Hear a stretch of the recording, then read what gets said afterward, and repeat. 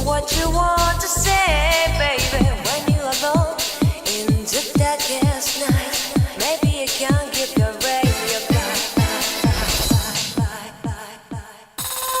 Open your heart and show your eyes that you can change your destiny. And grow your love, baby. The future is waiting for you. And show your eyes that you can change your destiny.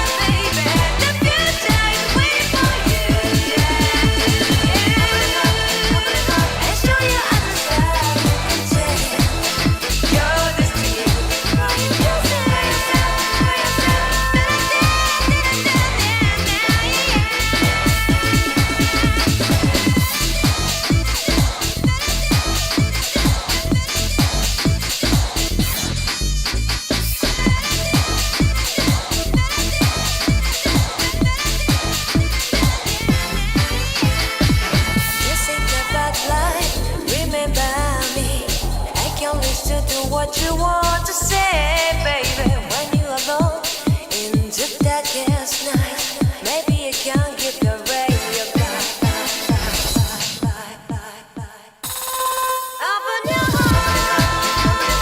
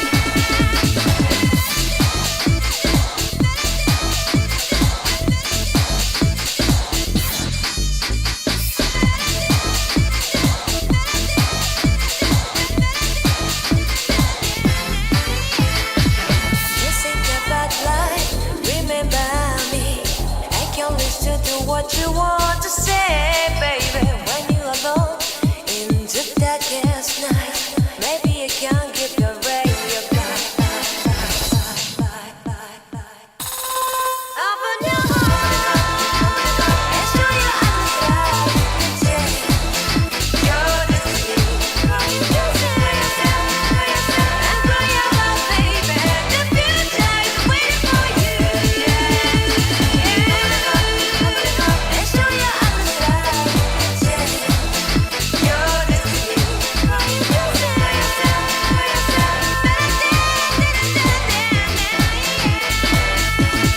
Open your heart and show your eyes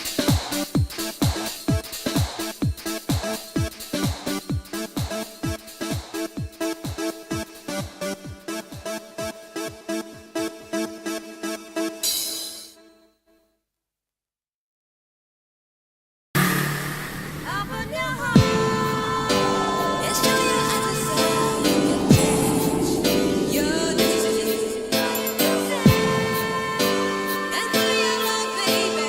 The future is waiting for you.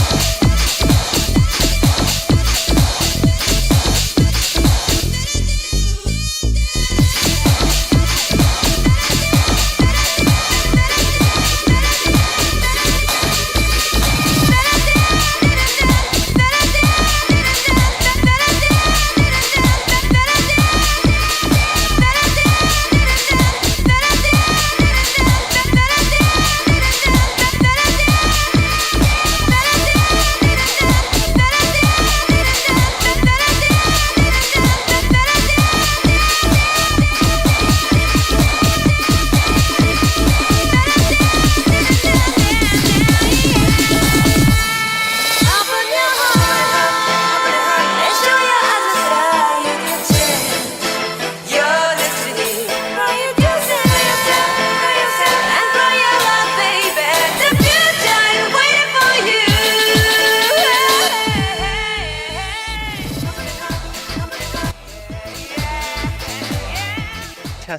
Testing, mic test 1, mic test 2. Look, chat, I'm just testing out my mic because this might be the last time that I use my mic. Something came in the mail. You were hoping I would talk about Brianna Joy Gray. Yeah, no, we're definitely going to talk about that. In fact, we got some, we got the controversy, right, with the firing of Brianna Joy Gray by The Hill, which, The Rising, right? Whatever. If you don't know, The Hill is like a conservative outlet, a conservative news outlet that I guess masquerades as being down the center. It's not. Same thing with The Rising, right? The whole point of the show is to like cultivate an audience that hates on the person on the left, and that like sees the person on the right as the hero. And like they've had Crystal and Saga. I always pronounce his name wrong. I feel like I'm going to do it again. Yeah, Waluigi will have a new seat. Oh my god, chat. I don't even know how I'm going to do this. I'm looking at a giant box right here. Look. Can you see this? Yeah, you can barely see this, right? This is a giant box that just came just before stream, right? You know, ideally I would have time to unbox it myself and like I would greet you with the new microphone, but it just like it didn't work out, right? It did not work out right for that. So instead, we're gonna have to go to work on this box. Slice.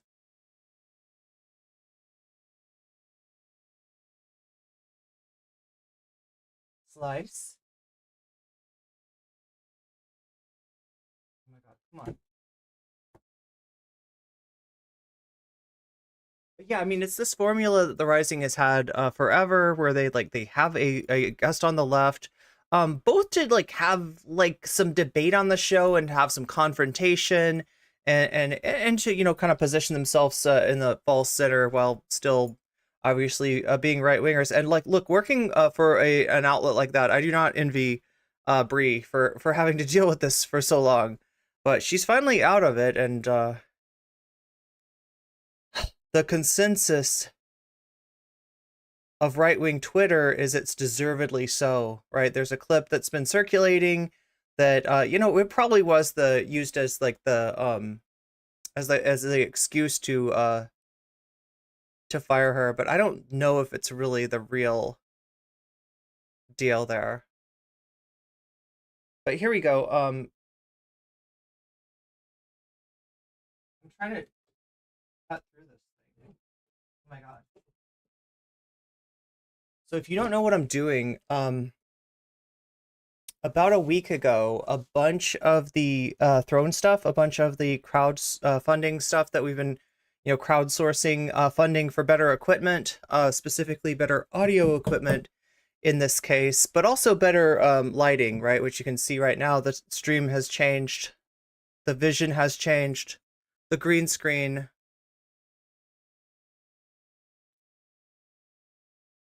And like, I've got this giant ass box here. Here, let me show you how big this box is. It's bigger than me. This is how big that box is. Okay. So it's got to have some serious audio equipment in it, right? Like, what is even in here? Is it going to be a blow-up doll? I don't know. We'll find out.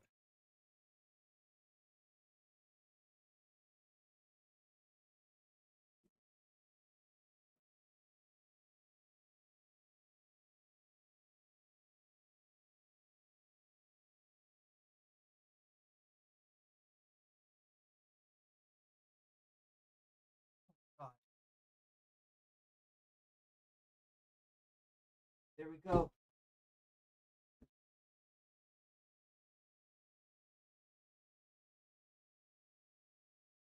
Is it a Gokanaru blow-up doll? I don't know if Gokanaru would appreciate that. Why was okay, so yeah, why was Brianna Wu actually fired? I mean, she thinks it's because of her views on Palestine, and I tend to agree with her. I tend to agree with her. Yo.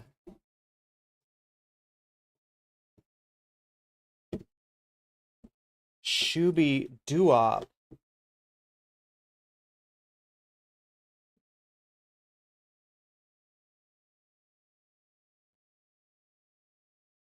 Look at this, chat. This giant ass box. Just to hold this. That's a boom. That's a boom. That's this like giant claw for me to be able to hold my mic on. If you've watched the Vanguard, I think it's the same thing that they've got. But it's an official Shure. It's like an officially like it's not off-brand or anything. Wow, really? That was... Wait, is there something else in this box? It's so heavy.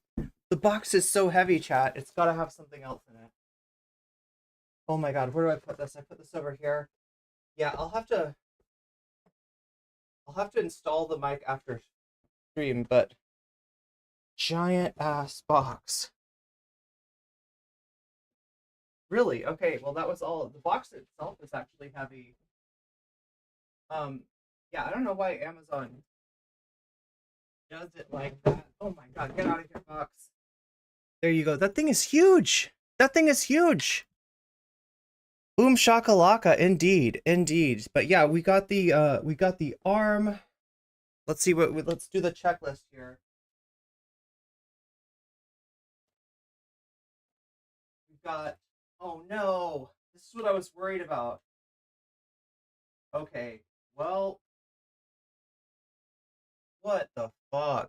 What the fuck? I mean, look, if you're gonna sell equipment, you should know what equipment that you're selling, and the equipment that you're selling is a microphone that requires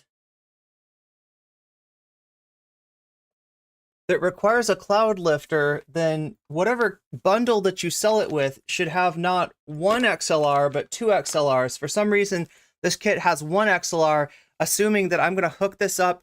I don't know, chat. I guess some interfaces might have an onboard preamp, but like really, this is what you should be using. This is industry standard. I don't know why they would sell it like without the XLR, but I guess I'll put an XLR cable.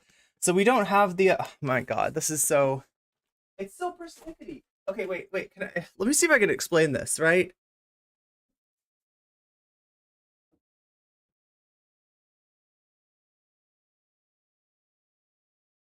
So you got this thing, right? You got the microphone itself, right? That's the first part of the chain. The mic gets plugged in to this thing, which is the second part of the chain, the XLR cable. Then it gets plugged into this thing, the clean gain stage. And then there's one more XLR cable missing that just was not in the bundle. It was not in the bundle. Like really, they should be bundled with this and like two XLRs. But yeah, so I'm missing one XLR cable, and I'm gonna have to get that. Is this another language to you? Okay, well, it won't be relevant for a while. I was so excited. Yeah. And then the mic stand is, yeah, exactly. It's like what like allows you to like hold it and pull it towards you and be like, you know, are you ready? All that stuff. Does that seller sell XLR?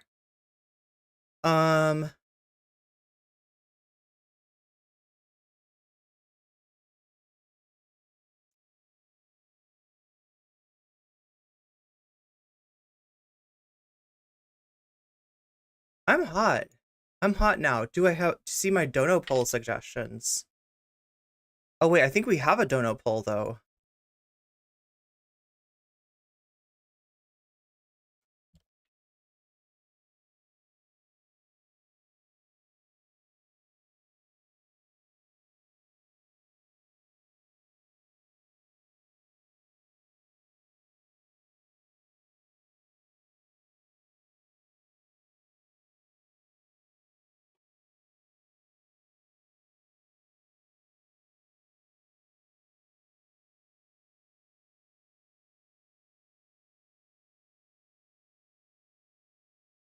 Okay, so this one did pretty well before Pod Save America. People want to see me take on Pod Save America and their bad TikTok take. We have a Trump is God cult. Yes, I'm not even kidding. I'm talking about religious evangelicals who have incorporated Trump literally into their religion as like as a religious figure, as like a god, a deity, the Trump deity. We got Chugga Conroy coming back, and you know, there's another new wrinkle to that case. Looks like it flips everything again. Looks like Chugga Conroy might have been caught lying about some stuff, right? And then we got the North Korean poop balloons.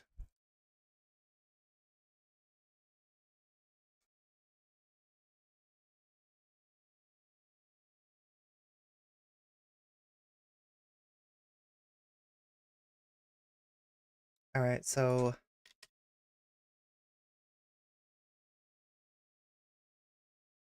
just really quickly, I'm setting up our poll for today over what we're gonna watch second after we watch Briahna versus Brianna. Well, it's, yeah, Brianna, they both got fired. Oh yeah, that's the part I forgot to tell you.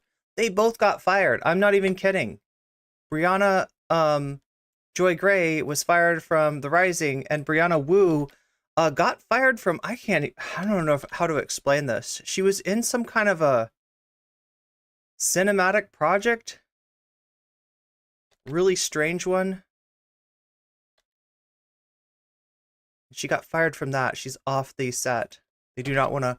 They've cut ties with Brianna Wu. I wonder why. Like, I cannot figure out what she like.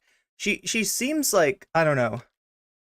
Like, what I can't figure out about Brianna Wu is the fact that she doesn't understand that the way she acts, the things she says, the things she does makes her impossible to work with, right? Makes her like a what is it called? A liability. There we go. It's called a liability. Chupacabra. No, we're talking about Chugga Conroy. We're talking about the Pokemon YouTuber, Chugga Conroy.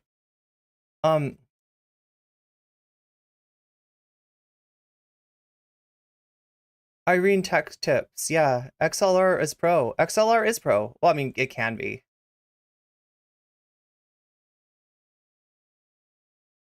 It's too hot, chat. It's too fucking hot. I don't know what to do here. From Progressive Victory or Rebellion Pack? Neither. She got fired from a movie. I'm just gonna pop my window open.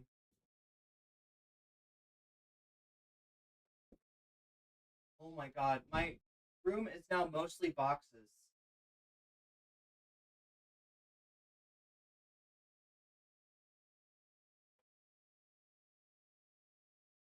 Hopefully it doesn't get too loud.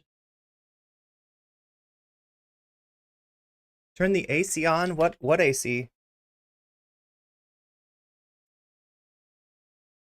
Yeah, poop balloons. Professional looking. I mean, definitely. Yeah, I mean, it's professional. I just like, it's a silly thing. I shouldn't bitch to you about it, chat, because especially those of you who are not tech savvy, it's not going to make any sense at all. It's just that the microphone that I got is so professional that it doesn't work by itself, right?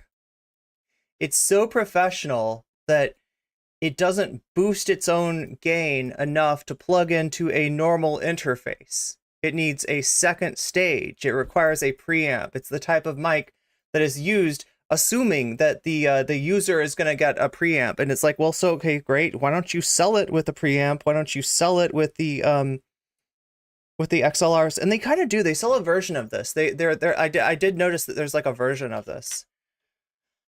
Fan, yeah. Is it plugged in though?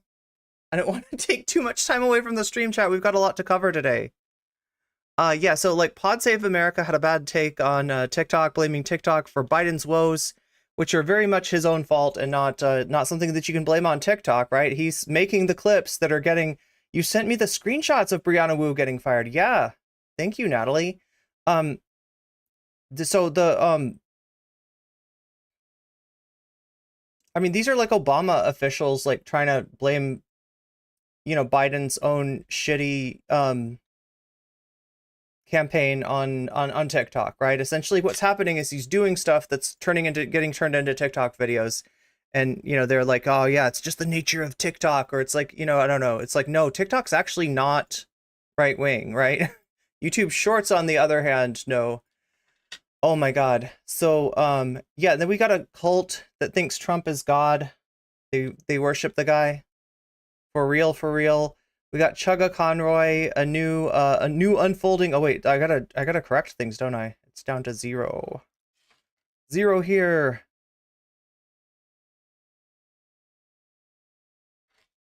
0 here. A lot of pros already have too many XLRs. That's true. That's a good point, Simone. Yeah, if you're making music, you probably have like a ton of you probably have XLRs hung up on the wall. Like, right? That's, oh my god, chat. I can't even think. It's too hot. It's too hot to think. Oh my god. Apparently President Sunday got called out for his lack of credentials. What credential was he claiming? So now he went after Tom Foolery because of his... What credentials is Tom Foolery claiming? These are people that, like, I don't know. But, oh my god. You're talking about a streamer in Tom Foolery that was caught with multiple alts on Reddit that were posting like, Tom is really awesome. Tom is fucking hot. Tom is sexy. Tom has got the Riz. Tom is the Rizzler, right? This is the kind of shit, like, I kid you not, all right? I kid you not. This guy got caught like glazing himself up on Reddit alts. It's wild. It's wild. And like, I mean, there's so much shit. I don't know. I don't even want to get into like his history, the reason that he was banned from Twitch, for saying quote unquote that he supports PDF corn. I can't say the real words, chat, but you can imagine what real words are behind those words. And this is what he says. Now he's gotten an explanation for that he didn't mean what maybe we think that he means, what that sounds like that means. It has a special meaning to people that are, I don't know, chat. I don't know. I don't want to get into Credential Gate. I don't want to get into the less we can talk about tomfoolery, the better. Honestly, I don't want to have anything to do with this. Is Tom and is fair the origin of Chud is fair? No, I think it's the other way around, Melanthios. I think Chud was fair first. Like, he posted something in his Twitch chat, right? He chatted. He typed it into his Twitch chat, and he's been permanently banned. Like, Twitch doesn't want to have anything to do with the guy because the thing that he said sounds awful. Now, he's got an explanation where he says he didn't mean that. He didn't mean that. You know, what we think by that, he meant like some kind of like a digital how do I even explain this? Like a digital creation of the digital emulation of that kind of corn that is meant for harm reduction, with the thought that people who would otherwise offend, who would otherwise harm children, will utilize this. I don't even want to explain this stuff. This is too weird. Look, if you are so debate brained that you're like that you got to explain why you defend PDF corn, then just, I don't want anything to do with you. And neither did Twitch. Twitch doesn't want anything to do with the guy either, and I think they're pretty based for that. I think Twitch is fair, actually. Twitch made a good decision that day. Twitch made a very good decision. Tomfoolery has lied about being a professional linguist? He claimed to be a linguist? Oh, I'll have to look into this. I mean, chat, are you interested in this stuff? I didn't think that you would even know who. I mean, I saw that Sunday was in a dust up with this guy, but I haven't thought about him in years. I don't care about him. You know, he's said some weird shit about me before, but it's just, he's a weird dude. I don't want to. He called himself a linguist? What is bro talking about? What the fuck? Okay. That's wild. That's wild. But the internet is wild like that, right? And I don't know. A loser named Origin of Logos came after our President Sunday only to get bodied. Okay, I didn't see this. I haven't been keeping up on Sunday enough. Remember when IDW types tried to make their logos a thing? Make logos? Oh, logos. I thought you said logos. I was like, logos are a thing, actually. I don't know if you know this, but there's a gender doc or whatever that means. He claimed some crappy plagiarized document that he wrote was used as text in universities. A gender doc. Oh no, is this the thing that he wrote where he tried to like talk about like the origin of the word gender and like tie it to like biological sex and say that therefore because the word comes from this word implying biological sex, that the real meaning of gender must be like the same as, is that what we're talking about? A gender folder, a gender dossier? God damn, is he keeping track of everyone's crypto genders? He claimed to be a professional linguist. The chat knows about this. Chat cares about this. Okay, well, chat, should I put this on the? I don't know if we can get into it today. Maybe we'll cover it tomorrow. If you're really interested in it, I can probably cover it for you. I like, these people are not, I don't know. President Sunday I have a lot less problem with than tomfoolery, right? Sunday's, you know, a complicated historical figure, let's just say. But overall, compared to the rest of the internet, not the worst. That's the nicest thing you could say about somebody on the internet, right? They're not the worst. Yeah, nocommentchick? Yeah, she's not the worst. Oh, thank you. Thank you. That means a lot. Oh my god. Chat, are you hearing any extra noises on the microphone? Let me know if you are, because I've got my window open, and there's some. If you think there's ridiculous stuff happening on the internet, you should listen to like what I'm hearing from my window. Chat does not care. Natalie Marie does not want me covering this. I don't blame you. No extra noises. Good, good. Sunday's pretty cool. I was unfair to him in the past. Oh. I mean, I've disagreed with him before. I've never really, like, hated his guts for anything. It's me, Natalie Marie. Thank you for the resubscription on Prime. And if you want to put the your Prime subscription behind one of these content options, I will give you the option to do that.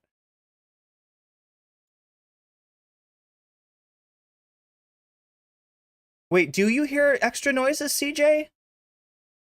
Do you hear extra noises? It almost sounds like you do hear extra noises.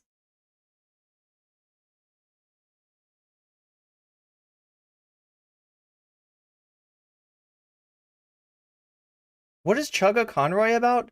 Chugga Conroy was the oh my god. This was a Pokemon YouTuber who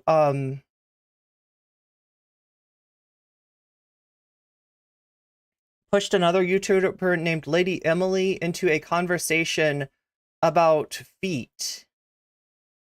Like with a particular interest for the feet that Lady Emily was not you know, super like on board for the for that conversation. And then it went back and forth. Lady Emily released all these screenshots of the situation, and then Chugga Conroy dropped a bunch of screenshots, and it went back and forth of like, you know, is Chugga Conroy creepy? Was he inappropriate? Does he, you know, does he need to apologize? Or, you know, is this just Lady Emily trying to ruin somebody's life for no reason? Because like the whole thing was like, you know, a lot of people were like, yeah, you know, he's autistic, you know, he might not get the social cues, and maybe it's because of not getting the social cues that he was acting inappropriately, not actually him trying to be you know, to cross lines or anything like that. You're putting it on the Trump cult. Okay, we'll put it in the Trump cult for you. Trump is God gets, what is it now? Oh my god, I think it's 2. I think they revised it down. I don't remember. I don't remember how much a Twitch Prime equates to, but it's not what it used to be, right? They are still maintaining the program though. So chat, I might have warned you before that I thought that they were gonna take it away, or that they were gonna do something different where you don't get to skip the top of the hour ad break with a Twitch Prime. But it looks like they're not doing that. They're just raising prices on the sub, right? So the subs are $5 right now. You can even lock in multiple months, I think, for $5. But as of July 11th, it's going to change.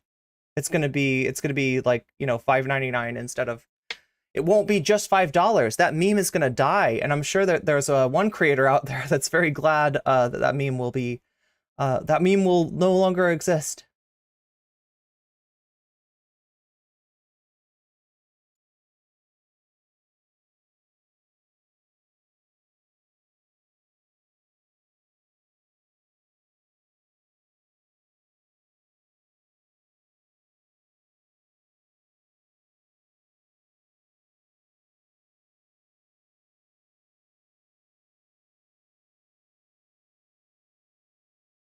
Wait a minute. There was a Peterson thing that I wanted to start out with, but now I can't find the whole now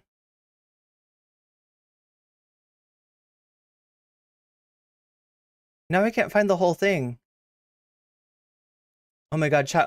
My brain is melting. My brain is melting. I probably do need to get.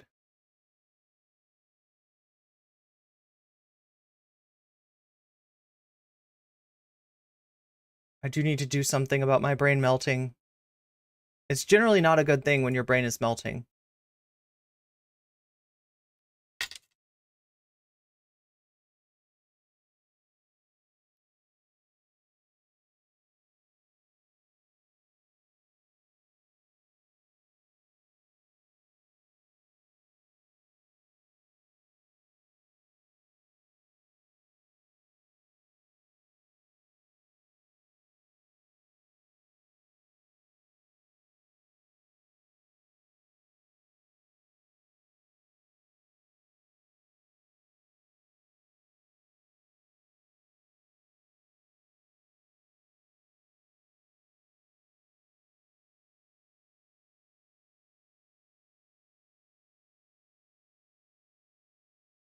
hate not being able to find the clips that I need.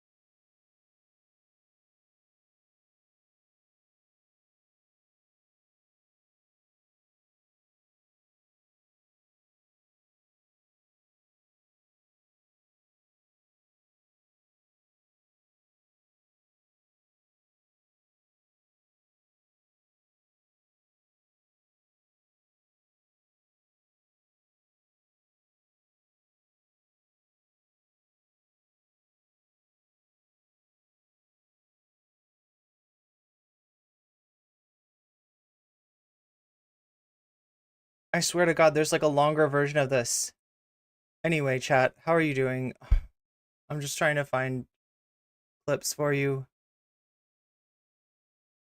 Eat something cold, Mr. Freeze? Freeze your brain out? My brain melted a long time ago. A nice cold glass of lemonade. See, I feel like people ruined lemonade for me. You really need an ice pack.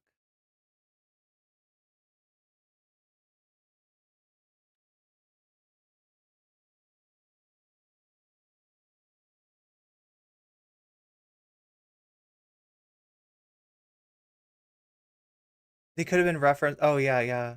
Um,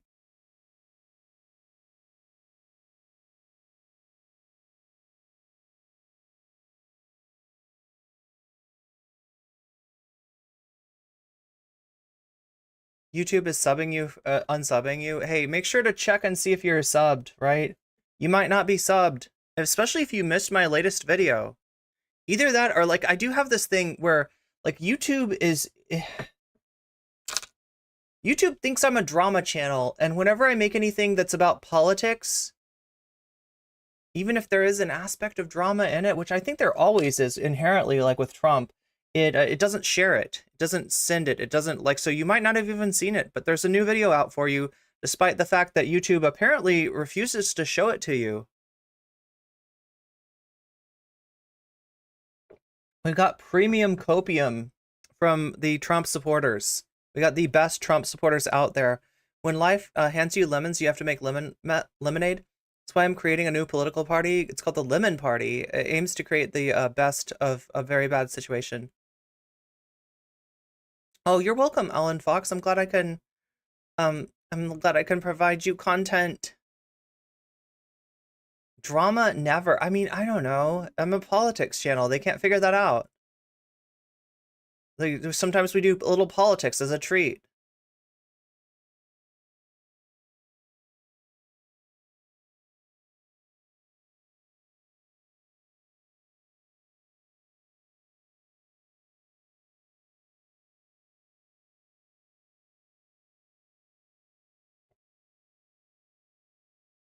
No, chat, I'm looking for like a 10-minute clip of Peterson.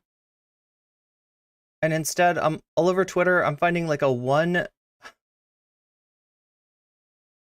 finding a 1-minute clip, and I'm finding a 5-minute clip. And I'm pretty sure that the clip we want is a 10-minute. I'm pretty sure there's 10 minutes of Peterson talking about Pride Month.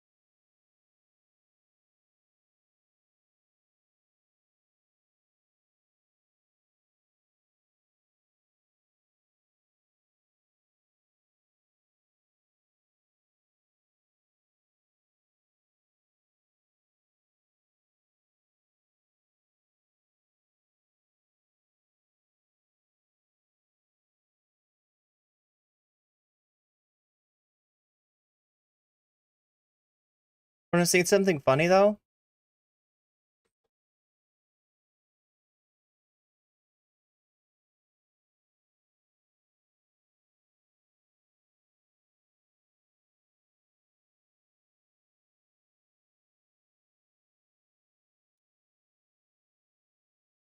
Look at Quartering's thumbnail. Do you see this?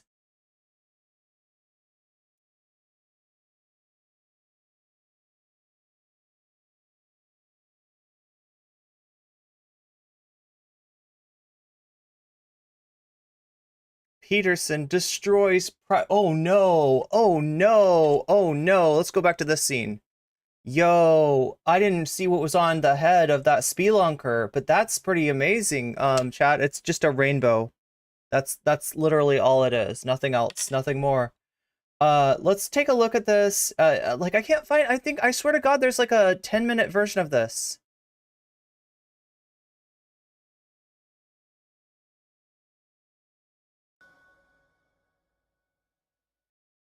Having this interview in Pride Month, and so what are my thoughts about Pride Month? Well, the first thing I would say is that you should be very careful what you name things. And pride is not a virtue, and I've brought that up with people before, and there are... Here's what's funny about pride is not a virtue. Yeah, technically it's one of the 7 deadly sins. Technically it's a personality, defect, not a like a feature, right? As a bug, right? If somebody's too prideful, that's technically true. But for centuries, maybe millennia, people have talked about having like pride in their work, and it's not seen as a bad thing. Nobody's like, I'm really proud about how this coffee cup came out, right? I painted it, I glazed it. It's great. I'm really proud of this. Nobody's going to be like, you know, the pride comes before the fall, don't you? The Dragon of Chaos. Nobody's yelling at me for being proud of, like, if I'm proud of my, child, how they're performing in school, how they did on a sports event, right? That's not a problem. There's never any problem with pride unless it's gay people having it, unless it's the pride of gay people actually coming out and being public and getting out of the closet and not trying to hide, because that's how gay people dealt with, traditionally dealt with gayness in homophobic societies, right? The opposite of pride, shame, right? That's what LGBT pride is about. It's not, I don't know. He's reading too much into, he's being a tomfoolery here, right? He's being a linguist, and I don't think he's got the credentials to match that. So objection always is, well, they don't really mean pride. People are just trying to... You know what they mean, and a lot of people say that about a lot of things, and I've never once heard you have a problem with any of those people, right? I'm proud of my Mario speedrun score. I got through the game in a very low time. I'm proud at my world record. Speedrunning, right? Nobody's gonna give me shit about that. Affirm their own identities, and fair enough. Fair enough. Well played, Mr. Homosexual. But have you ever thought of the Dragon of Chaos? I suppose to some degree, but that was the name that was chosen, and that's the name that stuck. And pride is a cardinal sin, and there's a reason. It's a sin. Oh my God! You know what else is a sin? Shellfish. Mixing fabrics is a sin. It's in the Bible, Jordan. It's in the Bible. There's a lot of things that are sins. There are so many sins. There's so many rules, right? If you, especially if you're a biblical literalist, and these assholes are more often than not. I don't know with Peterson. Maybe he's too Jungian to be a literalist, but anyway, let's take a look. Let's take a deeper look at this. Anyway. The reason is that pride means something like... Nobody has problems with somebody saying, I'm proud to be an American, where at least I know I'm free. Stubborn refusal to change when... Okay, go yell at the people on 4th of July, like, waving flags, okay? Go yell at the people on Canada Day. Evidence of error is accruing, and it's not a good thing. There's a real tinge of narcissism, sexual narcissism. Sexual narcissism. I'm really proud of how good I am at sex. And, Do people have the right to express their sexuality the way they see fit? To some degree, if it's consensual and among adults, but generally among human beings with any degree of civilized comportment whatsoever. It's a pretty damn private. He makes like bigotry. He dresses bigotry up in $5 words, but it's still bigotry. You can dress this fucking charlatan up in a $5,000 wardrobe, and he's still a fucking charlatan. Fair. We tend to be private in our sexual conduct as a species. Sort of. Except when you're kissing at a restaurant or at a movie theater. Yeah, there's some exceptions to that. And so this isn't exactly... Are you going after the straights for their PDA? No, it's only the gays. It's only the gays we're going to worry about. Private. And it's also the case that identities based on something as narrow as sexual desire, let's say. Yo, maybe you should try not basing hatred on something as narrow as a sexual desire, something which harms no one, something which is private, right? Maybe if we didn't have like years and years of gay shame, then gay pride wouldn't really be that necessary. It would just be like, hey, some people are gay. Aren't identities at all. But who's pushing back on that? Who's pushing back on, oh, we can't have it normalized. Oh, don't show the kids that homosexuality exists. Oh no, they're going to want to be gay too. Because like, according to these fuckers, according to these closet cases, like, right, even knowing that being gay is an option is enough to like to change somebody, somebody's like predilections. And there's my $5 word in that direction. Their pronouncements of subjection to instinctual whim.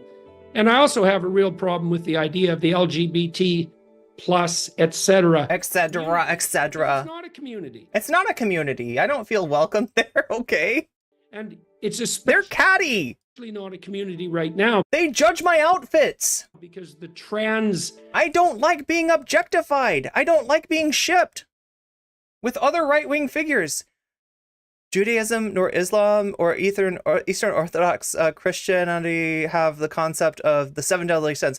Oh yeah, it's Catholic. That's a Catholic thing. Well, here's the thing. What is the deal with Peterson? Is he a trad-cath? Is he a cultural Christian? Like, what exactly is his predilection?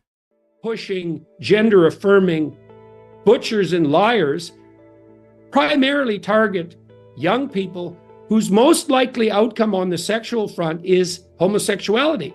So it's so weird. It's so weird that he goes like the same kind of asshole that would have been talking about like the homosexual lifestyle corrupting the family 20 years ago is now like, well, now they're coming for the gays. The gays, they just want to be gay. And the gender butchers come up to them and say, oh, don't you want to get this surgery? And they trick them into getting the surgery that like, no, it's not fucking happening, right? If somebody's gay, like gay guys, like, gay guys like their parts the way that they are usually, right? They're not trying to get like gender confirming surgery. The only person that would even consider that is somebody that is whose whose gender doesn't match their doesn't match that for the they feel uncomfortable because of it. Or transgender affirming butchers and liars are differentially destroying the youthful gay community, and that's not a community by any stretch of the imagination. It's not a community, but I just referred to it as one. And there's a famous conservative thinker. Wait, but it's not a community. Okay, wait, so it's not a community, but they're destroying it. What are they destroying then if it's not a community? Chesterton, and Chesterton has a concept, the fence, and Chesterton's fence is based on the observation. Fence? What's he saying? That if you're walking somewhere you don't understand and you come across a fence. A fence, okay. Oh, fence, okay. You should probably not tear. I thought he said fence. Down because you don't know what it keeps in or out. And the Pride movement has torn down a lot of fences. We got to keep those fences up to maintain our hierarchical system. Starting with the nuclear family, right? That ties into the whole. Maybe some of those fences needed to go, but all of them didn't need to go. And there's plenty of monsters coming out to play now. And I would say that's especially true on the transgender affirming side. And that's why we're seeing this butchery in the medical community, abetted by idiot allies and driven by greed. And those aren't the worst monsters. Okay, now I rarely see what is it called? You would call this stock images, stock video. I rarely see stock video that's like transphobic. Most stock video is just, it's very bland, right? It's you can use it for, you know, transphobia, you can use it for, you know, trans, right? Like that one in particular though, like I don't know, like the fact that the doctor is like pushing the you know, trans flag hard on somebody, that seems to be pretty monsters that exist. And so if you tear down enough fences, you're going to find out what they're for. Now, I read recently, like this week, that support for gay marriage is plummeting. Where did you read it? Oh, you're not going to say because you don't want to look it up and find out that you're fucking lying. What is bro talking about? Right. It's like amongst tradcaths, what? Well, keep pushing. Keep pushing. You're going to lose everything you've gained. And I'm not... It's just weird that he thinks that he's got this reach into the gay community to be able to make, like, gays and lesbians afraid that affirming trans rights is going to risk their own ability to marry. Right? When these assholes, they say that they accept it, but then why isn't Dave Rubin accepted? Oh, that's right, because he and his partner adopted. And you don't... Yeah, you judge him for being a gay man in a committed marriage who's raising children, right? It's that's the part that's too far. But like, I mean, like, gay people know what that is. It means you don't really accept them. Celebrating that at all. That's not the point at all. But like, I'm just done with it. Yes, source. No, he's not going to give you the source. I don't like the flag. It's his source. I made it the fuck up. I think it's a piece of idiocy. I don't understand why it changes every bloody week. I don't know who. Okay, now we've got an old man yelling at clouds. I don't know why it changes every bloody week. Jordan, you're not gay. You don't have to worry about it. That flag has got nothing to do with you. Why do you fucking care? Some people would say the same thing about your attire as well. Like, right? It's like, if you want to talk about something that's gaudy and tacky and ugly, like, you know, it's your outfits. Makes those decisions. I don't like the acronym and all the mystery surrounding. Why don't you like the acronym? Should it be a different acronym? Should it be a different order of letters? Like, I don't know. It. I don't like the fact that the fact that it's an acronym. The LGBT. Should it be an acronym that actually spells something out? Like, do you need a vowel in there in order to make it a pronounceable word? Like if it was lesbian,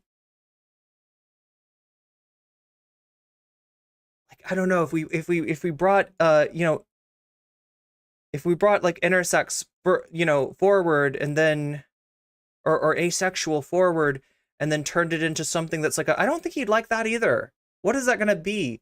Lab or something? Yeah, that's not very pronounceable, Dr. Peterson. Agenda, whatever that is, increasingly dominates the school system. I don't like the fact that it's targeted at young people. And I think the surgery, the gender affirming care movement, I think it is Nazi Auschwitz level awful. That it should not only stop, and now, as they've decided to do in the UK and in most places in Europe, but bullshit. Well, okay, if you want to say, like, look, what has Europe done? They've changed their standards in terms of, like, you know, youth gender affirming care.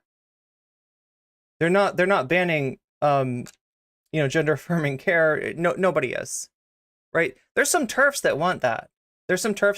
But it's not something that's being taken seriously, nor would it be. But I think all the people that were involved in the surgical transition of minors should be... Okay, so you're the one who sounds like a Nazi. Imprisoned in a prison camp for performing surgeries that their patients asked them to do. That 98% of their patients are happy with and have no issues with, right? This is like... So there's a lot of house cleaning to do on the pride side of things. And I don't believe that a celebration of an identity that encapsulates something like 3% of the population before it became a fad is inclusive in any manner whatsoever. So I think all of it's... The fuck? Okay, so hey, everybody, if your identity encapsulates less than 3% of the population, or really less than 4 is what he's implying here, because like 3% is not enough, right? Then you shouldn't be like, you shouldn't have an identity. So, you know, if you're part of a you know, any sort of, there's a lot of groups out there that like, right? I don't know, like wait, how many percent, what percentage of people are Christian worldwide? Pretty much all of it's a lie. And it's a dangerous lie, and it's a lie with... Yeah, Jewish people don't exist by his metric. Well, that figures. I mean, the guy that came up with, the guy that brought back, Judeo-Bolshevism under the guise of quote unquote cultural Marxism, I guess I'm not that surprised that his ideas have anti-Semitic implications if taken to their logical conclusions. Real monsters hovering on the edges. And so, and like... The funny thing is that we're looking at the real monster. In his amazing Technicolor Dreamcoat, we're looking at the real monster. Enough, as far as I'm concerned. Enough. We're looking at a talentless hack who's been laughed out of academia, but is somehow making money off of lost fucking boys in his own Peter Pan fucking fantasy camp. Pride in the churches, enough pride in the bloody banks. I don't want to walk into the Bank of Nova Scotia and be celebrating pride. It's like... I don't know what to tell you other than suck it, Peterson. I want to go and put my money in or take my money out without any... Okay, then don't take your money out. I don't care. I don't give a fuck. Go, use PayPal like Xander Hall. Political idiocy, and certainly without any celebration of sexuality. I don't know what the hell... Use the YouTube bank that you can never get your money out of. Banks think they're doing. And the churches... Well, that's just for the churches to be flying pride flags. It's like pride. Oh my God, there's liberal churches? What? You can be a Christian and not be fucking hateful of people for being gay? What? The cardinal Christian sin. Right. So what? Again, this isn't a Christian thing. This is a Catholic thing. This is a specific thing. It's specific to Catholicism, and even there, I think their understanding of pride might be a little different than what Peterson is portraying here. Hell, what's going on with the flags exactly? What is going on with the flags? I don't know. What's going on with any flag? The U.S. flag, ugly as fuck, right? 13 stripes? That's an unlucky number, my dude. And 50 stars? Do there need to be 50 stars? That's a few too many stars. Look, if I'm thinking of the flag as a thumbnail, right, those stars are too small to actually be like seen, right? 13, oh my God, 13, the 13 colonies, that's what that's from. I don't know, like a lesser number of stars like might be more aesthetically pleasing. What are you celebrating here? Tolerance. It's like, yeah, tolerance of vice is not a virtue, and pride is a vice. All right, that's Peterson. That's his thoughts on pride. Famed psychologist. No, like disgraced psychologist. So somebody that's, he's gonna lose his license, isn't he?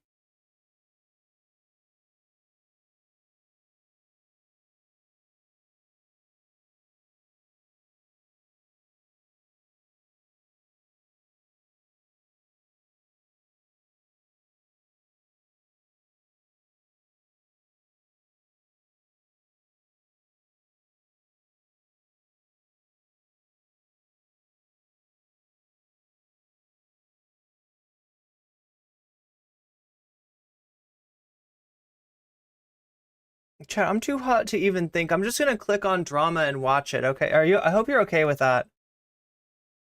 No, I should be looking at the poll. I should look at the poll. I should see where our polls are at. What's up, GNN? Looks like Trump is God, cult is winning when it comes to the yeah, both. Whoa, both. Yeah, it's winning. People really want to see this cult thing. Okay. North Korean poop balloons coming in a strong second on shorts. Coming in a distant fourth on... Wow, there's such a difference between the two. Pod Save America's second place on the regular stream. He lost his license already? No, I thought he had to go to the gulag or something. I thought he had to do like a... He had to do like continuing education credits or something on like...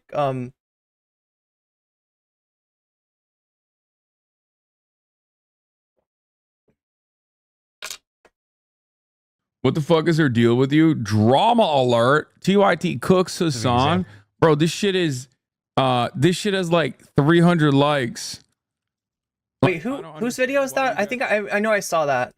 Elevate my fucking weirdo haters. Listen, I don't care, okay? Anna Kasparian is family to me. I've known her for 20 fucking years. I don't care what she's saying. I hope they're doing all right over there. It's ridiculous that people are trying to make drama out of this shit. We have our disagreements. I've known this person for 20 fucking years, bro. It's crazy. Okay? It's crazy. I wish him well. We have our political disagreements from time to time. Ultimately, it doesn't matter. Okay? It doesn't matter to me at all. This is not even about my uncle, obviously, who I love. That is my family. I'm not gonna, I'm always gonna love him. And with Anna, once again, she is like family. I've known her for 20 years, okay? She's known me since I was a baby. Not a baby, but 12 years old. So, it doesn't matter. I wish TYT the very best. I wish Anna the very best. I hope they're doing all right. I think they're doing all right. I don't know. But who cares? Who cares what she said? Yeah, she had a snappy comment. Who gives a shit? Also, I famously do acknowledge my privilege and also my Nepo baby status, which is ironically what Cenk was trying to bring up in that conversation before Anna shut him down. So that's it. That's all that's ridiculous. People are just fucking using like a 1 second. Chat, is the fan too loud? Is the fan too loud? Because that fan feels good as fuck right now. Oh my god. I'm just melting here, and it's not even that hot. It's just this weird thing that happens at this certain time of the afternoon. Like, the sun comes in and you can't hear the fan. Good, okay. I'm so glad that fan is not... I mean, I know I'll hear it when I edit, but that's okay. As long as it's not bothering people in chat, it should be okay. What fan? Seriously? You can't hear a fan when I'm talking?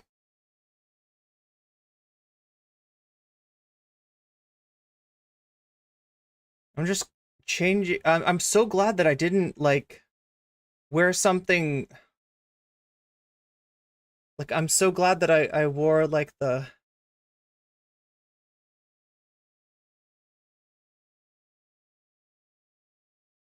I'm so glad I went light today. Anyway, let's. Moment. A 1 second snarky moment from Anna as trying to elevate the drama. Yeah. It's very, very, very silly. Anyway.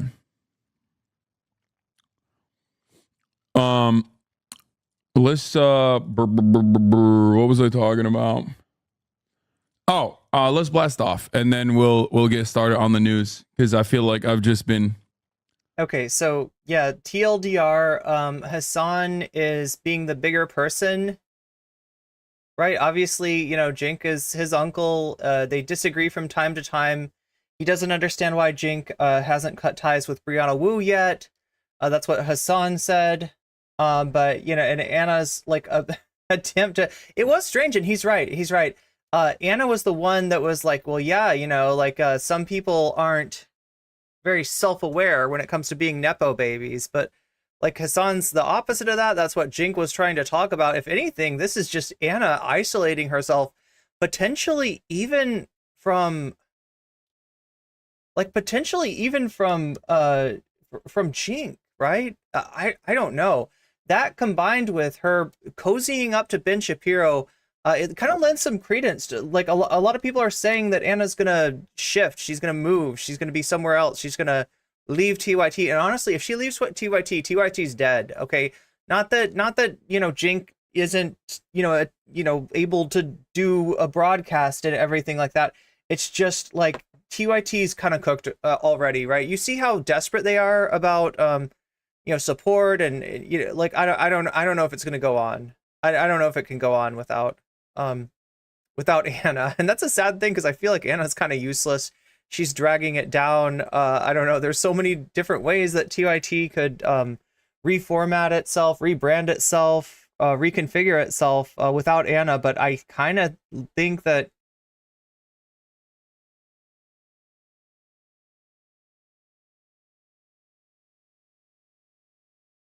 I do not see good things.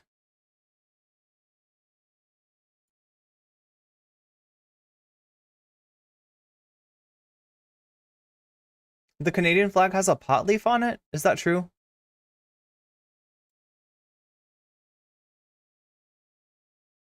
Should we watch the Biden poop video?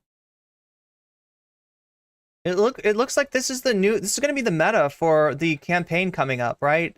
Dueling poop tapes.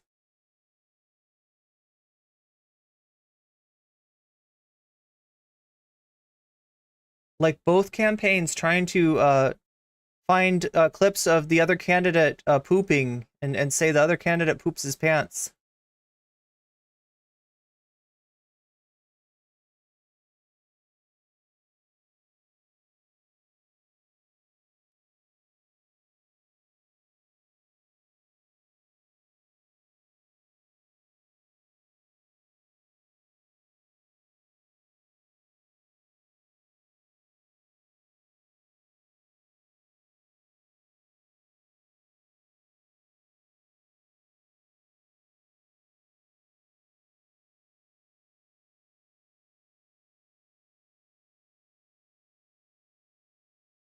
All right, so here we go. Here's the poop tape.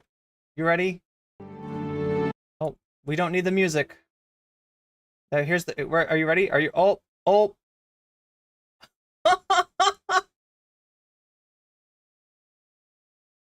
So what it is Biden shaking people's hands, trying to sit down, and nobody else is sitting down yet, and he realizes that. But he's kind of like, you know, he's probably got like a bad back. It's probably like you know, like there's a certain kind of back like dysfunction that people can get where standing up or sitting down becomes difficult. I'm guessing it probably has more to do with his back than anything. But conservatives, especially like conservative moms, they saw this and they assumed they compared it to the sort of motion that a toddler makes. There we go. They compared it to the motion that a toddler makes when they've soiled their diaper, and they're saying that Biden has clearly soiled his diaper here. So see, oh, and look, she does have her hand up like that. I don't know. I don't think he pooped himself there. Look, I'm not saying that Biden doesn't poop himself. He is like, you know, very old. You know, some functions start to degrade when you age. There's every chance that Biden poops himself. There's every chance that does happen. But I don't think this is it. I don't think this is it.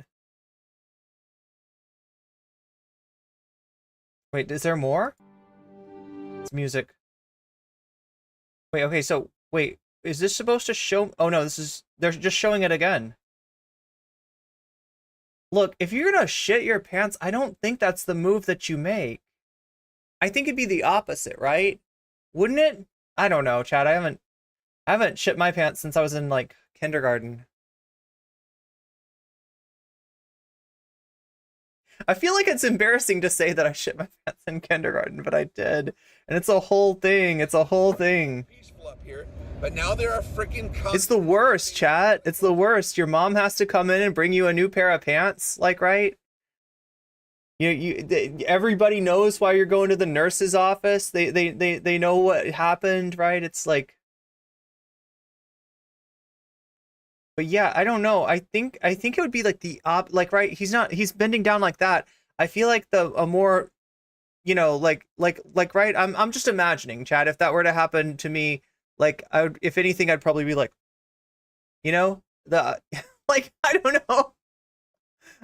Like you kind of like tuck your butt, you sort of, it's like a posterior pelvic tilt that happens.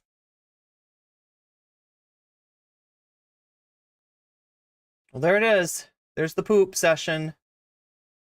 Are you happy, conservatives? You got your poop. You got your Biden pooping. Wow, New York Post, good job. Great coverage. I'm so glad that they're covering the important stuff in the election. Yeah, this is what it's going to be. It's going to be like competing, dueling claims that the other candidate pooped. Like, you can't vote for Biden, he pooped himself. You can't vote for Trump, he farts. The old posterior, is it? Yeah, isn't it like that? Something like that? I don't know. It was necessary for me to put in the comma for my treatment. Oh, to be put in the coma. Medically induced. Oh, we're talking to Peterson here. We're talking to Peterson. All right, let me look at the state of the poll, right? So if you don't know, what is this poll about? It's about the next content, that after we get done with the main deal, looking into the Briahna Wu and the Brianna Joy Gray situations. They were both fired today from different jobs. And after we get done looking into that, we're going to maybe do some more content if we can hit the sub goal, which, I mean, we're sort of, well, I don't know. It's very early in the stream, chat. It's very early in the stream. Jerry Jeff Jogger says Trump wears Depends while golfing. Damn. Oh God, have you seen those golfing pictures? Now, those are fake, apparently. I think I put one of those pictures in a video or something like that. I mean, it's fake. It wasn't really, like, it's photoshopped or something like that. I mean, it's convincing. It looks kind of like, it's like he had a watery bowel movement in his, oh my God, why am I saying this? Whomst among us hasn't shit our pants in kindergarten? I feel like most other people, they got done shitting their pants in like preschool. I still did it in kindergarten, and it was, I still remember, it was so embarrassing. It was so embarrassing. But then I also remember, I think it was like 4th grade, I was wearing these cheap sweatpants that my mom bought me. These yellow fucking ugly. I'm sorry, I shouldn't bitch. Like, Mom, it's a difficult thing to be a mother, and it's probably a difficult thing to put up with me as a kid, but I do remember my mom buying me these like ugly yellow sweatpants, and they were cheap as fuck. And I was playing, I think I was like on the jungle gym or something like that. And like I kind of did the splits at some point, and the pants ripped right down the middle. Like, right, the seam just like ripped. They're cheap as fuck, just terrible stitching, right? The pants like rip open, and I go and tell a teacher, and the teacher sends me to the nurse's office, and the nurse calls my mom, and my mom comes with another pair of pants. But everybody said that I pooped my pants that day, and I didn't actually do it. And not in 4th grade, right? I was past that in 4th grade. But I did have to change my pants. But like when you're a kid and you get taken down to the nurse's office and you come back with a different pair of pants, what are the other kids going to assume? They're going to assume it's poop. And that's what they teased me about it. They were so mean. I feel drained. Paul Pierce, Boston Celtics legend, pooped his pants during a game and was wheelchaired out to the locker room. Yeah, I don't know. It's a delicate situation. Yeah, I mean, you don't want to see like anything trailing out behind, right? That's kind of gross. Poop away, good sir. He's in France. Yeah, everybody poops in France. France. I think France loves poop. Isn't that like 90% of their humor over there in France is poop? All right, so let's see where we're at right now. All right, Trump is God, has almost a majority. Now, you know what? If it actually gets a majority, if it actually gets to over 51%, there will be no runoff, because there will be no reason for a runoff. If more than half of you vote for Trump is God, that means that like that's what we're doing, right? So we're very close to that majority right now. It's in a plurality of the Trump is God cult Over on shorts, it's a different story. It's only at 41%, whereas North Korea poop balloons still doing really well. Still within striking distance. Those North Korean poop balloons, right? They will get you. God, there's so much poop in today's content. I didn't mean to do like a... Is this going to be a new thing that we, on Friday, do we do like immature content catering to the lowest common denominator?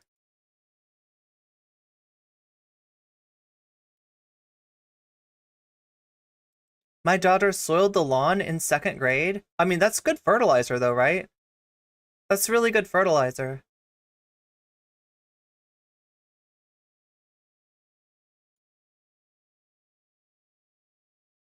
Pod Save America, 2nd place on the main poll.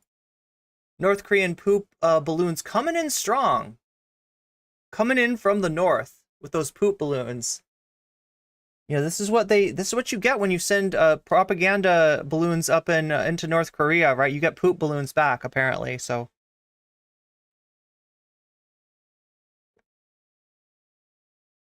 Wait, Peterson, is it different in Canada?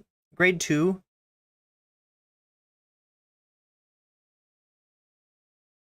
Relevant screenshots, of the Anna versus Hassan video?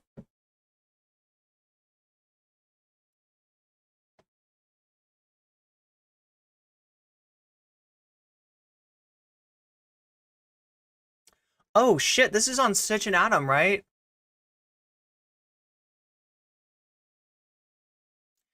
Did somebody make a clip? I feel like somebody made a clip of this. I mean, we don't really need to watch the clip. Anytime I can get away with not watching a clip of Stitch and Adam is kind of a good day for me. All right, there we go. So Anna Kasparian, Stitch and Adam viewer, that ugly ass stream, that hideous fucking stream with those fucking cringe lords, Stitch and Adam, right? Just the most fucking disgrace to online content, honestly. Anna Kasparian with the $9.99 super chat. I did make that comment about Haas. I'm sure he loves being called Haas. I mean, that is apparently what Jink calls him as well, but there's another person named Haas. There's another person. Wait, Adam and Sitch mod? What? She's got the wrench! Why did they give Anna Kasparian mod? What is up with that? My mom was a teacher, and one of the other teachers pooped her pants. She had some intestinal... I mean, it does happen. It shouldn't be, like, you know, the source of shame for anyone.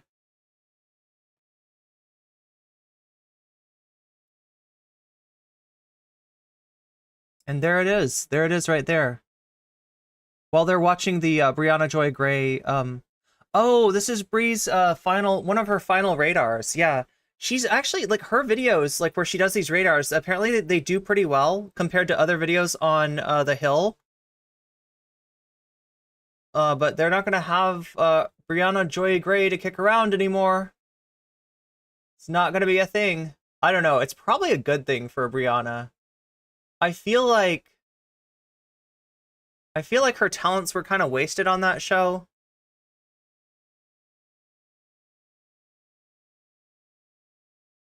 She'll be fine. She'll be fine.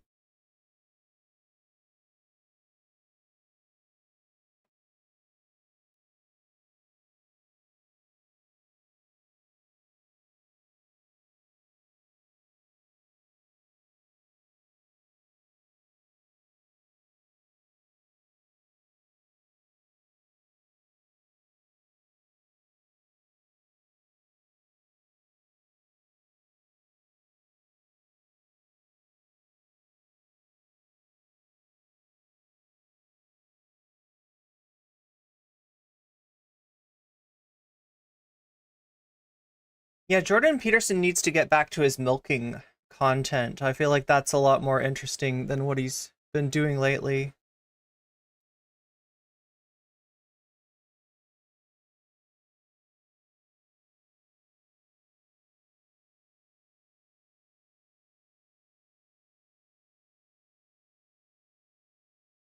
Okay, chat, can I give you one more thing before we get into before we get into the Brianna Joy Gray and Brianna Wu stuff. Like, I've been wanting to watch this for a while. I know it's never gonna win the polls, but it's important. And it looks like we got Kyle Kulinski of all people. We got Kyle Kulinski here. Oh well, let's take a look and see what Kyle has to say. This is actually an important story. I'm glad he's covering it. A huge deal, and is definitely not getting enough play in mainstream media, but that's okay because we're here to break it down for you. So chat, this is kind of me forcing this content on you. I hope you don't mind. So the FBI has raided a landlord giant called Cortland Management over what they call algorithmic price fixing collusion. Okay, so June 3rd this year, right? Now there's been a case going on about RealPage, which is the software in question, right? This is a software that landlords use, so not all landlords, but a lot of landlords use RealPage, and basically when you get the app, you agree to maintain the prices that they suggest, and the prices are suggested by an algorithm according to where the house is, what the house has, the condition, the year, all these things. They've got basically they put in all the details of their house, and this RealPage app tells them your apartment should be $2,500 per month, right? So they're like, oh, geez, I would have only charged $1,700 for that. I can get $2,500. Yeah, you can get gonna pocket that extra $800, right? And thank God I got this app, right? So I guess some landlords really love this app. Consumers do not know that their pricing for their rent and their inability to negotiate something like, because that's one of the conditions I understand of RealPage. If you use it, you're not allowed to negotiate rent, or they really discourage it at the very least. And so essentially what this is doing is kind of fixing. I don't know how this is not fixing prices. I don't want to make the claim that it is fixing prices because I'm not smart enough to know that for sure. And I obviously don't want to get sued, but it sounds like price fixing to me. This is what the tweet says. FBI raided landlord giant Cortland Management over algorithmic price fixing collusion. Cortland is allegedly a part of a bigger conspiracy coordinated by software. Okay, so Cortland's just a part of this. This litigation against, I don't know if it's against RealPage or who exactly it's against, right? But there's been litigation about this since 2022, and you know how the court system works. It's very, very slow, especially if it's a Donald Trump involved court case. But yeah, even if it's not, court cases take a long time, and this is still in the courts, has not been adjudicated yet. But price fixing and keeping apartments empty. So this is the idea. Is that like the free market? If you really believe in the market, like libertarians always claim that they do, then you if you can't sell an apartment, if you can't rent an apartment, you lower the price and you see if you can rent it now. Can I lower the price a little bit more? Okay, now I've got it rented. All right, good, because getting $0 a month is like better than or is worse than getting less than you want for the apartment if you're a landlord. But yeah, actually like encouraging them to keep apartments empty rather than cut the prices. And what this does is basically it raises prices everywhere, and then people have to, if they want to have a roof over their heads, which is kind of necessary for a lot of us. I don't know, for like it's kind of it's a part of that hierarchy of needs, I believe. It's pretty early on there in the hierarchy of needs. But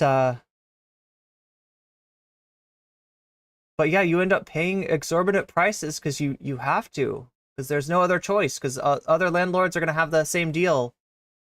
Layman's way of saying that is rent prices, the way they make the rent prices, it's a giant cartel and it's illegal. They are unfairly jacking up the rates on purpose and, of course, pricing people out of being able to have a roof over their head. So that's what this is. Think about it like, a monopoly power jacking up prices because there's no competition. This is the same thing here, but it's for rent. So absolutely insane. Cortland is allegedly part of a bigger conspiracy coordinated by software firm RealPage to raise rents across the country through price fixing and keeping apartments empty. Okay, so we have a little video here for you. This is from More Perfect Union. They say rents are up 20% since 2020, and a housing cartel's algorithm could be to blame. RealPage, a software company, allegedly works with landlords to drive up rents across the country. This is an illegal price-fixing conspiracy, and it's forcing Americans into homelessness. So let's watch this, and then we'll break it down. It's late 2023, the Phoenix area. Investigators with the State Attorney General's office are looking at apartment rents. They're up 76% since 2016. Something is off. These 4 building rents are 12% higher than others, but they offer similar amenities. They have Hey, different... don't tell actual Justice Warrior. I believe he's doing videos right now saying that Biden is lying about inflation. There's a lot of right-wingers doing this too, right? Like Biden, has finally got on message to mention that part of what we're seeing as inflation is actually opportunism, is actually, people raising prices based on the perception of inflation rather than actual, cost of goods going up. landlords. So you'd think they should be competing with one another, but they weren't. The prices were allegedly being set by one entity, an algorithm owned by a company called RealPage. In fact, this was happening everywhere in the area. That's old-fashioned price fixing using new technology. We allege, in effect, a housing cartel. Over 2,000 miles away, something similar is happening. It's alleged that all of these different units, their prices were set by one single algorithm, which sounds bad. And it could be happening in cities and states across the country. Renters have filed over 30 different lawsuits against RealPage. We're going to talk about what all this means, how algorithms, these black boxes of data, are shaping our markets and giving an incredible amount of power to the few, and how the Department of Justice and some state attorney generals are fighting back. Because this is Yeah, like I said, this is in litigation. a story about how a few lines of code broke the American housing market. What is RealPage? So RealPage is a company that operates software that allows landlords to input their data into an algorithm, and then RealPage sets the prices for all of those landlords. This is actually against the law. Attorney General Mays isn't the only one alleging this. Our allegations are that RealPage, in combination with 14 of the largest landlords here in the District of Columbia, are effectively colluding with one another to set rents. Across America, rent is up 20% since 2020. The Attorney Generals of Arizona and DC are suing RealPage and a host of big landlords, alleging that an algorithmic housing cartel is helping drive up prices. In the pre-RealPage days, landlords would compete with one another. They played a guessing game with rent prices. Push it too high and people move, leaving landlords hunting for new tenants. It was a delicate balance, a market. And I'm not sure if it was fair, but it wasn't rigged. An algorithm helped change all of that. We're talking about an algorithm that aggregates... I mean, fair would be like housing as a human right, if we're being real, okay? Yeah, it probably wasn't fair before, but at least it was, this is what capitalism simps will sell you. The idea that there is a genius, there is a logic, there is a perfection in the market, that this is a system that is self-regulatory, right? Demand goes up, price goes up, demand goes down, price goes down, supply goes up, price goes down, supply goes down, price goes up, right? It's all in equilibrium, except so often it's not. And what capitalism does, rather than creating markets, the market being a system of, whatever the supply demand, curves regulating, prices, right? Capitalism actually destroys markets. Markets are inefficient for profit maximization, right? It's more efficient to price your competition out of the game, to lower your prices artificially. Like, remember how cheap stuff used to be on Amazon? Drive a bunch of shit out of business. Now you can only buy said item on Amazon, and then raise the prices higher than they were in the first place, right? That's the real meta. Otherwise confidential information that the landlords have that ordinarily they would not share with their competitors. Data like rent prices, lease expiry dates, any deals they offer to tenants. That allows... Okay, so that's how it's collusion, right? So collusion is when people meet together and, technically, like, collusion, when you think about it, it's the smoke-filled room. The people smoking cigars being like, hey, if... we want to raise our prices. If you raise your prices and we raise our prices together, we'll both make more money, right? Can we make a deal? Can we do this together, right? It's like a sharing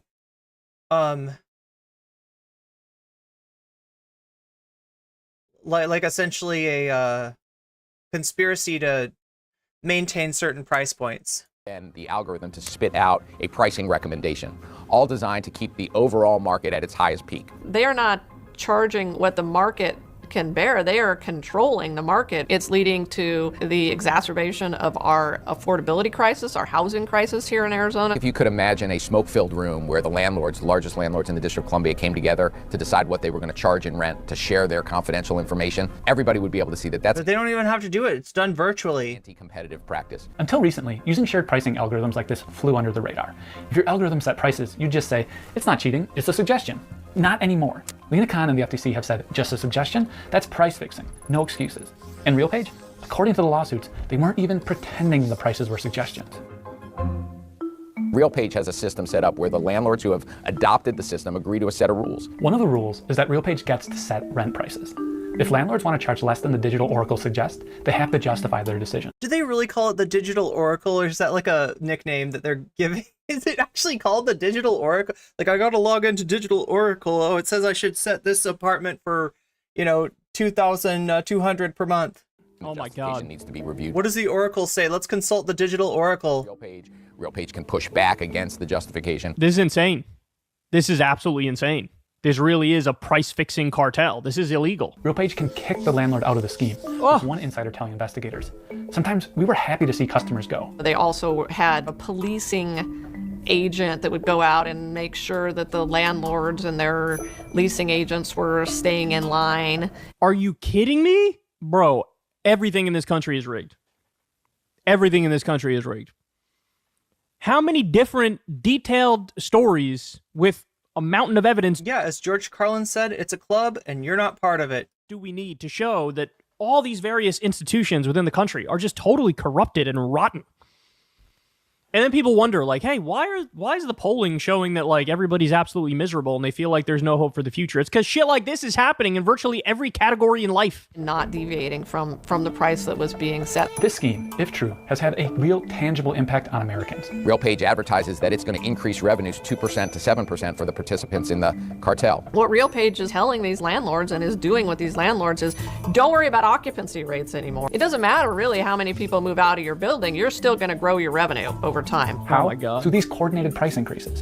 So yeah, if you're increasing your price enough to make up for any unoccupied you know, property, then yeah, I guess Phoenix alone, at least on the supply side, everything's peachy keen. we've seen rent increase. But on your side of the issue, it is, you know, paying an exorbitant amount of, at the best case scenario, paying an exorbitant amount of your income towards rent, and at the worst case scenario, you being out on your ass. 76% since 2016. 76% since 2016. And this is on top of a growing homelessness crisis. This is on top of a lot of people, you know, being out on the streets and wanting to, you know, find a way, you know, like, I mean, the hardest thing in the world has got to be to go from being unhoused to, you know, procuring an apartment, which usually involves a series of credit checks and income verifications and this and that. And if everything's in the right way and you've got your deposit and you've got your, you know, first usually, like, I don't know, some places first and last month's rent, then, you know, maybe you can get off the streets. But like, this is making it even harder. This is making it even harder. We need to be, you know, taking people that are unhoused and putting them in a place. Instead, this system is making more people unhoused. 76%. That is not remotely organic. That is not just supply and demand and more people are going there. That is definitely not the answer. They're giving you the answer here. Almost certain. Look, if they can make more money with unoccupied units, they are charging you way too fucking much, right? If this is a net gain for them, like, wow. That people were evicted as a result of these price increases, and that some people were made homeless by them. To their prospective customers. Yo, I hope that becomes part of the lawsuit. I hope that people, that, you know, if people can, like, I hope that some people are able to make claims based on that. and get some kind of remittance from the court, or like I don't know, like landlords. RealPage is pretty. It feels like the RealPage probably owes people. You know, if you can prove that you were unable to afford your housing and you lost your housing because of it, I feel like at the very least they owe you like a year of rent or something. About all of this, you can go to their website, type in a zip code, and view a sample of what building. I mean, I don't know how it actually works in the court, or who has like standing or whatever, but using the software, along with any corresponding price changes. We'll see this building right here. Rent is actually down about 4%. If we just zoom out a little bit, a few blocks over, this rent is actually up 4%.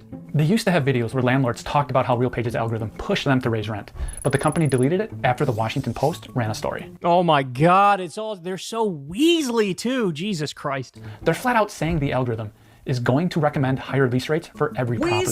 But the company goes to great lengths to train landlords to hide this scheme from renters. People are concerned about AI like taking over the world and destroying humanity and things of that nature. That's not my concern with AI. That's not my concern with technology. This is my concern with technology. What you're looking at right now, this is my concern.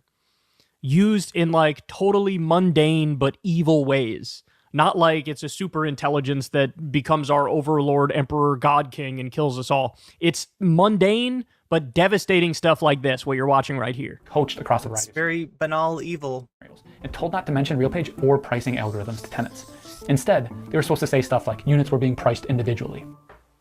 RealPage and the larger industry dispute the charges. Since the onslaught of lawsuits, RealPage has largely stayed quiet, ignoring our request for an interview. But the industry has published a paper defending itself. They make a bunch of different arguments, but it boils down to two major points. The first, sharing info doesn't mean they're teaming up. Why? Because the rental world is just too big and too messy for any sort of secret deal to stick. But that doesn't seem to stand up to scrutiny. The RealPage algorithm is being used by nearly 90% of the apartment owners in the DMV. Okay, wow. Okay, wait, no. Okay, so within DMV is what, part of DC, right? The DMV. Oh God, what is it? DC, Maryland, Virginia. Is that what DMV stands for? This is why people who haven't rented after. It's why people who have rented after 2020 can't sue them.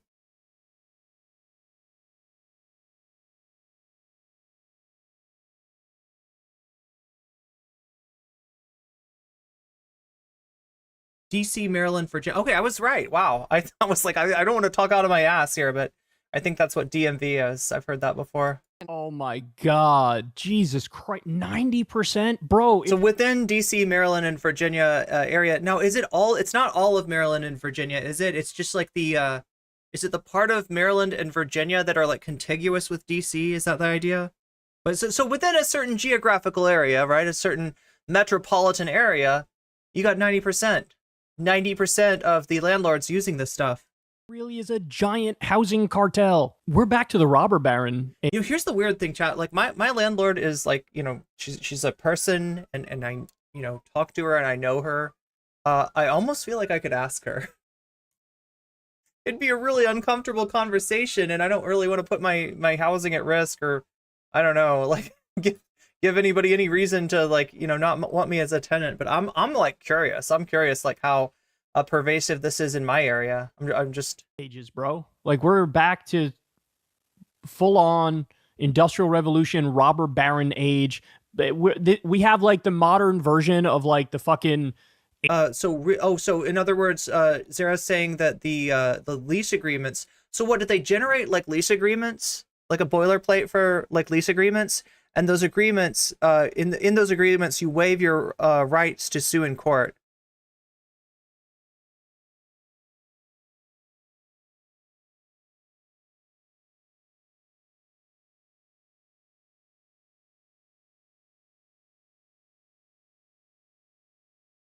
Just ask if you ever move out. Yeah, I could. 8-year-old kid in the factory getting his hand chopped off. We have different versions of that. Oh, yeah, in the application. Zara's saying it's in the application. It's not the lease agreement itself. It's the application. Shit going on now. 70% of the rental units in Phoenix, and that they control at least 50% of the market in Tucson. 90% in DC, 70% in Phoenix. That hardly seems like a fragment. Wait, so why Tucson's like way better? That's interesting. I mean, honestly, like among, like I feel like the rental market. I bet I bet our DC apartment is part of that. 90%, bro. 90%. And that they control at least 50% of the market in Tucson. 90% in DC, 70% in Phoenix. That hardly seems like a fragmented rental market. And their second point, more houses, not less. I mean, it's still 50%. It's still 50%. Sharing is the real fix for high rents. That's bunk. You know, we've got apartment units all over Phoenix that aren't being rented right now because people can't afford them. The spaces are there, but people can't afford them because these landlords. And you got Anna Kasparian. What's she bitching about? Oh, that's right. Squatters. Squatters. People that are occupying, most of the time, unoccupied properties. That's what Anna Kasparian would have you worry about.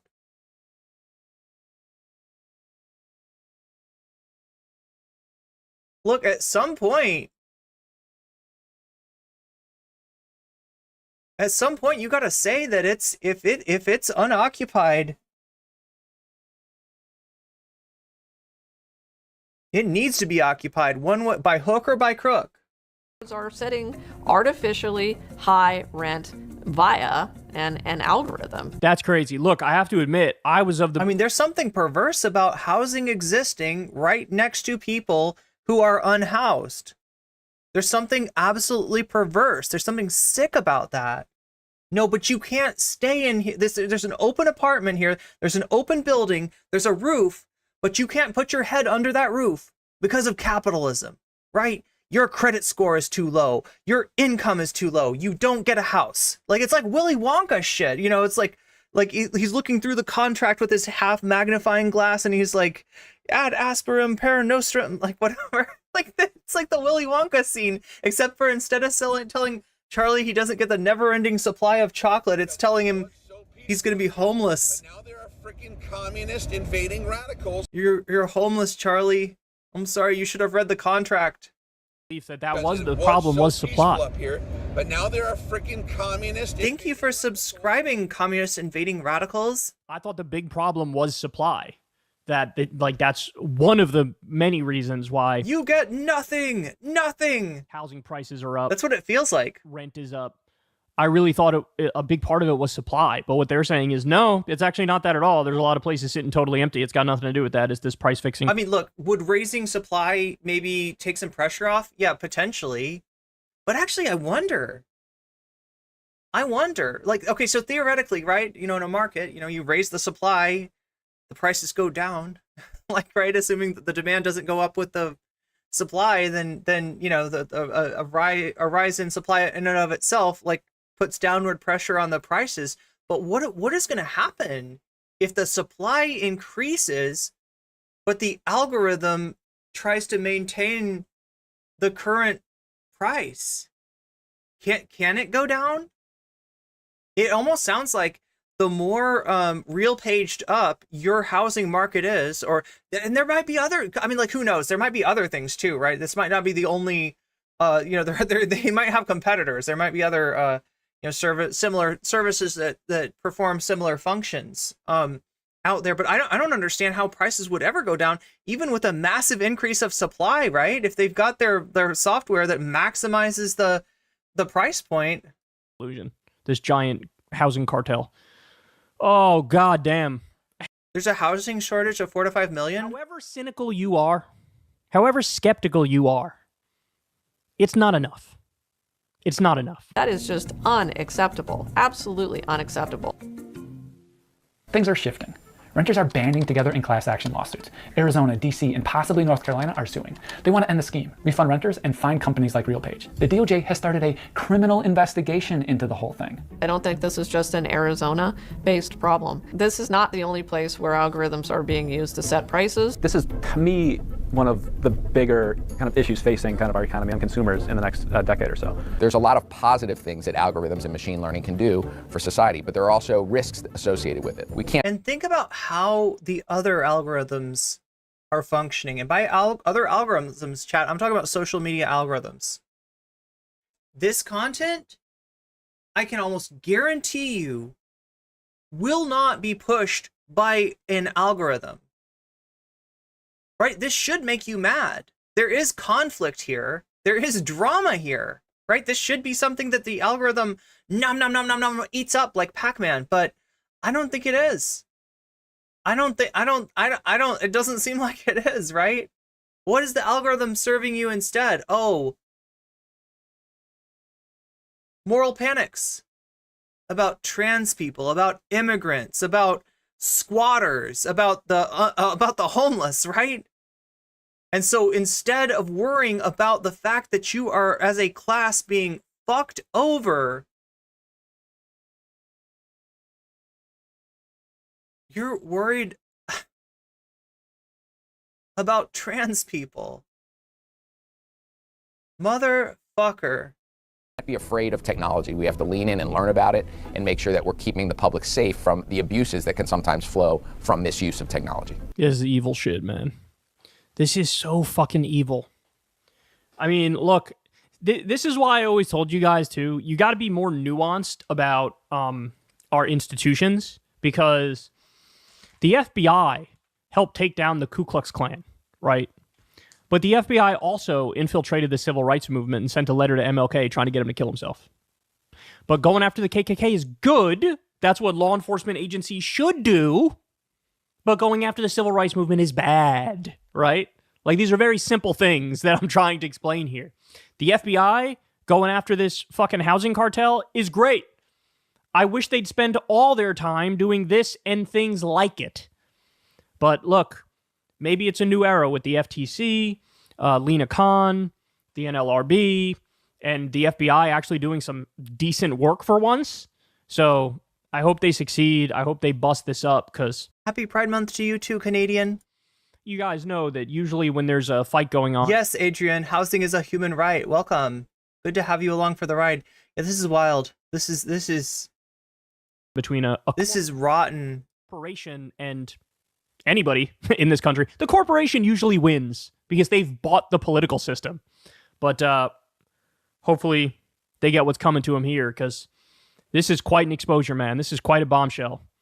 This is a giant housing cartel that's been engaged in illegal price fixing this entire time. This should be like the leading news right next to Gaza on a lot of nightly news shows, but don't hold your breath for that. Unfortunately, you're only going to get it from good outlets like More Perfect Union. Hey, y'all, do me a favor and like and subscribe. It helps out big time in the algorithm. Click the bell as well for notifications. That goes double for me. That goes double for me, chat. I appreciate all of the support that I get, whether it comes in the form of super chat, super stickers, whether it comes from people becoming members and obtaining weasels for themselves, or people passing on the gift of weasels to others through gift subs and gift memberships. You know, whether it is supporting me materially and increasing the production value of the stream. Chat, the fact that you're looking at a better image of me right now than you were last week is due to the support of viewers like you crowdsourcing a key light for me on Throne. So yeah, thank you to everybody. And if you donated on Throne, your thank you video is on its way. I've been waiting until all the stuff came in to actually make videos.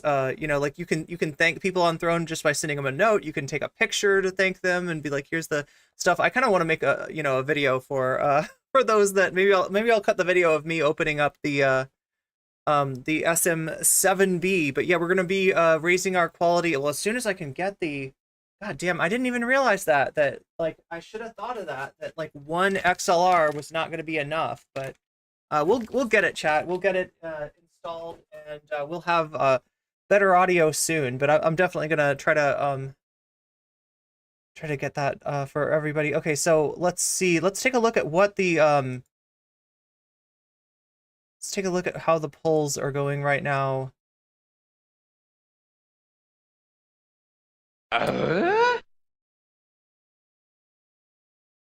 Oh, thank you, Simone Pierre Dubé.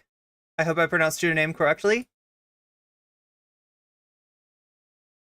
See, that's one of the languages that I can pronounce people's names correctly. French, I'm pretty decent with my French pronunciation. You give me some German though, and I'll mess it all up. But yeah, do you have like a particular piece of content that you want to put that behind, or you can also say Vox Populi. So if you don't know how this works, chat, we've got a poll. You can vote in the poll. You can even cross over and vote in the other poll, right? If you're in shorts, you can cross over to the mainstream, vote in that poll. If you're in the mainstream, you can cross over to shorts and vote in that poll. And basically, you know, you're voting for what content that I will potentially cover next. So yeah, we are like 1/10 of the way to the dono goal. We also have to hit the dono goal to make any of this reality. But I also like to ask people, when you're donating, you can let me know what content you want to see, right? Because I appreciate the support, and it turns into a fun little game. We've got the poll, then, you know, people can try to undermine the poll with their money in politics. And then people can also say Vox Populi, which is, if you're saying Vox Populi, you mean you want the poll, whatever wins in the poll, to win in, you know, in real life. And so you're putting your money, you know, towards whatever people are picking. Is that a vote for Trump? Yeah, Trump is pretty popular here. Wow. So Trump has got 4 extra %. You all really like Trump, don't you? Like a bunch of Trump fans in here. We got some Trump. No, just kidding, chat. I kid because I love. Yeah, don't say that too much, or else the chuds will get really excited and they'll be like, "Oh, I came into the right chat. Is this a Trump chat? Is this a Trump stream?" But yeah, so yeah, right now Trump is God. Trump is God. It's more than just support of Trump. It's worship of. We got some Trump cultists in the chat apparently. It's winning with 43% on the mainstream, 41% on the short stream. On the short stream, we got North Korea poop balloons coming in at 30% in second place, and on the regular stream, it looks like what's second place? Oh, Pod Save America. That keeps on doing really good. People want to see me take down Pod Save America, so that might happen. Be careful what you wish for. You might just get it. You mean to tell me you can pay money to destroy the electoral college and uplift the popular vote? That would be awesome. They should have a Vox Populi option for lobbyists in U.S. politics. That'd be great. Pop a balloon and the Trump story. Isn't that the same story? I mean, Trump does shit his pants a lot, so he is known as a pants shitter. That's why I've been here these last few months. Our love of Trump, our mutual appreciation of the Trumpster. Very special man, folks. Very special man. Did anyone else see the picture of Donald J. Trump with the soiled white pants while playing golf? Yo, Jules, I don't want to destroy your I want to destroy your belief system here, but I did see it, and it turns out it's fake news. That one's actually fake. He did not. He may very well shit his pants. Apparently, he was farting up a storm in the courtroom, right? But not on the golf course. Not that day. That one's fake. Unfortunately, I know it's terrible. Melee thumbnail is, oh my god, yeah, this is a pretty good Melee thumbnail. We need to cover Melee some more. I've been meaning to talk. This is one of my other favorite dudes. There's so much backstory, there's so much lore with Melee. Like, I love the fact that he has had technically the same dog for like 40 years. How is that possible, you ask? Well, because he cloned his dog. And he also names, like, he cloned his dog, right? I'm trying to remember the original dog. So he's got the original dog, but then he made a clone of the dog and named it the same thing to just kind of like live the fiction that his dog is still alive because it's the same DNA.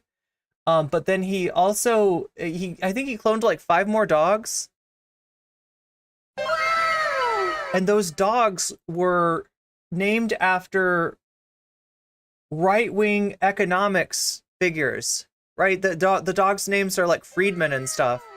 Oh my god, Omega Star, thank you for the gift memberships to, looks like Gaius Fracking Baltar. You just got Weasels on the YouTube side of things. Scott Weber, you just got Weaseled. Alin Fox, you just got Weaseled. Jasper James, you just got Weaseled. Did I miss anybody? Baker's dozen! You just got weaseled! All of these people have been weaseled. Thanks to the generous gift of a mega star. And thank you. United Nations has placed the state of Israel on its blacklist as part of its yearly UN report. What does that mean, Shakespeare? What's the implication of the blacklist? I didn't know. Is that just like you lose your voting rights in the UN? Vox Populi. That is 15 USD going to, or 15% rather, going to Vox Populi. Yeah, so yeah, the way that this functions is like, you know, you could also just put it on like Trump is God, since that's winning. But this way, the way of doing it with Vox Populi, if something else were to win instead, you would be supporting that. That's the difference between voting Vox Populi with your donation or just voting for the thing that's already winning.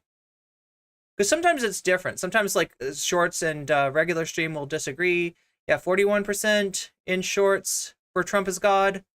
29% for North Korean poop balloons.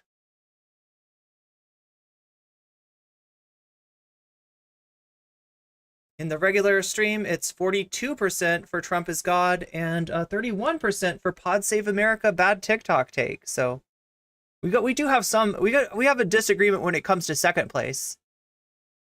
But we also have $15 now, so that becomes like the threshold, right? If you want to change the content to something that's currently not winning, that's 15 USD that you got to overcome in order to... I appreciate the pronunciation. Also, stop the steal. Okay, so that's $5 Canadian, or I think $4 US, if I'm doing my head math correctly, which... Going to Vox Populi, which is now at 19%. We're stopping the steal. Wow, it's gonna be hard to steal this one. It's still possible. But there's more of a threshold this time than normally. Yeah, thank you everybody for the support. And remember, however you support me, ad break incoming. Oh my gosh, there's so much stuff for me to remember. And I usually do a creative sort of, you know, debate, an ad break debate as we call it in the business. Oh no, it's already, oh my god, that ad break already happened. I'm so bad at remembering this. We'll wait till they get back in and I'll tell them then. Hey, welcome back, Twitch. If you were just watching an ad break, I want you to know that you don't necessarily have to watch that ad break, right? It's not 100% required. There are ways to get out of it. In fact, one way that not everybody knows about that's for free. If you have Prime, you can hook that baby up to Twitch and you can get yourself a free sub. If you donate with a Prime sub, it helps me out and it also helps you out in that you will no longer see those ad breaks at the top of the hour for 3 minutes at a time. It's kind of a long ad break, right? So I feel your pain there. You can also get out of the ad break for now for $5. Now that's going to be changing July 11th. So I want you to know this, right? If anybody wants to lock in their rate at $5, I think you can still do that up until July if you want to pay for multiple months. But essentially, yeah, you can get yourself a sub for $5. That's the price. You know, you can get it for free if you have Prime. And you could also potentially be gifted a sub. That can happen and that does happen, but it's more likely to happen for you if you're active in the chat. And thank you for the reminder, Jules. I'm sorry I didn't see it in time. That's completely my fault there. I love the housing for all emotes. I love that. Good stuff. Oh yeah, and I keep forgetting to mention, so yeah, like, oh wait. Okay, so Shakespeare is explaining to me how the blacklist works. It recognizes the state of Israel as a party encouraging in violations against children. Oh, I gotta add to the... Okay, so I'm being kind of generous with the YouTube donos and counting them on par with a Twitch dono. It's not exactly like that, but I don't know. It's better than me having to do math. So engaging in violations against children. So now countries can use it as a basis to restrict arms sales to those on said blacklist. God, it's so late to be restricting arms sales. It feels like that should have happened a long time ago. But yeah, like I said, I appreciate I appreciate all of the support, whether it comes in the form of super chat, super stickers, becoming a member, or becoming a sub, or passing the gift of weasels on to others through gifted subs, through gifted memberships. You can also donate on Throne to help crowdfund better equipment. Speaking of which, I should probably add an XLR. While I'm thinking about it, before I forget it, I need to add an XLR on there, and that's going to be like the #1 priority thing right now. I didn't realize that I need that too, Chad. I feel so silly because I wait, no, XLR cable. There it is. AT, Audio Technica. Is that the best deal? Yeah, that's gonna be the best deal. Wow, $14.50 is what they actually cost. Oh well, I'll add that to the wish list.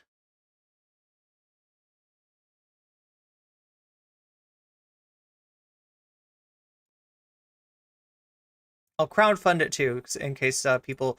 But yeah, this is But yeah, if you donate on Throne, if you become a Patreon, if you donate in any other means, just let me know, and I will add your money to whatever content that you want to put it behind, right? So Omega Star just made a principled choice to stop the steal and put it behind Vox Populi. You can also put it behind the content that you want to see. And that we've got Pod Saves America, Bad TikTok Take, Trump is God cult. Yes, there is a cult of weird evangelicals who are writing Trump right into the Bible somehow. We got Chugga Conroy lied, potentially. We got the Chugga Conroy content coming back again. And we got the North Korean poop balloons, right? And as always, I put the gaming stream on there just in case the gaming frogs want to come by and try to steal one from everybody else, which is fun. But yeah, if you donate, just let me know where you want your money to go, and I will add it to the dono goal. I will yeah, we're like 4 away, so we might actually get some extra content today, it looks like, if it keeps going like it's going right now. But yeah, let me know what you support, what you want to see, or if you just want to support the will of the people, Vox Populi. Say that if you want the whatever's winning already to win. And as always, I appreciate your thumbs, right? Thumb gang is huge. That is how we get the content out to other people. Every time you hit thumbs up, you potentially bring in another person who YouTube would have never shown the video to, never shown the stream to. But now YouTube is like, hey, these people seem to be enjoying the stream. Let's find other people with similar watch histories. So you're kind of like bringing in more people like you, or more people that are interested in what you're interested in.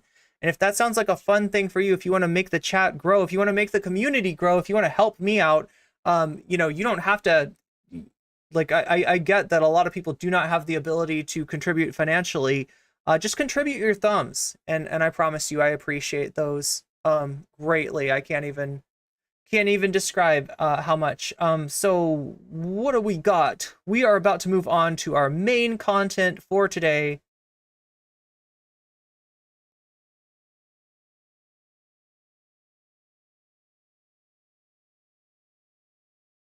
Here, we should probably start with the Twitter.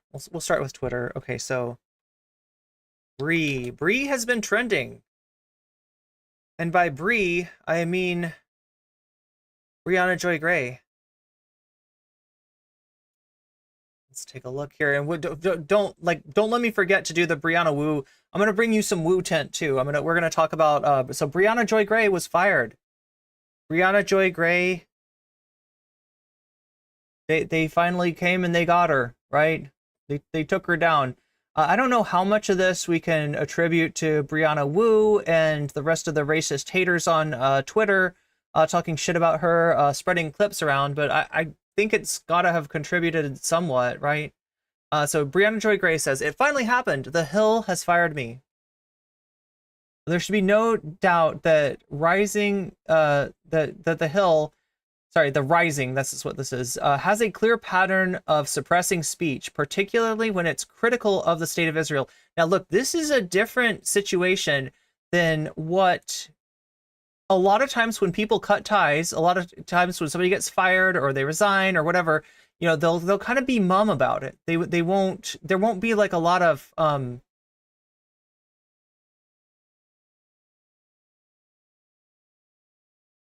accusations going back and forth. But this time there are. She's calling them out, and she's calling them out not just for firing her, but for a pattern, right? They also filed, I think this is Katie Halper previously. Now, who else has worked there?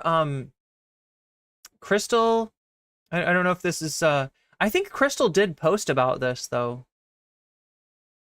So anyway, here's what she got. Notice of contract termination. Dear Briahna Joy, this is 30 days written notice that your consulting service agreement is being terminated pursuant of the provisions of sections 5.3 for convenience.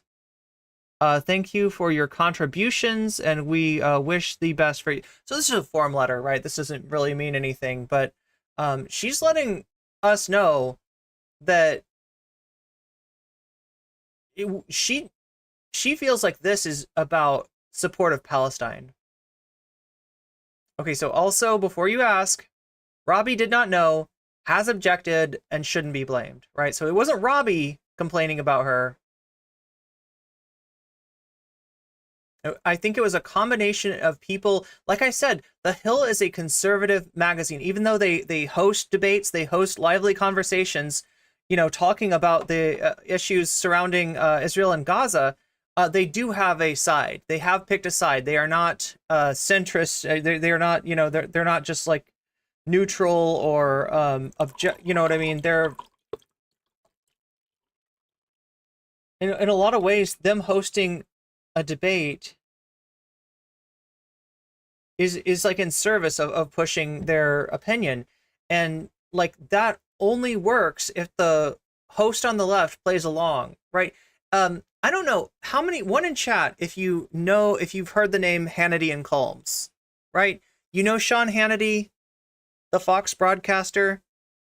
He used to be on a program called Hannity and Colmes, and there was this wiry little dude named Colmes, Alan Colmes, I think was his name, on Fox, who would debate Sean Hannity, but he would also always lose. And there's a reason that Fox hired a liberal broadcaster to go on with Sean Hannity. They you know, he's kind of like the opposite of a ringer.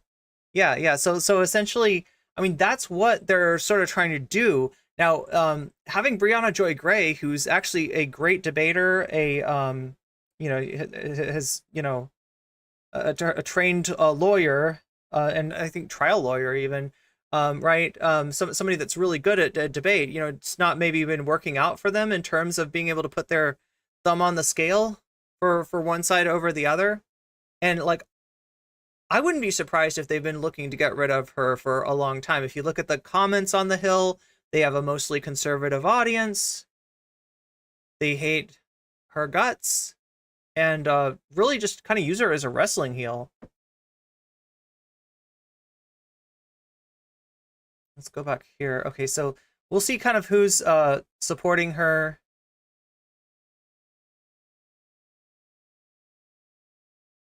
Crystal Ball, former host of The Rising. Yet another person fired for daring to support Palestinian humanity. I have no doubt that Bree will continue to find great success outside of the corporate media, but these attempts to silence pro-Palestine voices are meant to intimidate those who don't have Bree's fortitude and the ability to withstand the attacks.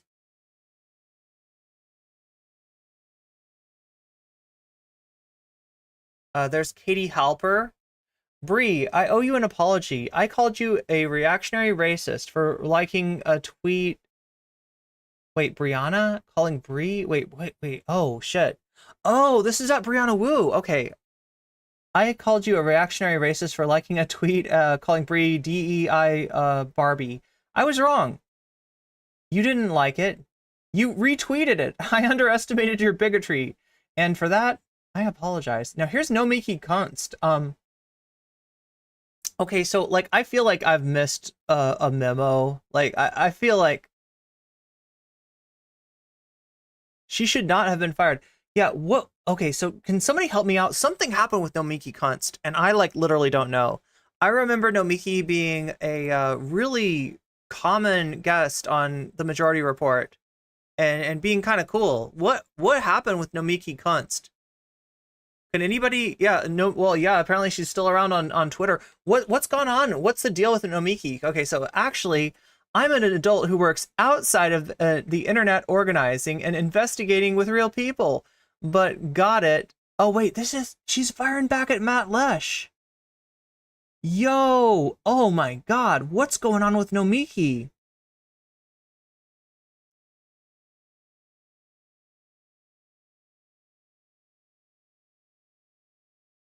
She wants Brianna Joy Gray's job is what this is. Love those bots at doing that. So somebody made a poll that said, are you on team Nomiki or team Brianna? So there's been more back and forth. Yeah, this is Matt Lesh, what picture tweeting this. Nomiki saying, stop the steal. This poll is fake news. Nomiki's going to dispute the results of this election, right? Almost 78% for Brianna, 22% for Nomiki.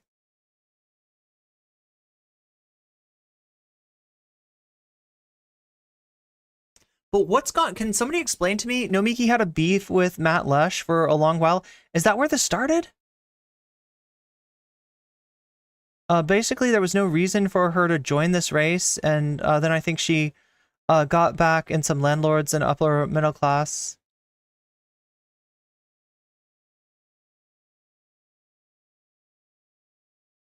She joined a Democratic primary where the progressives had already solidified around a candidate. And then she repeatedly attacked this candidate, which was far more progressive. So wait, did she run against this person, or is she supporting somebody else?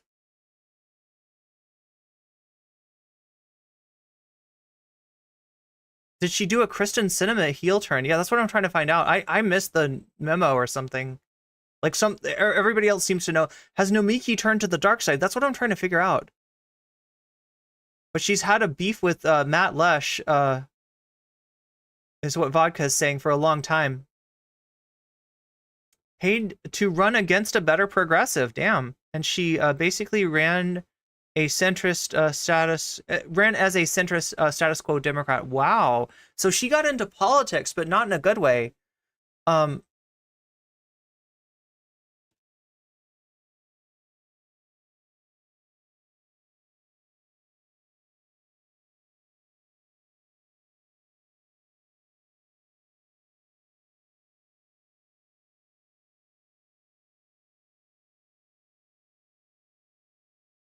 Except it involved her joining a race that she has no business joining. DSA already endorsed that candidate.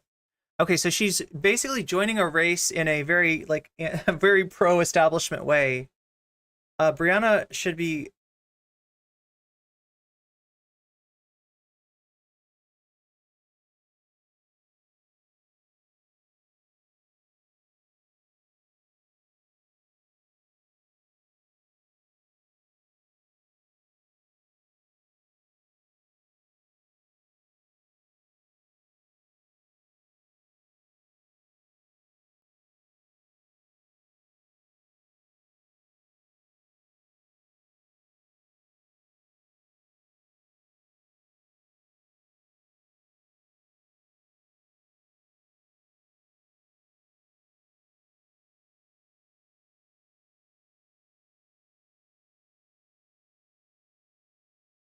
Okay, so yeah. Okay, so look, this is the explanation that Brianna's haters and the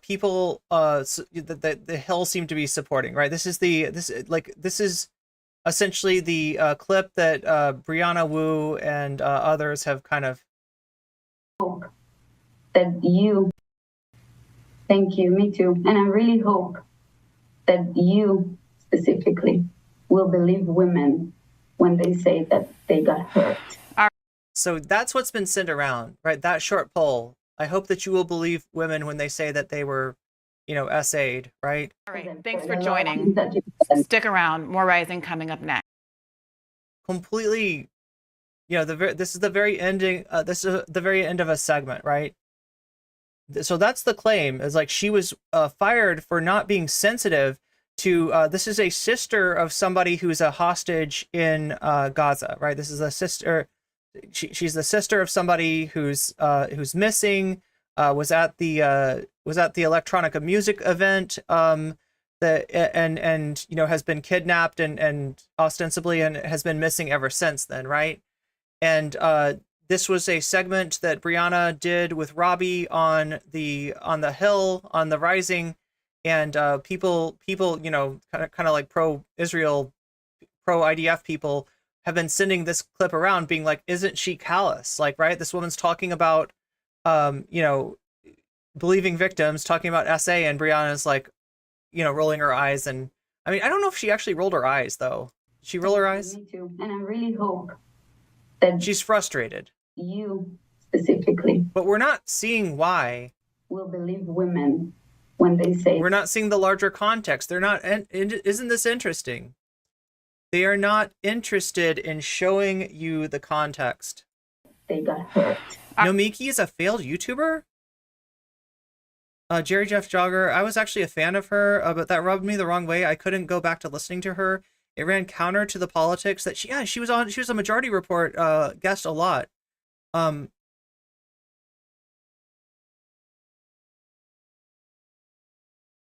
you have to be detached as a news personality?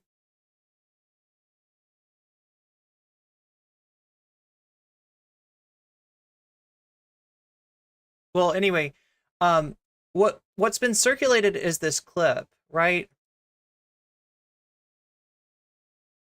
Okay, so here's Nomiki saying, my people, Bree was a high-paid corporate lawyer until she suddenly and conveniently became a progressive who also echoed our foreign adversaries' reporter disclosed talking points designed to divide the left.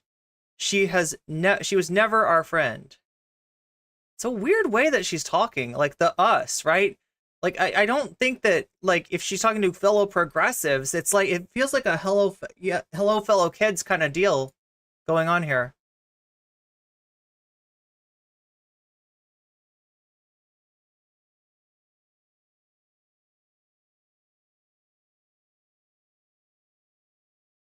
Look into these people like you've never been heard of them before, and then get back to me. Don't go off of popularity alone.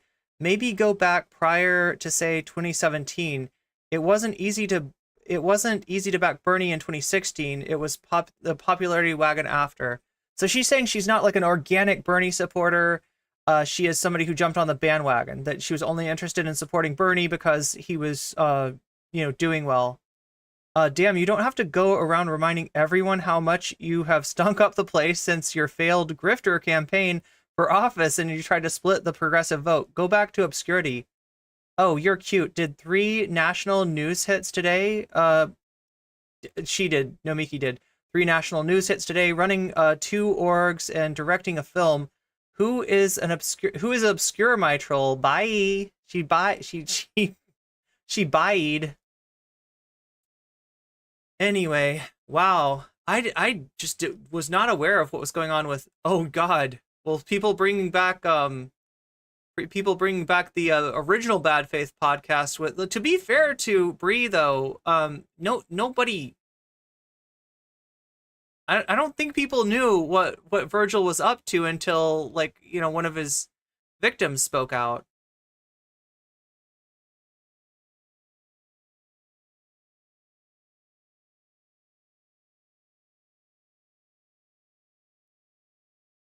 And then she says, my last 2 radars have been the most popular videos The Hill has put out recently. Both are critical of the plausible genocide being committed by Israel. Watch my last radar here in full. Okay, so this is what Brianna, right? She's plugging these as an example, both of the fact that she is a crucial member, maybe the crucial member of the Rising, or like the person bringing in the highest numbers right now on the Hill, and that I think she critical of Israel. This is why Brianna thinks that she was fired, right? But this is not what's being sold to.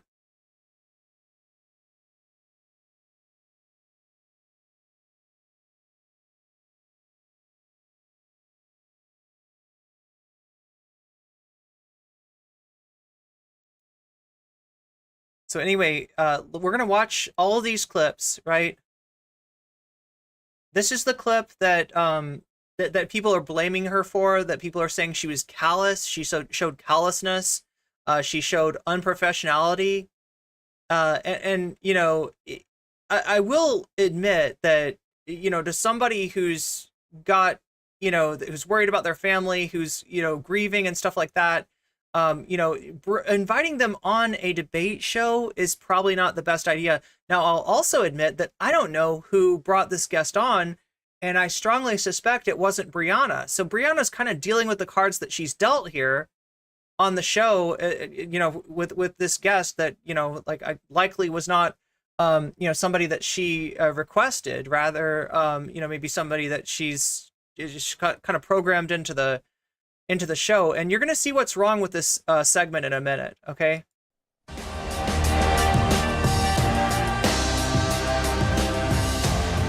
Some grim news from Israel. The Israeli military said yesterday that 4 more hostages who were... Nomiki was also involved with a human rights NGO that was used for Libya invasion PR. So pot meat kettle. Abducted on October 7th, had died months ago in Gaza. This announcement... Oh wait, Kim Iverson worked there at the Rising. Tam McDonald, I guess, is banned. Nomiki was very much into claiming Force the Vote was some kind of bot farm. Nomiki also was involved with the human rights. Okay, yeah. I want to know that context. Yeah, that's what we're going to try to give you here as the context. She ran for New York State Senate several years ago and started attacking DSA. She's been trending anti-progressive, anti-socialist ever since. God, I just haven't kept up with her. She kind of just dropped off the radar. Ha ha ha. For anybody who watches Rising, you'll get that reference. She dropped off the radar for me when she stopped appearing on the Majority Report. That was pretty much the only place I'd see her. But yeah, this is the segment in question. We'll watch this segment. We'll see what's up here.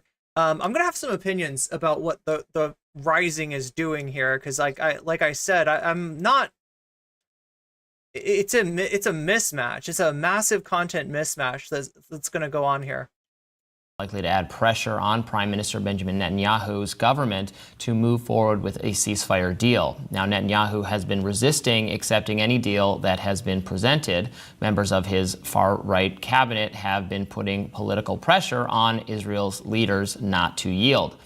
Today, we're turning to one specific hostage story, the story of Romi Gonin. Her family says she was last heard from at 10:58 on Saturday morning of October 7th as she and her friends tried to escape the Hamas attack on the Supernova Music Festival in the desert.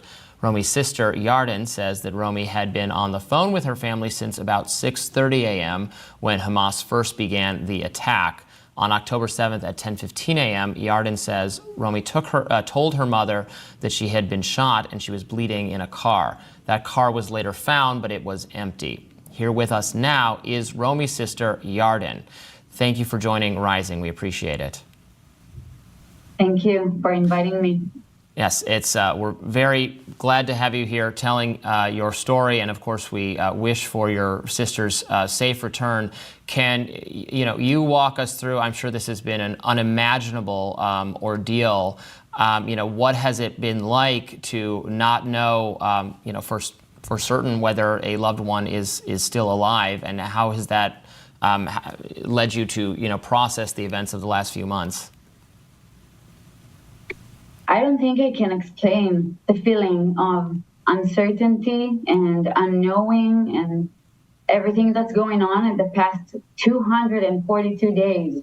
A lot of people are asking me if I got a phone call from Romy during that time, and obviously the answer is no. She's not held by an army group. It's a terror organization that just want to cause her and us harm. And the last conversation we had with her was with my mom, and the conversation ended at 10:58 after 10 minutes of only shooting, bombing, and terrorists talking among themselves. And that's how the call ended. After a few days, we translated it, and they're talking about Romy, about the fact that even though they shot her, that she's alive, and debating whether to take her or not. And then deciding to kidnap her. And there were 18-year-old men. And this is the last time we heard her voice. And the last sign of life we had is from the November deal from the released hostages. So look, I'm listening to what's being said, and I'm going to resist the impulse to argue. Right, this is somebody that has lost a family member, that's worried about her family member, that's in grief. And I think the worst thing that you can do with somebody like this is bring them onto a debate show, right? And like I said, I don't think this was Brie's choice. Like, she's on the Rising. The Rising is what it is. And maybe they just didn't like how successful Brie was in putting her point across. Because remember, the Rising's audience is largely conservative, but they're not as universally pro-Israel, pro-IDF as they are universally or more or less like pro-conservative, right? Some of them were with Romy, and they told us horrifying things about the time that she. But look at the editorial choice, right? To bring a victim, a family member, into this like editorial space. Like, is her grief and her trauma what we should be, deciding, right and wrong over, or is it maybe not something that belongs here? That it's maybe like not something that belongs on the Rising. Kidnapped, that the terrorist dragged her. And these conservatives will argue all day that you're in your feels. That you're making an emotional argument, and here they are with this substituting essentially for like editorial content. I think it's manipulative, and I think it's gross. From her hair, she had curly hair similar to mine, and they dragged her from it and then switching to her wounded arm like it's funny. And when they throw her inside their car, she lift her head up to see what's going on, and one of them saw her, so he hit her with his weapon on her face, and she blacked out. Like, this is how you treat people. This is how you treat women. And this is only the things that happened to my little sister on October 7th. And from then, we don't know what else they can do. It's the same terrorists that are holding her right now. And we know from released hostages about abusing they were having, whether it was mentally, physically, or sexually. And that's just terrifying. My sister is a young, amazing woman, and she just loved her life, and she loved working with autistic children, and she loves dancing. She just went to a music festival, to celebrate. Good. Can I ask you what what you've heard from the Israeli government with respect to hostage negotiations We've covered protests from hostage families who feel like Netanyahu isn't prioritizing the return of people's family members, especially given that your sister was injured. The need to get her back home quickly and get medical attention seems to be quite obvious. The former spokesperson for hostage families gave an interview about a month ago, Chaim Rubenstein, saying that there is no doubt that Netanyahu is preventing a deal to release the abductees, and said also, in retrospect, we learned that Hamas offered to immediately release all the abducted citizens if the IDF does not enter the Strip, but the government rejected that proposal. What do you make of how Netanyahu has been prioritizing the return of your sister and the other hostages? Because I'm not in the negotiation team, and neither Chaim Rubenstein, none of us knows what's really going on. All I can say is that none of us are doing enough to release them because they're not here. Not me, not my government, and neither the international community. We didn't hear almost anything from the women organization. So I'm getting that this isn't like, not only is this person, you know, like a family member dealing with trauma, right? But she's also not particularly knowledgeable about the question, about the issues, about the politics, right? This is a politics show. I don't think she's a good guest. I think that if you want to put, you know, faces to this situation, first of all, you got to do it equally. And second of all, this is not the way, like, right, she's being used for a particular political agenda here. Will condemn what Hamas did and still doing. And it's not that hard to condemn terror groups. And, you know, I can say a lot of things, but right now, if I'm looking at the present or the future, we have an Israeli deal that sent to Hamas, and we're now waiting for Hamas to make their own move and say yes, to show the world and their own citizens that they really care about them and they want this ceasefire. Shakespeare, have you already watched this? I think you're right, but I think that happens. I think that happens later.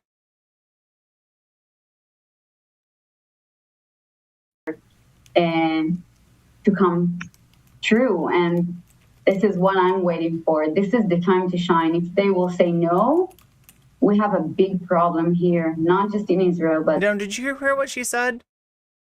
Hamas needs to accept the ceasefire. If they don't, we have a big problem. I sure hope Hamas will accept the ceasefire that Israel has offered. Noting, since I have a short video to explain... The entire world, the entire free world is at risk because of a terror group, you know? Because of a terror group, that's why. Not because of any actions of the Israeli government, not because of any actions or lack of actions for the US government, not because of the bullshit, bad faith negotiations that cut the Palestinians out under Trump, right? No. It's because of the existence of a terror organization which can be gotten rid of by military means if we just will suck it up and accept enough civilian casualties. Yeah, this is gross on so many levels. That makes me crazy. No, she's wrong. Gus, you're right. You're right. You're right. She's gotten bad information. People can say a lot of things. And yeah, Shakespeare, I think she does quote something from Zaka that Brianna tries to put into perspective, and then it was Zaka was the org that made up the 40 babies propaganda. About Israel, and we can debate that for a long time, but why people are not condemning a terror group that made an horrible terror action. Yeah, if just enough people would condemn Hamas, then I bet like everything would be okay, right? It's because people aren't condemning. And on October 7th, that murdered 1,200 people, that kidnapped almost 250. I mean, Anyway, I'm gonna try not to debate. We're not here to debate her, chat, but and not for the entire world. Does the Israeli authorities stay in regular or contact with you at any? Do you get any updates on the progress of discussions or planning or thinking? The IDF I think has justified part of its entrance into Rafah, into Gaza, on a sort of, get back the hostages, free the hostages kind of thinking. Are you informed, are families of the hostages told at all about the thinking of the government as it pursues the actions it's taking, or even for the safety of what hostages who still live there, who could be vulnerable in the event of bombings and that sort of thing? Are you kept in the loop at all?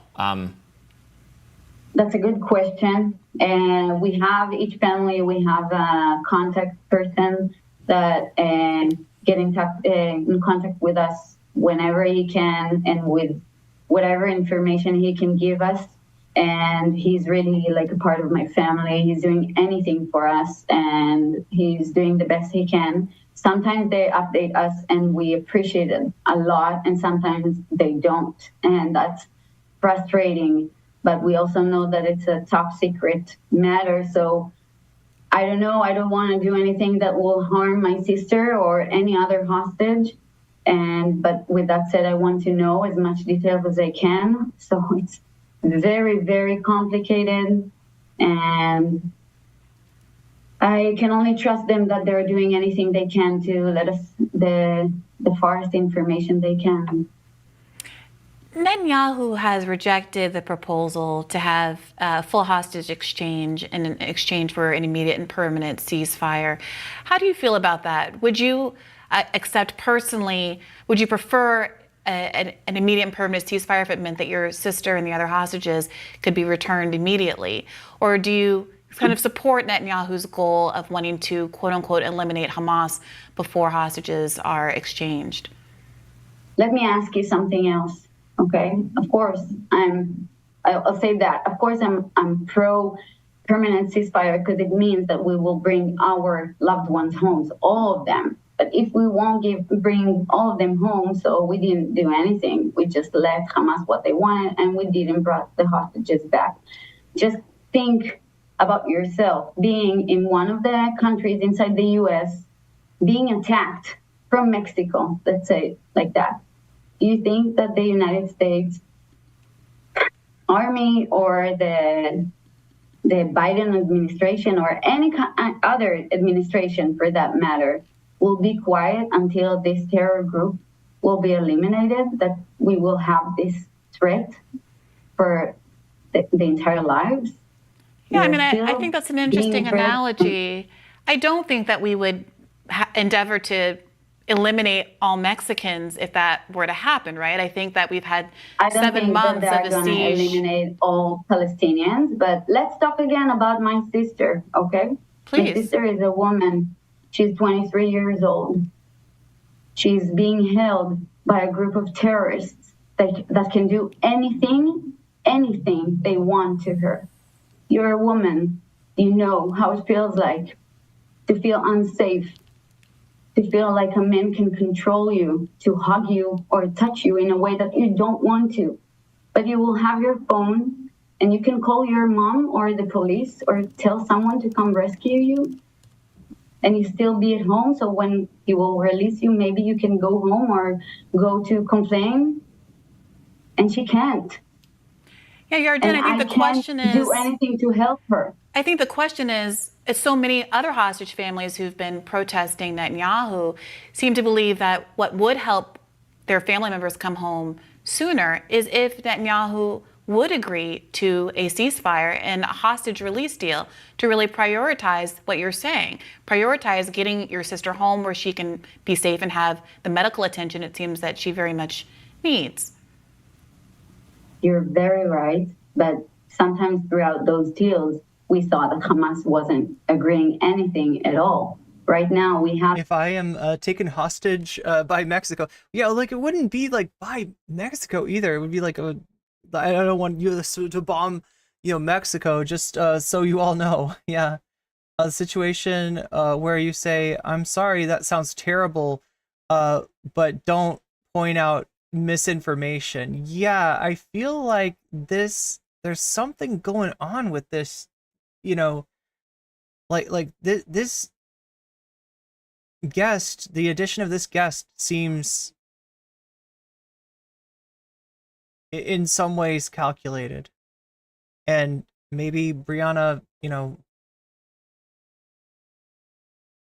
kind of, stepped in it here. A new deal that the Israeli administration put on the table, that Biden is vouching her this deal. And I'm really hopeful that Hamas will show the world that he cares about his own citizens and will say yes to this deal. Because if they say no, I'm really hopeful that everyone can see the true face of terror. And so that there has been a temporary ceasefire earlier in which some hostages were released in exchange for Palestinian prisoners, and there was an end to the fighting for a period, for a few days. That was back. Anyway, chat, I don't think we necessarily need to watch this whole thing. I just we're like halfway through it, and I want to make sure we get the context, right? Because this is what's missing. I think that was I feel like Brianna's been put in a no-win situation. Like, she's got a job to do on the Rising, and she's been put in a situation where they're just like, it's either, allow, and Shakespeare is right in terms of the propaganda that this, guest repeats. Like, she is, a victim. Her trauma is obviously, real. I think everyone wants, her to be reunited with her sister. But in, this interview, she's repeating propaganda. If you're Brianna, you are obliged to push back against stuff like, the idea that, like, oh yeah, if Hamas will just sign the ceasefire. Well, no, it's actually Israel. It's actually Netanyahu. It's actually the government of Israel that won't sign the ceasefire, right? And then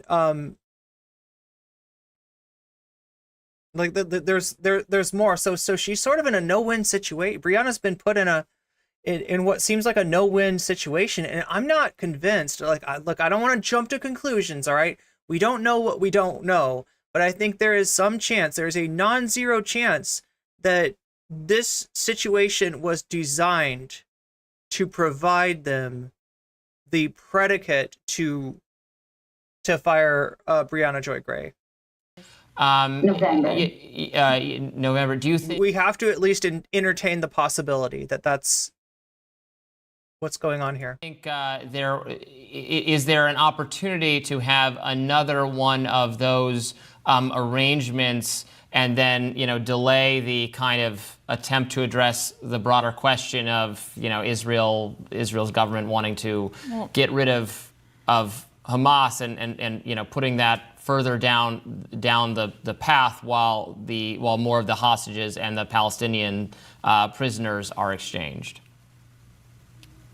I'm not sure what was your question with that said. Yeah, would you support that happening? Of that, but I'm not sitting. Yeah, they're both kind of treating her like a political guest, right? Which is, I'm not representing the Israeli government. I'm not representing anyone except myself, my sister, and the women community, maybe around the world.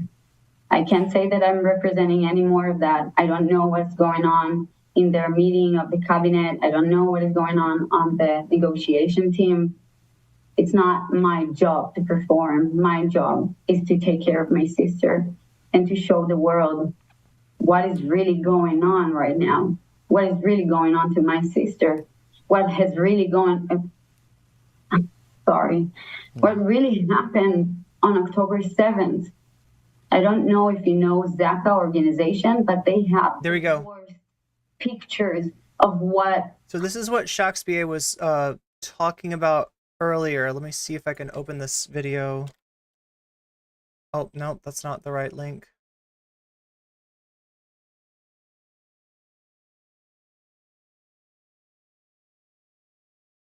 There it is.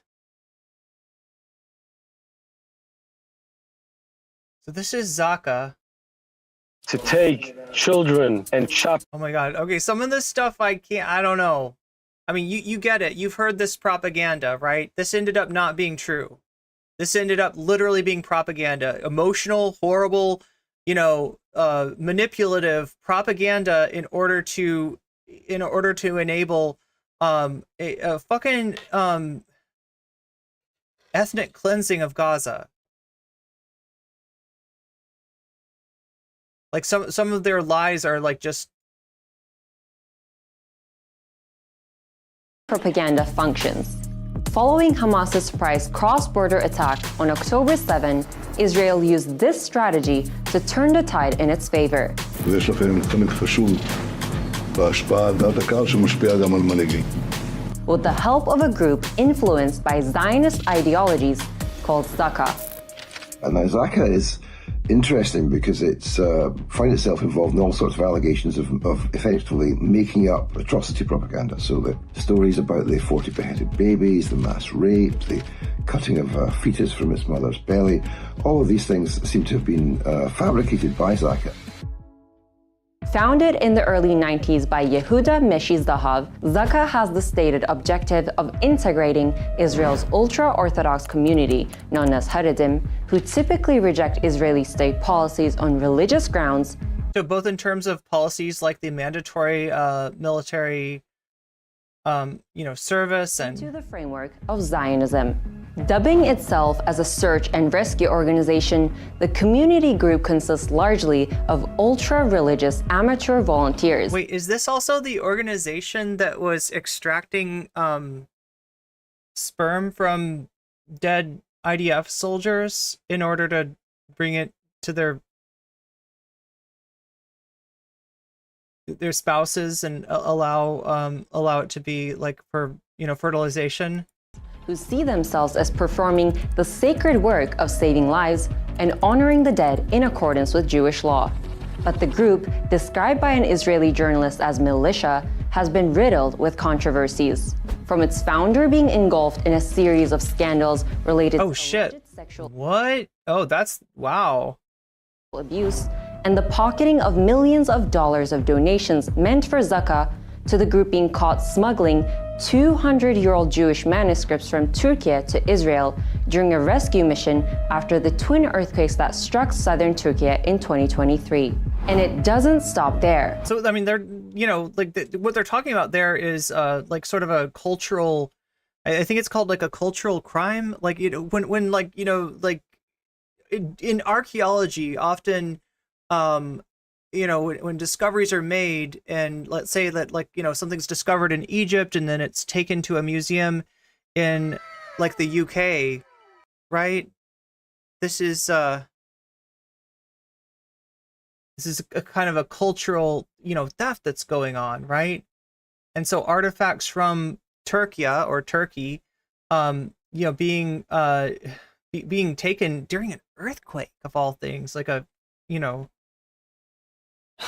natural disaster, a tragedy, and ending up in Israel is another, and it kind of goes along with the whole concept of Israel, like, Jewish cultural history happens in a variety of different places, but Israel is somehow like laying claim to that, which, if you think about it, is gross.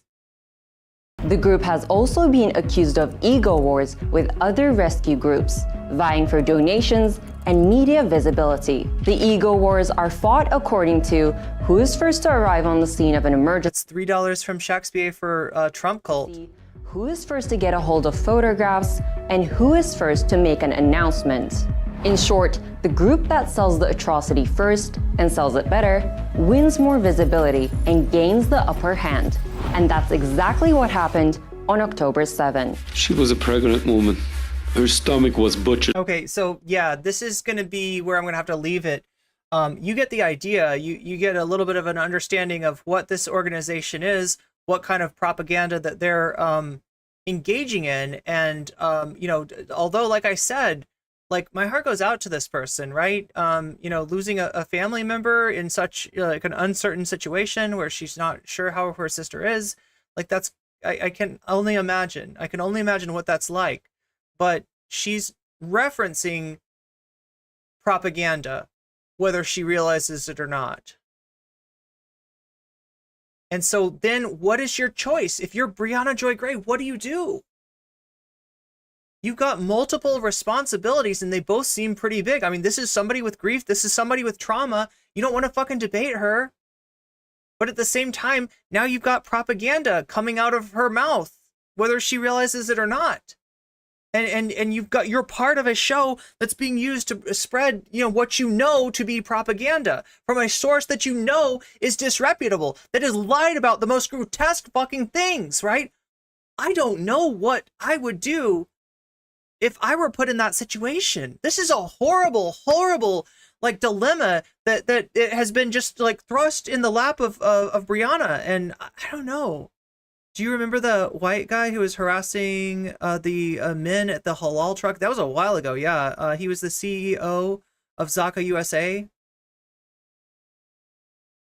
Hamas has done to the women during the October 7th attack. Yeah, And unfortunately, we are very familiar with Zaka, but regrettably, the reporting has been roundly discredited by both Israeli and American. So yeah, she made her choice. She was like, I need to push back on this. American media sources. So I really would like to bring this back to your sister specifically. And I want to ask you about what you make of new reports. Because I saw the pictures with my own eyes. And when you will have a sister in a terror organization's hand, you will know the feeling of terrifying. So you're starting to see the context here? Because that's what's been robbed by Twitter. That's what the fucking, assholes on Twitter were just stripping out of this, with the clip that they made.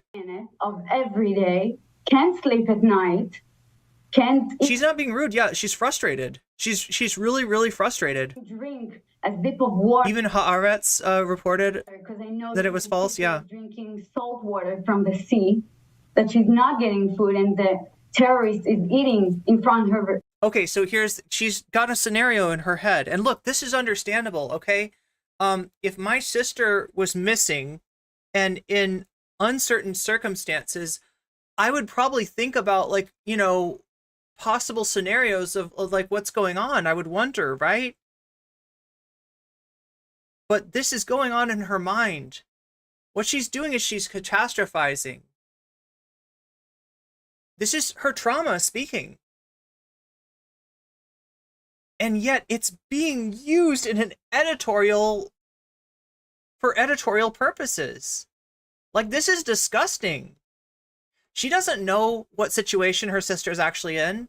She doesn't, know if her sister is alive necessarily, and she doesn't know. But what she's talking about, the drinking of salt water, is something that's probably going on in Gaza right now. All over the place, right? The water's been cut off, the food's been cut off, the aid's been cut off. People are in a bad way in Gaza right now. But somehow that doesn't click towards, if that might be happening to my sister, this might be happening to other people too. Or it's not supposed to, in terms of the way that she's being used, it's not clicking, it's not connecting, right?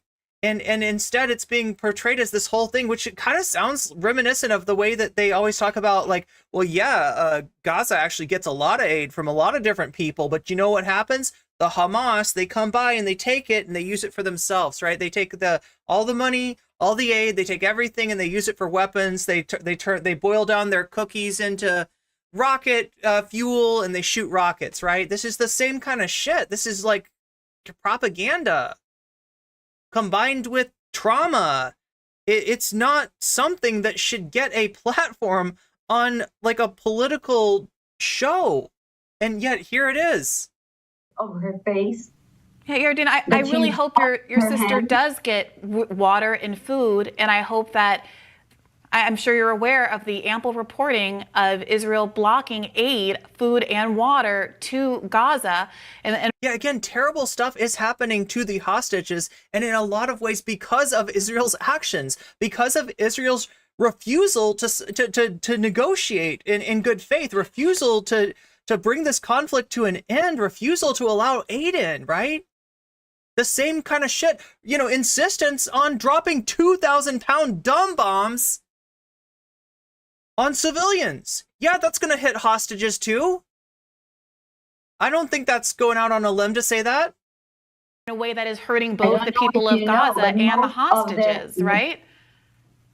Most of the trucks are getting inside Gaza. I don't know if you saw, but Hamas is blocking them from them civilians. I don't know if you saw the same propaganda that I saw, but I saw that it was Hamas that was blocking them. I didn't see the I didn't see people taking the aid off the trucks and smashing it outside of Gaza. I didn't see that, but I did see the propaganda that it was like Hamas that's like not letting the aid in. Are not giving their own. I don't know. Look, like there's propaganda all over the place. There's been more released recently about just kind of a project of IDF propaganda on social media that's been essentially like bot farmed, right? That's been going on since October 7th. It's been, in fact, that's another Haaretz story, right? About that. So yeah, there's propaganda outside of Israel. Can you imagine what the propaganda inside of Israel is like? And so on one level, she's not the one I'm blaming here, right? She believes this stuff. She's traumatized. But she's also being used. God, I fucking hate that they did this to Brianna. I fucking hate this. This is untrue because if it were, why is northern Gaza under IDF occupation at the last stages of famine? Yeah. The humanitarian aid that everyone is so eager to give them. And I'm not against that. I'm a nurse in my profession. I really, truly believe that everyone should live in safety, in health. This is one of the biggest crises that we ever experienced here. But I'm really feeling that everyone is taking care of the Gaza civilians like they should. But what about the hostages? Why let's talk about how to get the hostages home. I agree. No, please let me finish. Why aren't the Red Cross is entering the hostages? Why aren't they giving them medications? My sister have a lot of chronic diseases. Why aren't she getting anything? And we know that they didn't get anything. Why aren't they getting what they deserve? The Times just reported this morning that Biden said, quote, "There's every reason for people to draw the conclusion that Israeli Prime Minister Benjamin Netanyahu is prolonging the war for his own political self-preservation." This is after Biden's speech at the end of last week was met with statements from Israeli government officials saying that there wasn't an agreement about this hostage deal on the part of Israel and that there was a gap between what Biden represented and what they would agree to. And after months of Netanyahu and members of his administration saying that the goal was to eliminate Hamas and that he would not agree to a ceasefire and hostage exchange deal, until that happened.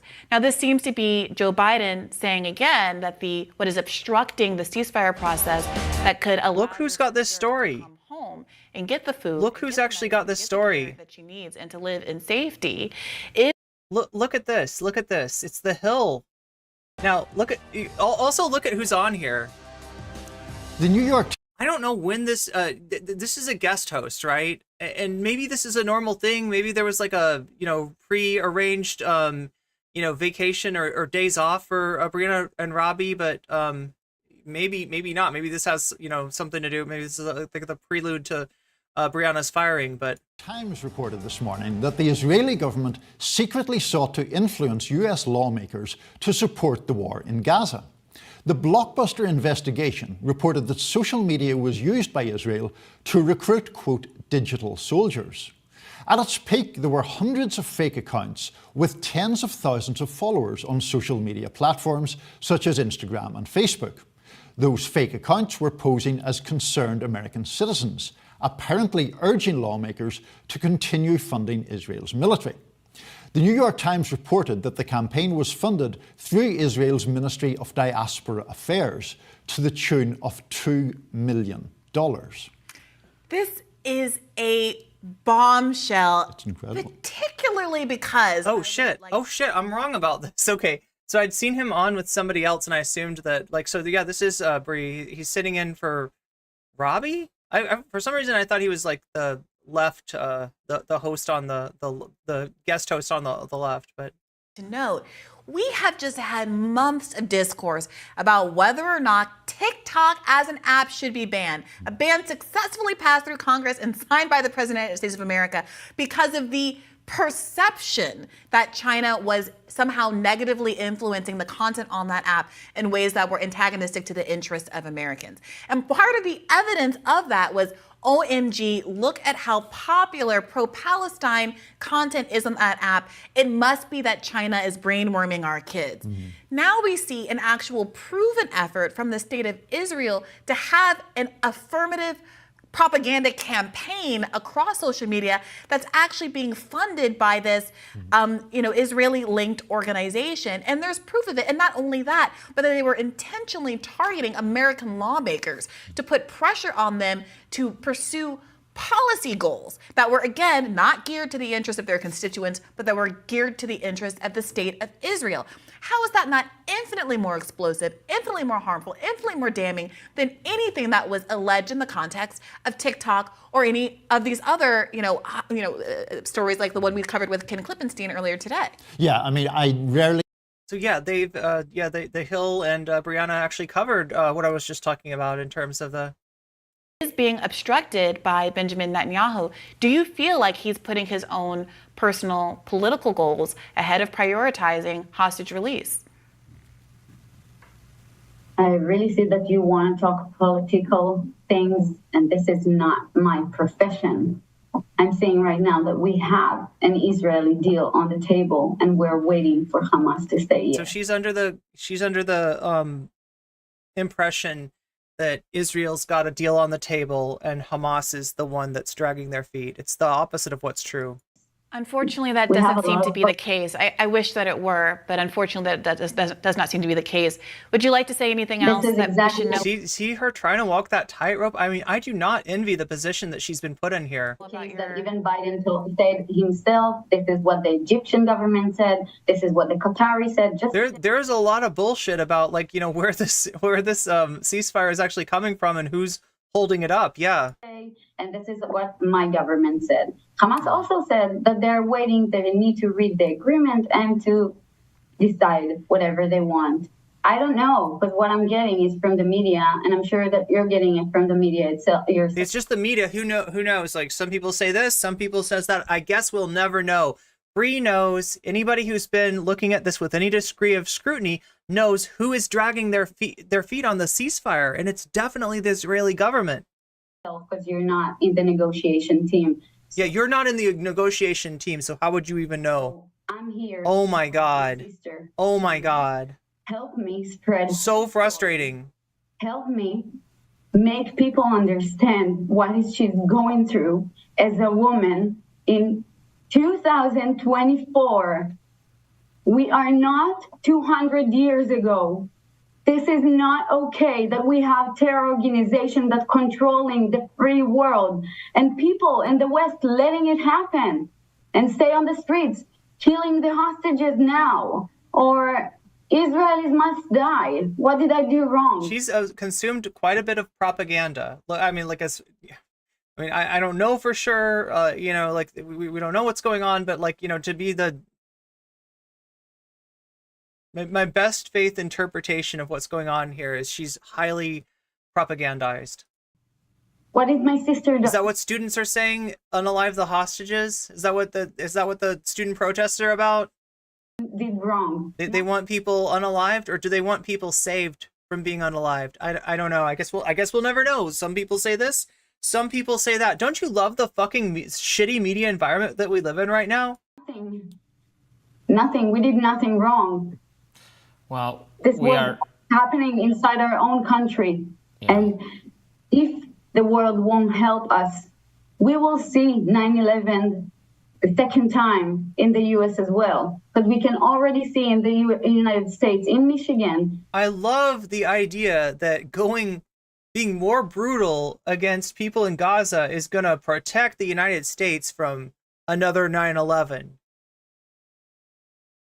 Rallies that call. But again, chat, like she's death to America, not condemning terror organizations in Israel or any other place. In fact, is reflecting to your country. All you need to do is condemn Hamas, and then everything will be better. Everything will be better. Everybody will be safe. The hostages will come home. If just enough college students can condemn Hamas, then we can change the way that. Yeah, that's.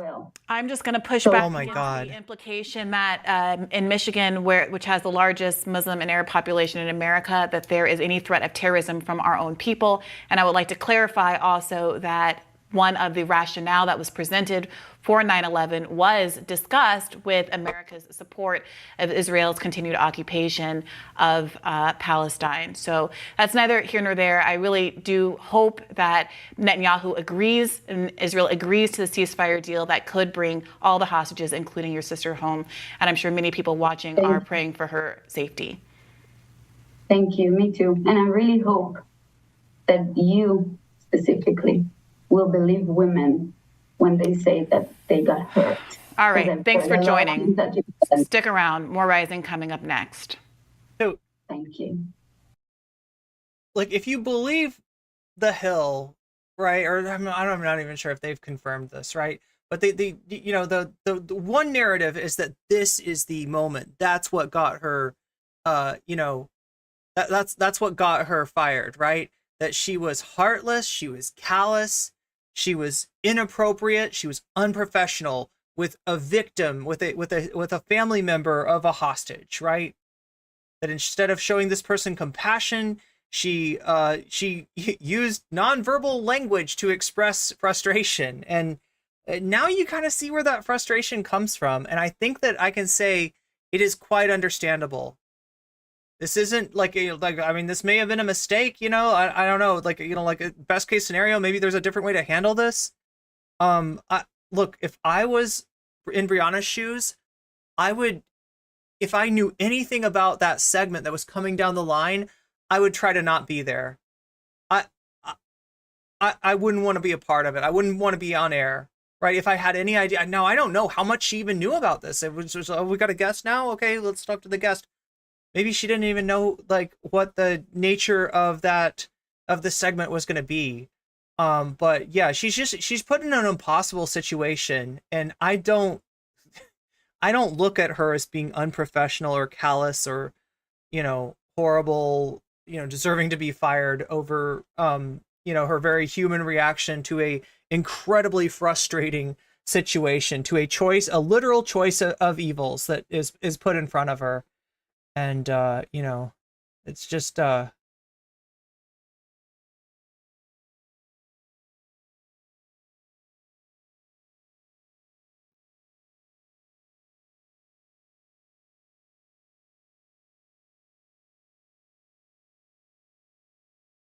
so Brianna's explanation for why she was fired is this. My last two radars, like the segment that she does kind of like by herself, where it's kind of like the Bill Maher new rules or so. I don't know how to describe it, right? It's like a segment.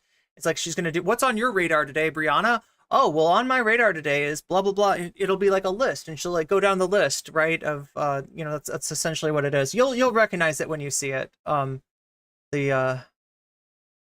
radar. It's just it's their thing on the Rising, right? Both are critical of the plausible genocide being committed by Israel.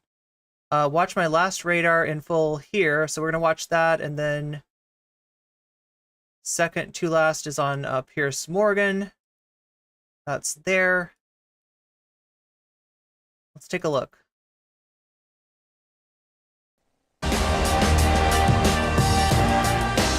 What's on your radar, Brianna?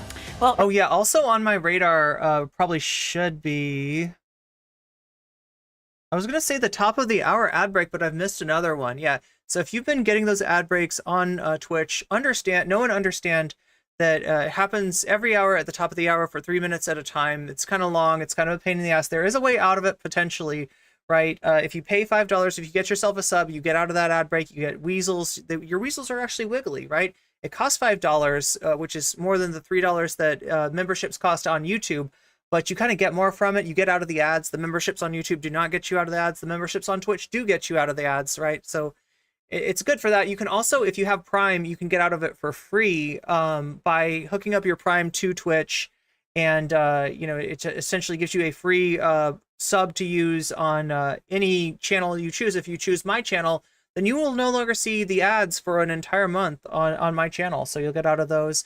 You could also get out of it potentially through the generosity of others, through somebody looking to give gift subs. But understand that unlike YouTube, people that give gift subs can choose who to give their gift subs to. So your best bet, as far as if you want to try to be the recipient of a gift like that, is just to be active in chat, right? Because that way you're visible and people can tell you don't have a sub, and you're more likely to be on the receiving end of one of those of a gift sub. So I keep forgetting that. The other thing that I am forgetting to mention and forgetting to look at is our poll. Okay, so 39% are choosing Trump is God cult.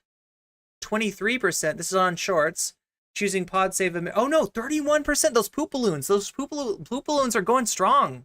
They're going very strong, right? If I look over here, our regular YouTube, non-shorts, right? Trump is God cult is at 39%. Pod Save America bad take on TikTok is at 31%. So looks like and if we bring up the poll, we are 6 out of 10 as far as getting to that extra bit of content. So this would be content that happens after I get done with this segment on Briahna Joy Gray getting fired and Brianna Wu also getting fired strangely on the same day.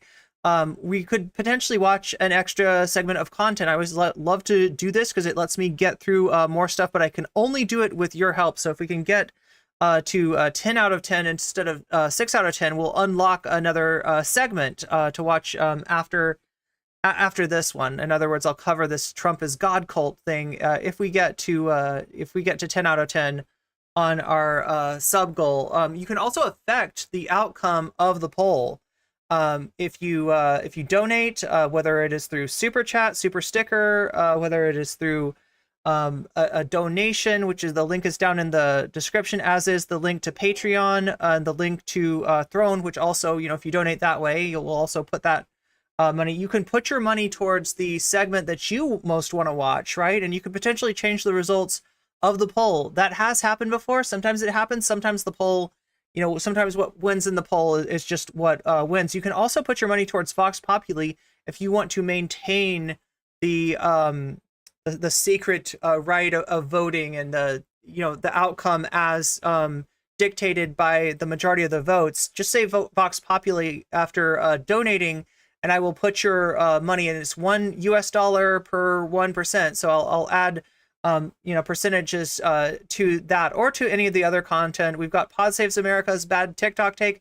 We've got Trump is God cult. We've got Chugga Conroy back in the news again. It looks like somebody's found somewhere where maybe Chugga Conroy wasn't 100% honest. Well, we can take a look at that. We've got the North Korean poop balloon situation, a very bad situation if you're in the south of Korea and you're the recipient of those poop balloons, but we can find out what that's all about. I always put the Fallout New Vegas on here in case the Gaming Frogs want to make a play for the second segment. And as I said before, Vox Populi to just reinforce whatever wins in the poll. And just understand that, yeah, this is supposed to be fun. This is not supposed to be frustrating. So, I give you this chance to decide what my second segment is. And I appreciate all the contributions, including those of you who can just contribute with your thumbs, because believe me, liking the stream helps me out a great deal. So I know that not everybody can contribute financially. Just make sure to vote and hit that like button. In fact, I'll also tell you, if you want to cross over and vote in the other poll, if you're on the regular YouTube stream and you want to vote in the shorts poll, or you're in the shorts stream and you want to vote in the regular poll, or if you're over on Twitch and you want to vote in like both of the polls, you can cross over. Just make sure to leave a like when you do. Like I said, that helps me out greatly.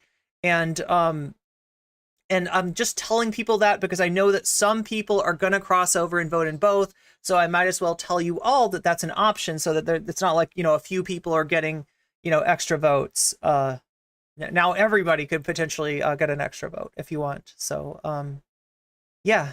And we're going to finish watching Brianna's radar. We're going to, her radars. What's the plural of radar?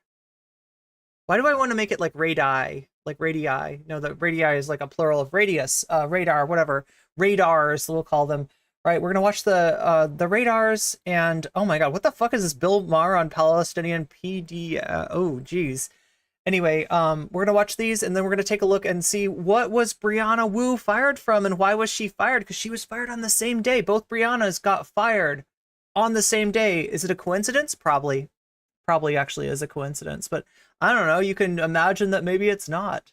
Maybe if you believe in our fates are dictated by the stars. Maybe Mercury is in Gatorade or something like that, and that's what's caused it. Do you think it could be Mercury being in Gatorade? Is Mercury still in Gatorade right now? Bobby, Bill Maher's caught some flack for a new segment in which he makes the case for Israeli superiority. Let's take a listen. Because values and customs make a difference, okay? And the people of Gaza, by the way, if the Israelis did get rid of Hamas, they'd be doing a giant favor to the Oh, you're right. It's got to be name numerology, right? Gaza who hate Hamas too. It does have electrolytes, Sherry Jeff. But let's just go through the lists. Because the Israelis look like us. I thought the AI randomly picks who gets the sub. That's true on YouTube, Jules, but that's not true on Twitch.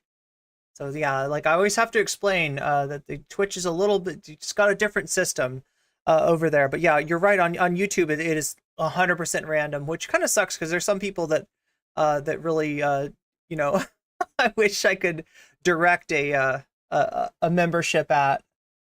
Most ways, values-wise. Maybe we're not doing it the right way. I don't know. Religious tolerance. That doesn't exist in Gaza. You're either Muslim or an infidel, and you better be a Muslim. Female freedom. Free and fair elections. Free speech. Chat, would it be mean for me to make fun of the lip smacking that he's doing? Is this just something that happens when you...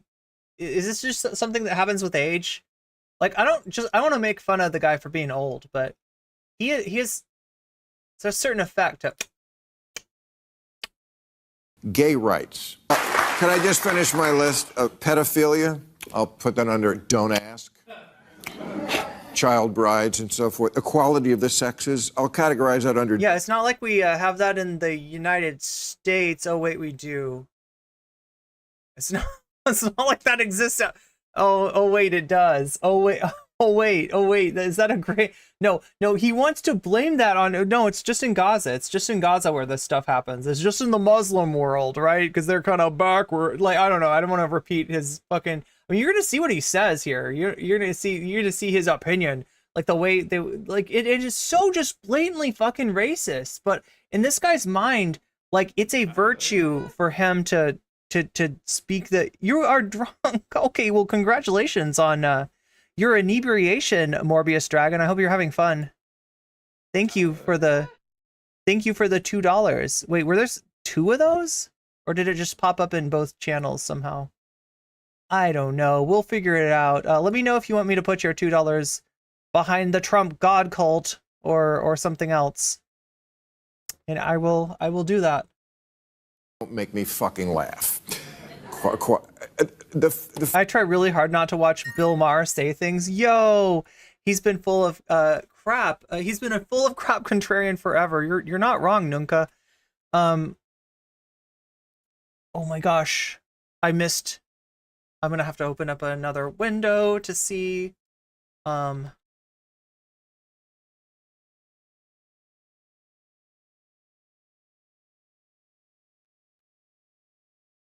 That's not the right window. Oh, Morbius, how funny would I be if I was like, hi, drunk, I'm Irene? Oh, that would be so silly. I can't muster those dad jokes, though. I can never think of them. I need my dad to just be like a producer so he can like whisper it. He could just tell me in my headphones and be like, oh yeah, there we go. Hi drunk, I'm Irene. That's my real laugh too, by the way. No, it's not. It's not really my real laugh.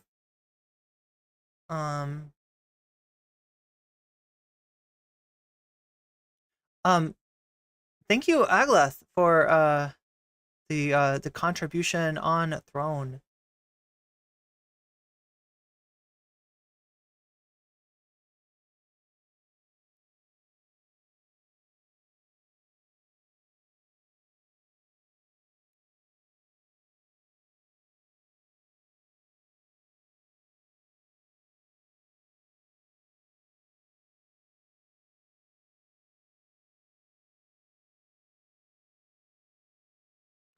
Oh, sorry. I read this wrong. It was actually Shakespeare. Yeah, thank you, Shakespeare. And what would you like me to put your contribution towards? I was reading the one that was right before that.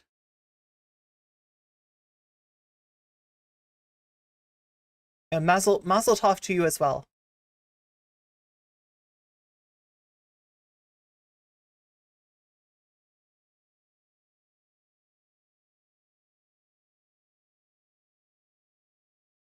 Saturn is in Powerade. Damn. Okay, so between Omega Star and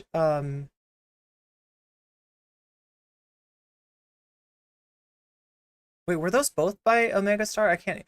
Oh my god, chat, I'm just like I'm losing it. I'm losing it. Morbius and Omega Star. Yeah. Yeah, I'll count yours together as like one. So we got one.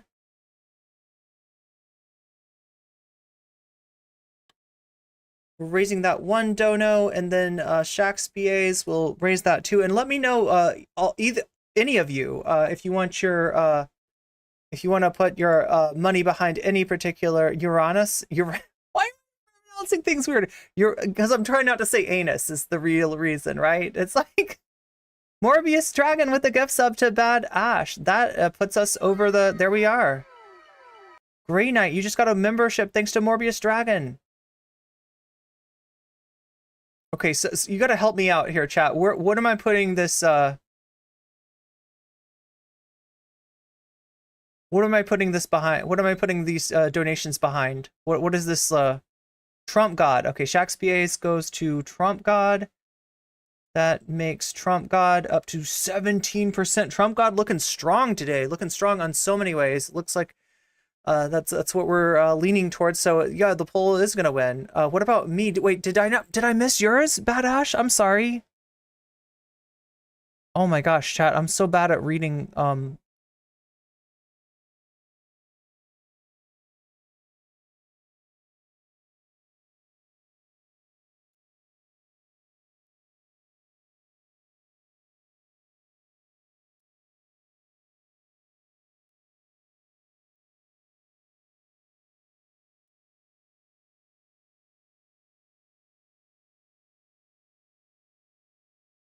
I said your name?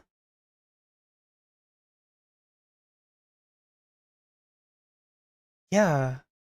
Oh, because you said Uranus is in Gatorade, right? I think that's why.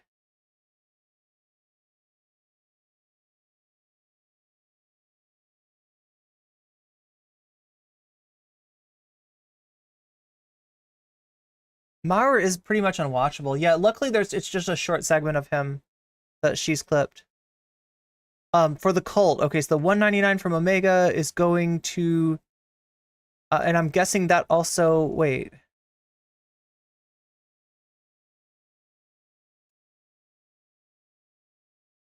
Got 199 going to the cult. That makes it 19%. Let me know if there's more that I need to add. I keep on. Trump God. BCAT K says Trump God.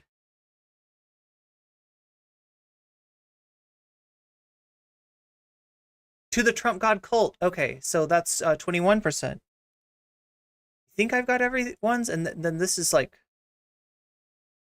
This is 10 out of 10. Oh, Omega is going to Vox Populi, so that is now at 22%.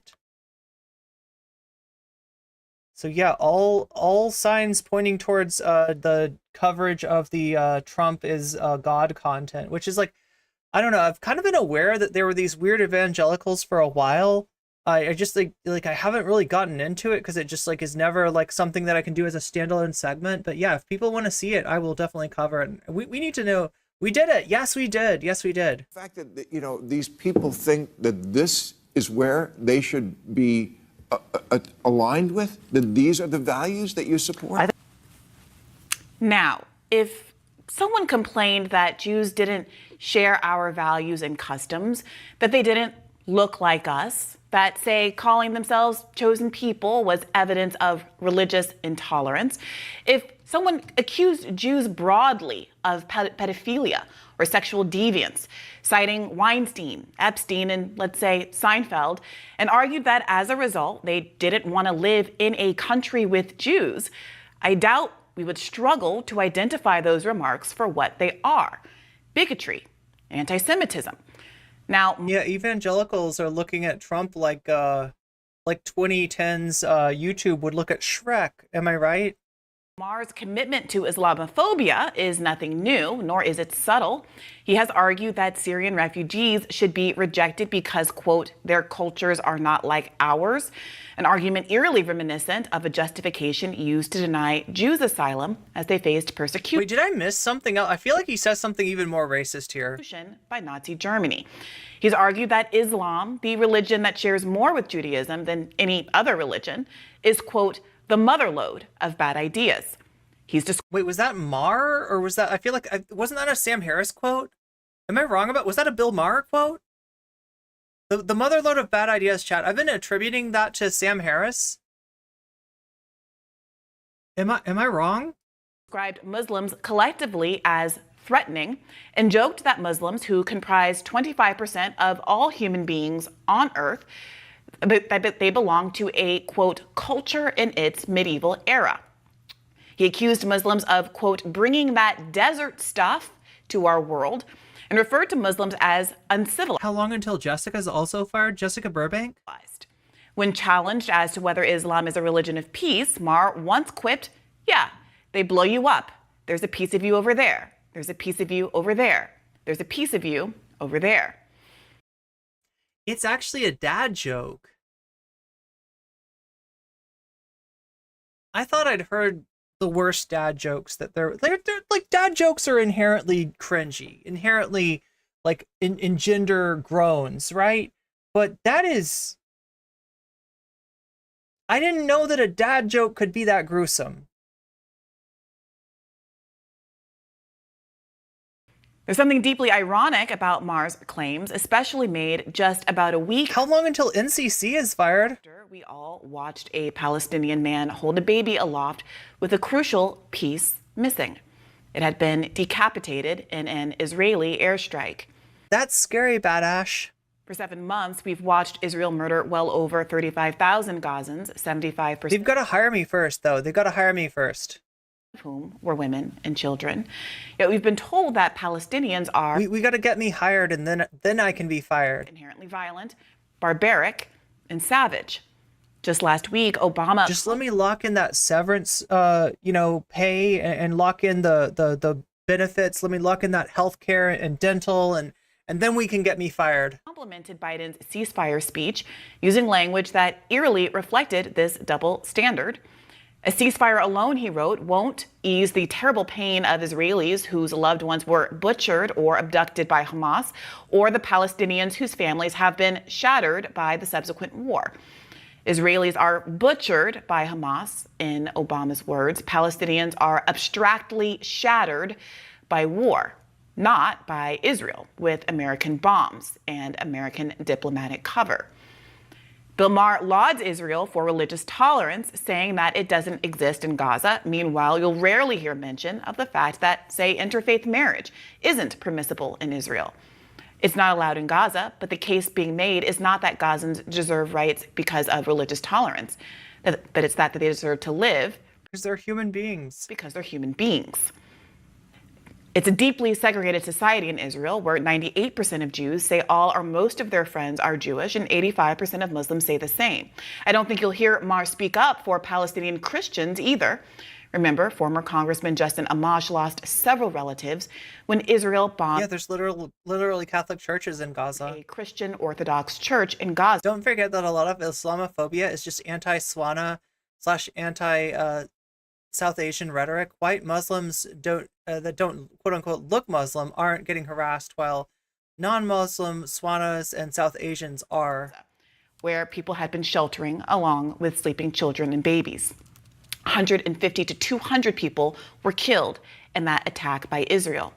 Israel is a country that imposes segregated roads for Jews and Arabs. This map shows how Palestinians are forced through checkpoints, where they're forced to wait for hours and are subjugated to humiliating treatment.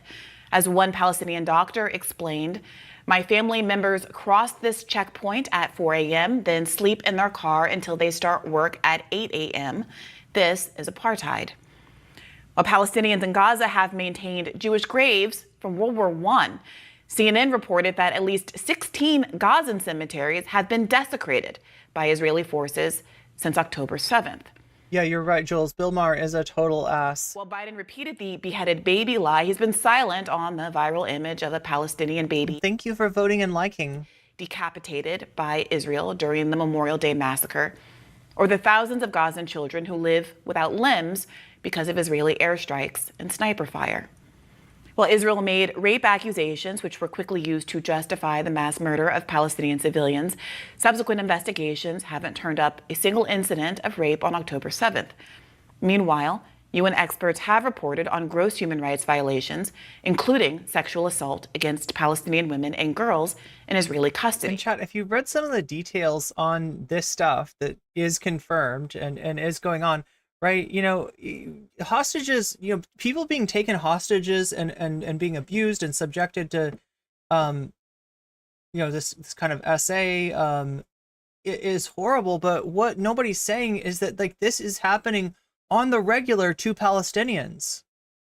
Like, Palestinians are held without any sort of legal proceedings regularly. And yeah, this is, what's been documented to have happened in those situations.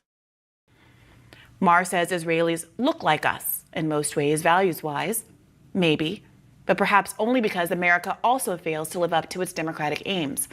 Just last week, The Guardian reported that an Israeli Mossad director personally threatened the UN court's prosecutor to avoid accountability for its crimes against Palestinians, stalking her and threatening her family like a common thug. And while Israel's defenders often claim contradictorily that it's a Jewish state, but also a pluralistic democracy where everyone is equal, Israel refuses to allow 5 million Palestinians in Gaza and the West Bank to either have their own state and self-determination or, alternatively, to participate in Israeli society as full rights-having voting members of one united state. They brag about Arabs comprising 20% of the Israeli public, but insist that Palestinians are too intrinsically dangerous to live amongst in greater numbers. Well, which is it? If Israel is proof of a democratic, pluralistic dream, why is this so-called equality reserved for some Palestinians, but not for others?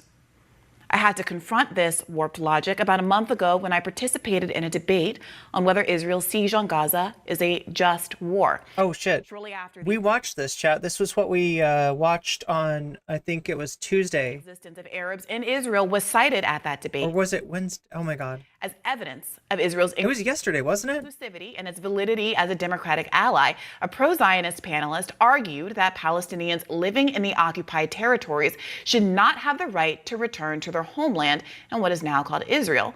Yeah, that's true, Teddy Cool. She said that Robbie objected to her firing because Zionism is anti-Semitic in SE. As they're unsuitable neighbors, unlike, say, people from Denmark. There are 2 million Arabs that live in Israel. There are 0 Jews that live in Gaza, right? It's a relevant data point. Zionism is about this creation of the state of Israel, which was created. Are you a Zionist or are you an anti-Zionist? What I'm trying to figure out is if my opponents here believe that the state of Israel should exist at all, and if we should wipe a UN member nation off the map, because that is effectively what right of return is. The right of return is not take 7 million refugees, and this number expands. These are people who have never been in the area, have resettled. Yeah, Shakespeare, I agree. We need to get the podcast together. We've been talking about putting together a podcast and bringing on some guests and talking to awesome other creators like Shakespeare and Zara, and someday we'll get it together. Someday we'll coordinate it and make it happen. I would like to do it like a weekly or bi-weekly. It would be really cool. Other places. And Benny Morris's book is far more nuanced than that is allowing, that there were people who were expelled, there were people that were forced out by their own side, etc. Benny Morris has actually said this, you quoted him, so let me go to him, that if you do have right of return, which by the way, 7 million people doesn't mean 7 million people that go to the West Bank and Gaza. Very specifically doesn't mean that. It goes to what Israel is now. In what Morris said, and I think it was an article Tablet, he said, the response to this is if you think October 7th is bad, this is going to be a giant bloodletting. This is not as if 7 million Danes are coming in. These are people who have an ideological predisposition. You might be asking yourself why one would presume there'd be a bloodletting if Palestinians have the right of return, especially given that, as he mentioned, 20% of Israel is currently composed of Palestinians. Again, this is supposed to be evidence of how democratic and inclusive Israel is. That panelist, Michael Monahan, seems to imply there's something specific to Danish people that qualifies them as neighbors over Palestinians, or perhaps something intrinsic to Palestinians. Yeah, the way that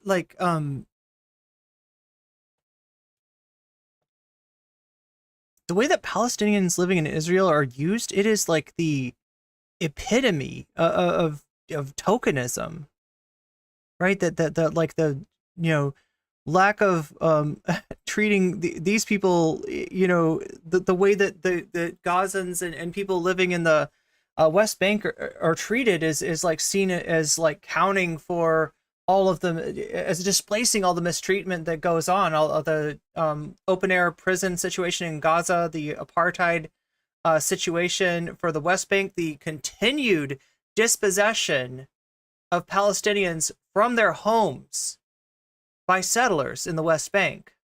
Or Arabs as a people that disqualifies them. What is it about the relationship between Israelis and Palestinians that would make the former feel unsafe? Well, one big difference I can think of is that Zionist Jewish settlers never committed ethnic cleansing against Danish people.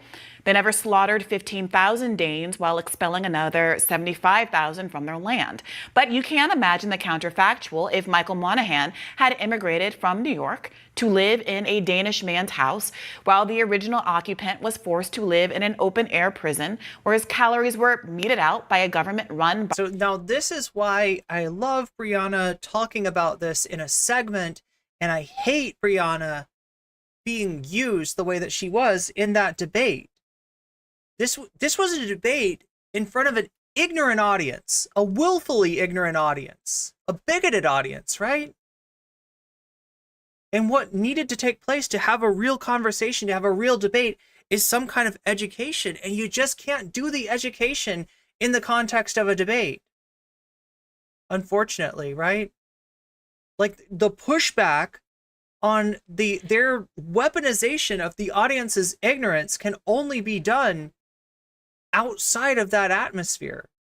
I mean, did you see the way she was getting stepped all over? The way she was getting cut off? She couldn't get any, like the way she was being treated, for, like she was being indulgent for just trying to enlighten this massively ignorant audience, right?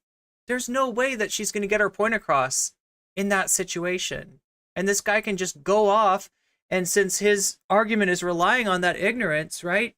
He's good. He's good, right? He doesn't need to teach the audience, anti-Islamic sentiment. They already have it. They already have it in a big way. By immigrants from Eastern Europe and the United States, I suspect it would put a bit of a damper on the jolly relationship he seems to enjoy with the people of Denmark.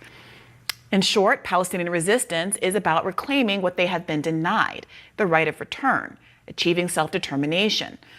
But once you admit that, you have to acknowledge that the obvious answer to how to achieve peace involves allowing Palestinians to return to their land and live as co-equal citizens in historic Palestine if they so choose, even if that means the end of Israel's existence as a Jewish majority ethno-state. And that was the clip. That's where Brianna clipped her, right? She said something similar to that, but like it's as if you took off the. Wait, let's hear what she. Let's hear this again. As co-equal citizens in historic Palestine if they so choose, even if that means the end of Israel's existence as. Nope. If I'm Brianna Wu, I'm cutting her off right there, and I'm gonna make it sound like she said the end of Israel's existence. And I'm gonna make it sound like what she means is that like the whole of the country, the entire population is wiped out, right? That's what Brianna Wu did to her. That's how distorted, like, her message became in the hands of this horrible person who we're about to see, who also got fired on the same day, but for a very different reason, from a very different, a very different thing. A Jewish majority ethno-state. Garlic bread army? Chat, you're making me hungry again. Political scientist John Mearsheimer, who gained new prominence as an early critic of America's Ukraine strategy. I need to eat something. And who wrote a seminal book on the Israel lobby, made exactly this argument when asked whether he believed Hamas was motivated by anti-Semitism or by some intrinsic quality to Arabs or Muslims. When you have a disaster, and what happened on October 7th is a disaster, one of the first things that happens is that people begin. And look, I'm going to say it because it doesn't get said enough, right? The Trump administration bears responsibility for what happened on October 7th. Cutting Palestinians out of the negotiations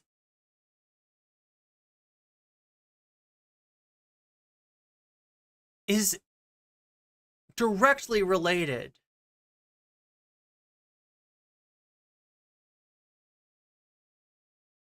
to the events of October 7th.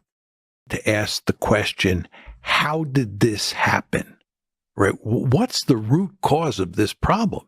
This is a disaster. We have to understand what caused it so that we can work to make sure it doesn't happen again. So we can work to shut it down and then make sure it doesn't happen again. Mm-hmm. But once you start talking about the root causes, right, you end up talking about how Israel was created, right? And that means telling a story that is not pretty about how the Zionists conquered Palestine.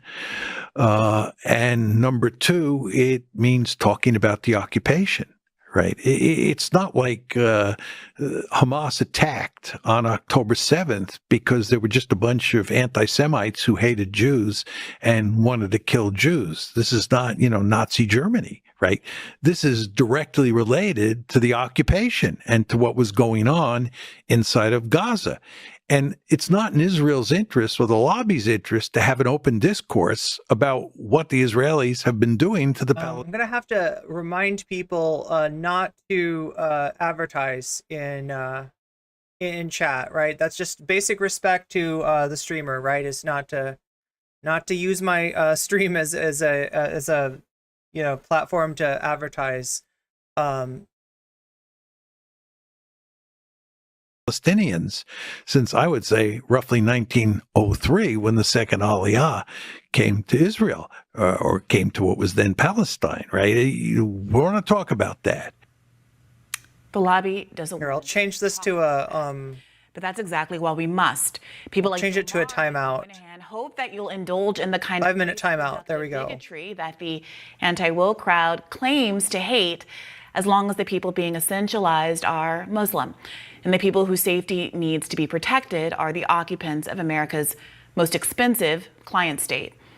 This is the sophistry of Zionism, of all colonialism, to inflict violence, to ethnically cleanse. Who is Briahna Joy Gray again? Hey, Skeleton Flash, I appreciate the question, because if you don't know, if you've got that question, probably other people in chat have that question too. So Briahna Joy Gray was a campaign, I think was she running Bernie's campaign? She was pretty high up. She was a, high level campaign official, if not in charge of the Bernie Sanders campaign in 2016, and started up a podcast with a member of Chapo, who we shall not speak of, right? Who ended up being, pretty toxic and having some really gross allegations against him that she no longer works with, right? Called Bad Faith, right? She's the host of the Bad Faith podcast. And she also works on The Hill, or worked on The Hill. Yeah, she got fired. To kill, to starve, to rape, and then to accuse those who resist. Yeah, there's no bad questions, chat. If you have a question in chat, you're probably not the only one who has that question. So, of being intrinsically and spontaneously violent. That's the name of the game. But it doesn't have to be this way. I'll leave you with some thoughts from Ali Abunimah, co-founder of Palestine-focused independent media outlet Electronic Intifada, on how South Africa was able to come out of apartheid. Whites in South Africa were absolutely resistant to the notion of a one-person, one-vote system. If you look at... You started a podcast with Voldemort. Yeah, Virgil Voldemort, Texas. The surveys of white South Africans in the 1980s and into the early 1990s. Remember, this month, April 1994, but again, she didn't know about the if Voldemort vaped. Is it Virgil, Texas? I always associate Felix with vaping. Did Virgil vape too? April 2014. Now you're making me want to. 20 years since the first democratic election in South Africa. But up until 1990, 91, 92, the vast majority of white South Africans were saying, well, we'll accept some kind of federation or some kind of group accommodation, but we absolutely will not accept a one-person, one-vote system because that will be the end of us. And it was consistent. The same in Northern Ireland. And what I trace in the book is that actually these positions... Bree was Bernie's national press secretary. ...seem pervasive and entrenched among the ruling group actually can dissolve fairly quickly and be replaced by new narratives that are much more conducive to a more peaceful and just future. In South Africa, whites were able to embrace the idea of the rainbow nation. We can talk, and I do in the book, about the reality versus the vision, but they no longer said we must have apartheid or we'll be thrown into the sea. Ask yourself. So what that is guilt, right? What that is guilt that lends itself towards fear of retribution.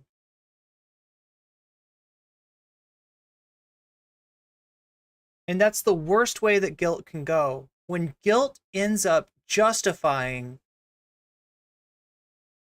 further oppression, that is the worst function that guilt can serve. And that's what that is, the concern that, like, oh my gosh, if we allow, like, black South Africans to vote on par with white South Africans, if we actually abolish apartheid, then what if the oppression visited on black South Africans is then, there's retribution towards white South Africans? That's not what happened. That's not, in the end of the day, that was a false concern. That was not actually, what happened, right? So the same argument's being made now about Israel. Oh, well, gosh, if we have a singular secular state, one person, one vote, then the Palestinians will have more votes. And what will they do with that self-determination? What will they do with that freedom? Yeah, right. That's guilt right there. That's guilt of and manifesting as like, what if they do the same thing to us that we did to them? which is the regressive, backward approach. One person, one vote, religious and ethnic pluralism, like what we enjoy here in the United States, or the insistence on an ethno-state. Isn't it interesting that the men accusing Muslims of being too backward to live amongst are the ones arguing against a modern democracy? I mean, I think the problem with that, and it's not going to be surprising to hear me say it, is that the people of Israel fear that the people of Palestine don't want to set up a pluralistic Western-style democracy. They want to set up, or will be, or. I mean, do you understand that a Western-style democracy ideally includes like a concept of, you know, that there's a, you know, the like minority, the two sides of it are like majority rules, minority rights, right? Minority has the rights, has its rights like upheld, you know, by the judiciary. Will struggle to prevent the setting up of an Islamic authoritarian theocracy, and by the, you know, constitutional mechanisms they have currently in Gaza. And you can, you know, disdain all you want the talk of thinking that Danes are inherently superior, but the Danish people have set up a social democracy, as have other European countries, whereas the Islamic world has extremist Muslim theocracies, and the people of Israel. But wait, what about Israel then? What about Israel? What about a religiously based state? Do you think that that's particularly woke, Robbie? Do you think that's a double standard, major fucking double standard there from Robbie Suave? Don't want that to happen to them. Who I'm just noticing now, I don't know, chat, is this just me? He reminds me of Benny from Fallout New Vegas. Is that wrong? Is that anti-Matthew Perry of me to say? Your messages will never be seen here? I don't know about that. 70% of the people in Gaza supported the actions taken by Hamas. It's not as many as that now, thank goodness, but there's still support for violent resistance against Israel and support for Hamas. So Gus Gablau says, colonial paranoia. Talk to your comrades about land back if you want to see some of that. Yeah. Yep. That is the fear. That's Benny slander. Willingness. It's his outfit. It's his outfit more than anything, I think. To allow them to have self-determination. I don't know that there's not a right to set up a state. At least he's not tying his tie in a double Windsor. Rights. So there's no right, to my mind. No offense to double Windsor. A people. Religious theocracy that's going to deny rights and attack you. Why does Israel have the right to set up a religious theocracy and attack Palestinians? There's the question. There's the question. Of Hamas as evidence of their religious intolerance, but not the fact that overwhelming majorities of Israelis think that the approach in Gaza over the last 7 months, which has resulted in the deaths of over 35,000 Gazans, 75% of whom are women and children, is not evidence of the inherent violence of that population. Yeah, I don't think it's evidence of inherent violence. Wars are violent, and Israel is waging war against Hamas, and Hamas could end this violence at any moment by having its top leadership surrender. Why did you make that same argument about Hamas? See, here's the problem. Can he not see his own?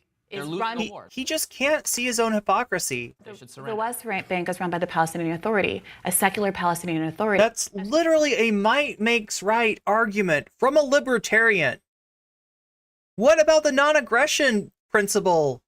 Discussed at length on this show. Fake libertarian. Gone out of its way to make sure the more moderate secular leadership doesn't arise in Those Gaza. Those actions are very wrong. Because they want. Wait a minute, Robbie. I'm just going to finish this. Okay. Because they don't want to. They want to be able to use exactly that justification for the immiseration and mass murder that we've been seeing over the last 7 months. There's something that strikes me as very ironic, that we're witnessing one country brutalize and kill tens of thousands of innocent people, while being told that people who are doing that killing are doing it for truth, justice, and freedom, and the people who are victims of that killing are the ones that are the real barbaric savages. And I use those words pointedly. Savagery, barbarity, these are words that we, as we have covered on this show, are used repeatedly by the New York Times and other major outlets to describe the deaths of Israeli people, but when it happens at the hands of Palestinians, but not the other way around, by like something like a 60-to-1 margin. Words like horrific, despicable, barbarous, are used to describe it when an Israeli is killed, but not when Palestinians are killed. And those ratios have gotten worse as the proportion of Palestinians killed as compared to the portions of Israeli has gotten even more exorbitantly different as the months have passed. So I'm simply pointing out that there is a real asymmetry here. And the reason that you're seeing people like Bill Maher, I believe, really double down on this idea that there's something intrinsically wrong about Muslims. There's something intrinsically inappropriate about Arabs. And you get the doublespeak from people like... It's not intrinsic. Was that not what he was arguing? I don't know that that's what he's arguing. No, I don't think that's what he's arguing. He's saying it's nothing intrinsic about their race, but it is an ideology. And if they are going to give power to an Islamic theocracy, their neighbor, Israel, is going to work to prevent that. A Jewish theocracy. So we should support a Jewish theocracy, is what you're saying. Why is it that the words Islamic theocracy seem to hold this talismanic weight for you as something that's naturally wrong and we should object to, but you don't feel the same way about a Jewish supremacist theocracy? Again, the level of rights that he went down, there is no comparison. And I pointed out how wrong he is about so many of those things. Why don't we object to the religious intolerance of Israelis killing Christian Arabs in Gaza? Why don't we react to the religious intolerance of Israelis digging up 16 Palestinian cemeteries? And you push back against the idea that Bill Maher's intolerance. I spent the first part of this radar going through what I think are the most, wait a minute, going against the most, he thinks no, religion is he bad. specifically talks about Islam. Would you like me to reread the beginning of this radar? He has said that, like, I feel like I missed that, like, the most, like, there were elements of what Bill Maher that was saying earlier that I was just like, my jaw dropped at, right? He said something about, like, bringing that desert vibe or something like that. I missed it when I was reacting to it, which is pissing me off. I made a point to, like, want to respond to that, but just, like, there was something, like, he's basically, like, associating Arabs and Muslims with the desert, with the wilds, with the, I don't know. There's just something really. Their cultures, Muslim cultures, are not like ours. Like, it's just wild that this shit doesn't get called out. That this shit passes as like, oh, well, that's just his viewpoint. Not like that's a fucking bigot over there. That's a racist. That's a horrible person. That they should Muslim cultures have set up Islamic theocracies throughout the Middle East, and now we want to prevent this kind of government from taking. And now we're in the middle of a huge global conflict that's escalating because of a Jewish theocracy that is held out as not just something that is beneficial, but that's something that America should devote $3 billion plus to every year to maintain, because it is a right that this theocracy, this particular ethnic state, should exist. I didn't use the word right. You're asking you why. did. But Moynihan Moynihan did. And the why is because Moynihan did use Israel the word right. doesn't want on its border it has a another right Islamic to theocracy. exist. So this is also the question about South Africa. When we're talking about the end of apartheid, does South Africa have a right to exist? Well, South Africa exists, but it does not exist as an apartheid state anymore. And that is the question. Should Israel have the right? Does any country have the right to exist with a political system that treats some members of its population in a discriminatory fashion? I don't like to ascribe. We got to make sure she stays platformed. We cannot let her disappear. Do you see what she's doing here? Like, this is the argument that needs to be featured. This is the argument that needs to be centered, right? Like, this idea that like,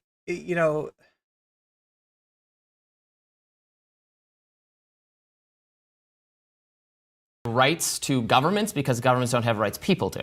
But Hamas has no right to run Gaza and deny the vote to people and have an authoritarian Islamic society. So there's no right in play here. It's a war. It's war between two governments, one of which we prefer to the other. 5 million people live in the West Bank under the Palestinian. When they say that, like, from the river to the sea means that the Palestinian liberation equals, like, pushing Jewish Israelis out into the ocean or whatever, just like, destroying, getting rid of them, right? It's like that. It needs to be brought up that that's not what happened in South Africa. It needs to be brought up that there's another model for truth and reconciliation, and that's what needs to happen at this point for the good of everyone involved. authority. That's not a theocracy. So what rights do they have to self-determination? Why is Israel allowed to occupy their People territory? have the right to self-determination. Yeah, the people, and Israel's actions with respect to the West Bank are wrong. All right. Okay. Well, we'll continue this conversation, I'm sure. Stick around. So much cognitive dissonance with Robbie. Let's take a look at this one other. So yeah, this is the other radar that Brianna cited when she was talking about, and let's take a look. I always do. I always like to give you the inside baseball on YouTube and the game of YouTube, the algorithm, all that stuff. So she said that these were some of the most popular videos recently on.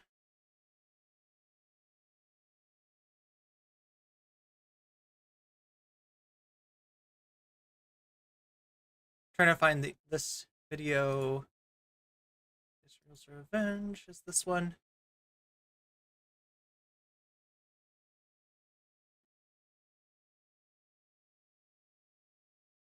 Okay, there we go. Israel's double standard, 200K. We got another one. It's 259K. But yeah, we do have a look at this. That's not typical, right? 259K there. For this border crackdown video, 24K. For the Dr. Fauci video, 18K. For Megan Thee Stallion, 9K. 29K for Mexico's recent election. 16K for Trump convictions make him more likely to win presidency. I think she's right. I think I didn't realize how what an order of magnitude of difference. Right, so they do have some videos around this size, but somewhat few. Even this one that we just watched, the interview with the sister of a Hamas hostage. Right, it's only getting 61K views. Where's the Bill Maher one? Israel's 200K for the Bill Maher.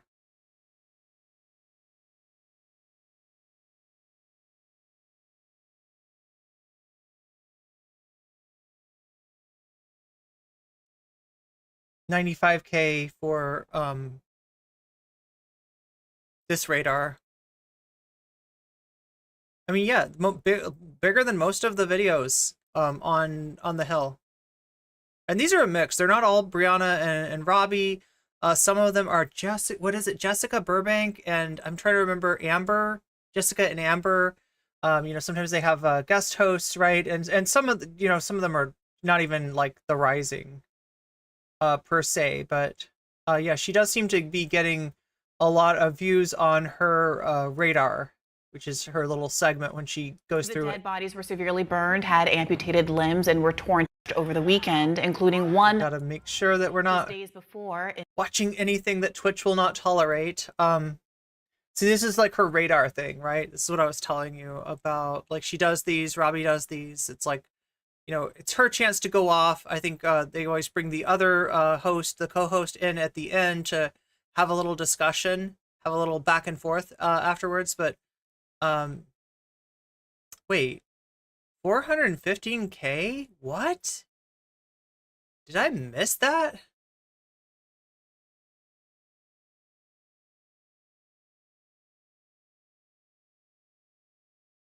Oh, I wasn't looking at the right video. Yeah, 415K. What is it, 10 days ago?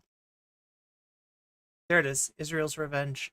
415K. Yeah, okay, so she's not exaggerating. These videos, these last two radars have gotten a lot more views than most of the vast majority of their content. In The Atlantic, staff writer Graham Wood had penned what might be read as a justification for killing children. Quote, "It is possible to kill children legally," he wrote, "if, for example, one is being attacked by an enemy who hides behind them. It is possible to kill children legally," he wrote. This is Pierce Morgan. Wrote. Now we see where that logic leads. Monday, Netanyahu made a statement claiming responsibility for the Sunday night massacre, calling the choice to drop one-ton bombs on a tent city where millions of Gazans have been told to flee for their safety, quote, a tragic mistake. But this time, something seems to have shifted. Media figures who've spent months defending Israel's siege on Gaza have found themselves confronted, finally, with an indefensible act. UK commentator Piers Morgan was one of those people. Oh, Shakespeare, I didn't even notice that that your throne donation was for the XLR cable, so thank you. Yeah, well, it looks like we're 2/3 of the way there. Thank you for that generous contribution. So yeah, it looks like we will have the new audio set up soon enough, right? Again, sorry to anybody who those who donated for this. I kind of was waiting to send you thanks until I could get a video of the equipment. I'll put something together. I'm not going to make you wait for the XLR to get here. But yeah, we are like 2/3 of the way there to having the full setup, and the audio will be improved. Waluigi's butt will be very thankful because he'll be sitting on a less uncomfortable microphone at that point. And yeah, we're almost there. Here, I'm gonna get back to the content here. I didn't notice that until just now, and that's very kind of you. Mistake, tweeted Piers. No, it wasn't. Netanyahu repeatedly said he'd attack Rafah, and he did. I've defended Israel's right to defend itself after October 7th, but slaughtering so many innocent people as they cower in a refugee camp is indefensible, he tweeted. Stop this now, Netanyahu. I'd argue when you've launched a staunch defender like Piers Morgan, you may have lost the plot. Former USAID lead... Wait, I don't want to miss what... One who spent millions of... Where that logic leads. Monday... Oh, okay. So the point of this is Piers Morgan flipping on Netanyahu over the Rafah bombing. Who made a statement claiming responsibility for the Sunday night massacre, calling the choice to drop one-ton bombs on a tent city where millions of Gazans have been told to flee for their safety. Yo! A tragic mistake. That's fully funded. But this time, something seems to have shifted. Media figures who've spent months defending Israel's siege on Gaza have found themselves confronted, finally, with an indefensible act. UK commentator Piers Morgan was one of those people. A mistake? Tweeted Piers. No, it wasn't. Netanyahu repeatedly said he'd attack Rafah, and he did. I've defended Israel's right to defend itself after October 7th, but slaughtering so many innocent people as they cower in a refugee camp is indefensible, he tweeted. Stop this now. Trump called. I'd argue when you've launched a staunch defender like Piers Morgan, you may have lost the plot. Former USAID lead for disaster relief Jeremy Konadek tweeted, bombing a tent camp full of displaced people is a clear-cut, full-on war crime. Even if Hamas's troops were present, that does not absolve the IDF of the obligation to protect civilians. It does not turn a tent camp into a free fire zone. As anti-war protests broke out in Paris, even Israel ally Emmanuel Macron spoke out, tweeting, outraged by the Israeli strikes that have killed many displaced persons in Rafah. These operations must stop. There are no safe areas in Rafah for Palestinian civilians. I call for full respect for international law and an immediate ceasefire. The loudest and clearest anti-war voice among American elected officials has been Rashida Tlaib, the only Palestinian American in Congress and one of 2 Muslim American Congress members censured by her colleagues early in the conflict for objecting to the violent murder and dispossession of Gazans in the name of Jewish self-determination. Let's take a listen to a little of what she had to say. It is disgraceful that the Biden administration and my colleagues in Congress continue to smear them for protesting to save lives, no matter faith or ethnicity. It is cowardly. But we're not going to forget in November, are we? President Biden, I hope you hear us loud and clear.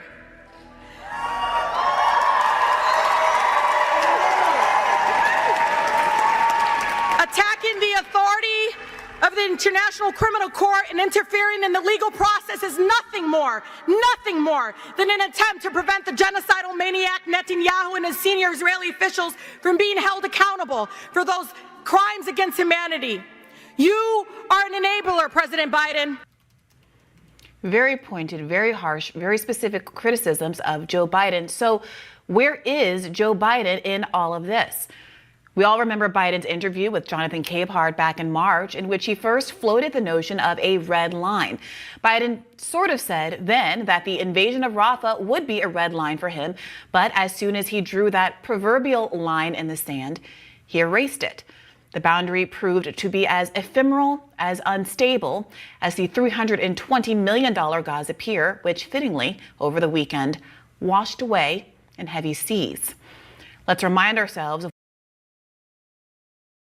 I knew when they started talking about building that pier thing that this was never going to help. But, like, I didn't think it was going to be fucking washed away into the sea. I mean, am I surprised, though? A pier, a mobile pier, a floating pier that the U.S. Navy builds? Yeah, I don't know. I don't know. Biden had to say back in March. What is your red line with Prime Minister Netanyahu? Do you have a red line? For instance, would invasion of Rafah, which you have urged him not to do, would that be a red line? It is a red line, but I'm never going to leave Israel. The defense of Israel is still critical. So there's no red line. I'm going to cut off all weapons so they don't have the Iron Dome to protect them. They don't have. But there's red lines that if he crosses, and you cannot have 30,000 more Palestinians. How about you just stop sending the 2,000-pound bombs that they've been dropping on civilians? How about, like, for starters, can we do that? Dead. Now, the media framed not another 30,000 Palestinians dead as a meaningful red line, as though another 20,000, 5,000, or 500 dead might justify Israel's amorphous goals: defeating Hamas, self-defense. The establishment media mostly ignored that Biden went on to say, quote, "There is no red line. I'm never going to leave Israel. I'm never going to cut off weapons." And it celebrated Biden's so-called moderation. Biden supporters argue that this was evidence he was capable of being pushed left, unlike Trump. Disaffected anti-war voters were asked to trust Biden was on their side, that he had stern words for Netanyahu in private. We were told that Biden had paused a shipment of weapons to Israel because Netanyahu had crossed his red line by launching an invasion of Rafah. Of course, days later, Biden moved forward with another $1 billion in new arms for Israel, even as the Palestinian death toll mounted. A Biden booster account called What Has 46 Done crowed just days before the Memorial Weekend massacre that, quote, "Hey, President Biden's gambit worked. Once again, he's really good at this." Cut to this past weekend, Israel's Rafah bombing video of decapitated babies and a young boy wailing as he watches his father's tent go up in flames. His father still inside. Only a fool would be surprised by this outcome. After all, what did Biden tell us? There is no red line. I'm never going to leave Israel. I'm never going to cut off weapons. Netanyahu, for what it's worth, has been honest about his goals. Quote, "We will enter Rafah and we will eliminate Hamas battalions there with or without a deal to achieve total victory," he announced in late April, even as military experts from Washington to Tel Aviv have warned that defeating Hamas was an ephemeral goal, a pipe dream. Bibi has also been clear that he will continue to act with impunity, that accountability from the international community for his war crimes would not be met with grace, but instead be met with retribution. For example, on May 1st, Axios reported that Israel threatened to punish the secular moderate Palestinian Authority in the West Bank if the International Criminal Court. The whole collective punishment thing is actually, like, illegal under international law. But what the fuck is this? The Palestinian Authority will be punished if the ICC issues warrants. Are you holding them hostage? Like, what the fuck is this? What the fuck is this? Were to issue warrants against Netanyahu for war crimes. Fewer than 24 hours after the ICC prosecutor announced he was pursuing arrest warrants for Netanyahu and Defense Minister Yoav Gallant, Israel started a large-scale military invasion in Jenin in the West Bank that involved seizing homes to use as military bases and killing 8 Palestinians. 2 Palestinian boys were targeted by Israeli snipers and killed in that attack. This is hard to watch. Today, The Guardian reported that Mossad director Yossi Cohen was personally involved in a secret plot to pressure the former chief prosecutor of the ICC to abandon her war crimes investigation. The Mossad had transcripts of secret recordings of her husband and reportedly had been actively seeking compromising information on the prosecutor. This again, according to The Guardian. Another example of how Israel responds to attempts at holding it accountable. Friday, the International Court of Justice ordered Israel to halt its military offensive into Rafah, quote, immediately. The next day, Israel dropped bombs on a Rafah tent city filled with civilians. Remember also that within hours... Gus, you're right. There is a pattern here. You're right. The ICJ issuing its initial finding that what Israel is doing in Gaza could plausibly constitute a genocide. Israel launched an attack on the primary aid distribution organization in occupied Palestine, UNRWA, successfully lobbying the U.S. government to cut funding to the program. Who's doing the rising chyrons? Oh, they misspelled displaced. And setting the stage for what World Food Program Director Cindy McCain has described as, quote, full-blown famine across northern Gaza. Recall also that just weeks ago, Israeli civilians set fire to the UNRWA headquarters in East Jerusalem. The perpetrators there were not punished. Saturday's Rafah bombing took place quite close to one of the largest UNRWA buildings. No place is safe in Gaza, the UNRWA comms director told the BBC. No one is safe, including aid workers. A pattern is emerging here, and it's one in which Israel reacts to accountability like a bully or an abuser. It responds with force directed at some of the most... You know what else it reminds me of? It's because I've got it in my mind right now. It's because of the recent conviction. This is Trumpish behavior. This is Trump-esque behavior. This is the kind of shit that Trump does. Most vulnerable and innocent, and it seems to bank on the global community being too scared to stand up to it. For some reason, up until this point, it's been working. The United States, the richest country in the history of the world with the biggest and most well-funded military by many has the world lost the ability to stand up to bullies? Orders of magnitude, is acting like Israel's hostage. Midday yesterday, many hours after images of carnage had taken over social media, the Biden administration finally made a statement. It says it is, quote, assessing if Israel violated Biden's red line with the Rafah strike. Former Ohio State Senator Nina Turner responded to the White House statement, tweeting, if bombing a refugee camp isn't over your red line is worthless.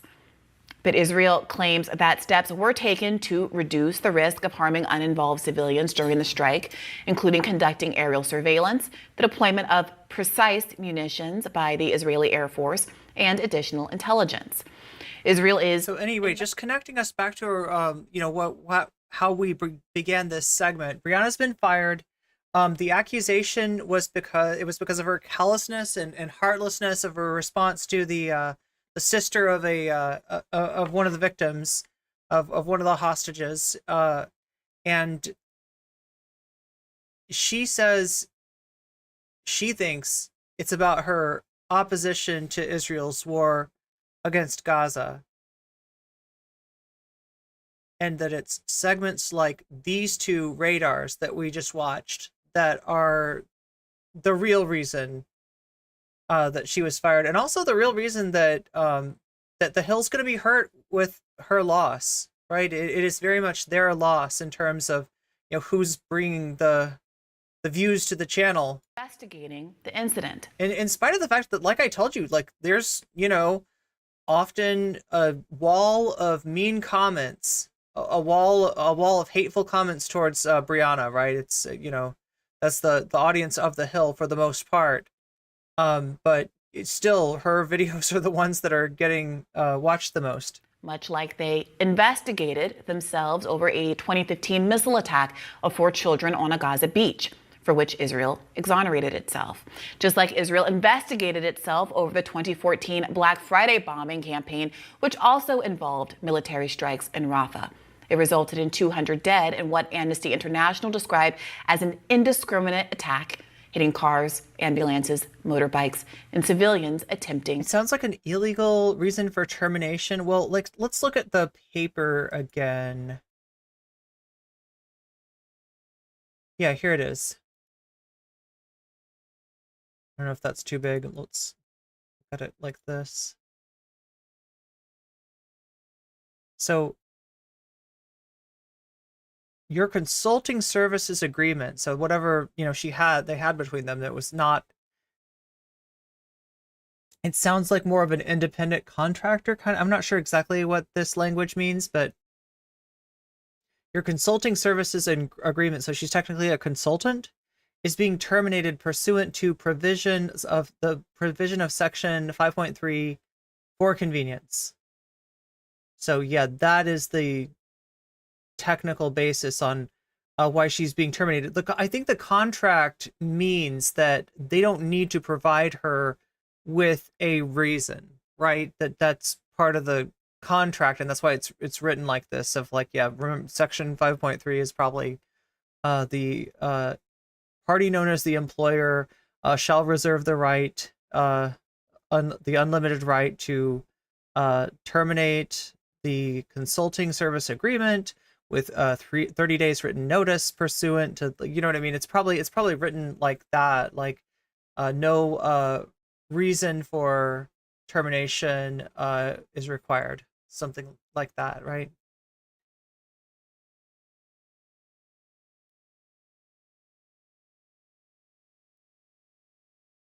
To flee. Just like Israel investigated the sniper shooting of American journalist Shireen Abu Akleh, much like Israel investigated the death of American peace activist Rachel Corrie, who was run over by an Israeli armored bulldozer and crushed to death. No advertising, Dennis. A mistake. No advertising that includes campaign advertising. By an Israeli court. Just like Israel is investigating the World Central Kitchen targeted bombing, another accident.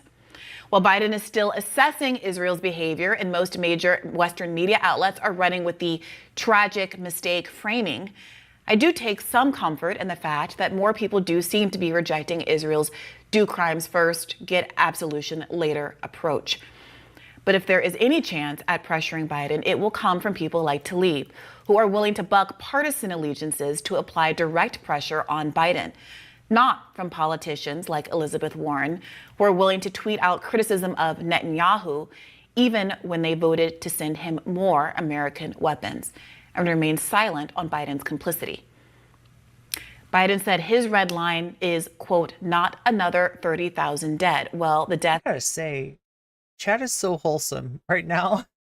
Toll hasn't budged in months because Israel has bombed and destroyed nearly every institution with the capacity to keep count. So who knows how many are really dead? The question, though, shouldn't be what's the real death toll. It should be obvious by now that by any moral metric, the red line is in the rearview mirror.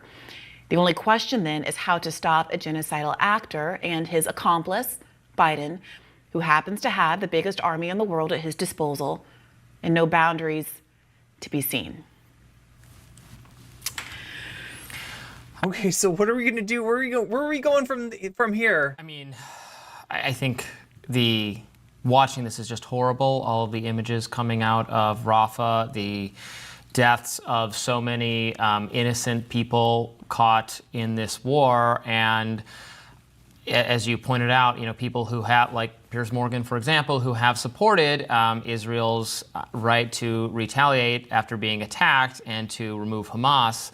But how many innocent people can be allowed to die in that effort before there's a change of course, particularly when, and this is where I think it's incumbent on the U.S. to get itself uninvolved in this as quickly as possible, because this will inspire violence and extremism and blowback against the U.S. if we're seen as the funders of these horrific attacks on innocent civilians. I mean, I hate to say it, but it's a little late for that, Robbie. And so This is a moment to certainly call for restraint and call for the U.S. government to reevaluate its unconditional military support for Israel, which is something I've said from the beginning, but only becomes more obvious at times like this.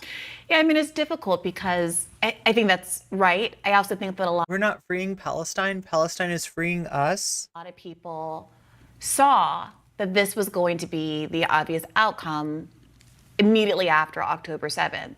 But people who cautioned that there was likely to be a disproportionate Israeli response and that America should put guardrails on what the reaction should be were told that they were basically supporting Hamas, that they were indifferent to the tragedy of all the civilians who lost their lives, who were killed by Hamas on October 7th. I need more lore about Briahna Joy Gray. How come she has had a podcast with Virgil, Texas? I'm pretty sure you're talking about, yeah. Well, I mean, like, I can offer, so maybe you're noticing this sort of element of like anti-identity politics in, Brianna's rhetoric. I mean, it's not really showing up today in what, we're watching here, but, it is something that has come to define her. Understand that, she's part of the Bernie campaign, and that was a campaign that had a cynical, disingenuous version of identity politics used against it by Hillary Clinton, with a claim that there was something, misogynistic or reactionary about Bernie's campaign. That like, this false claim of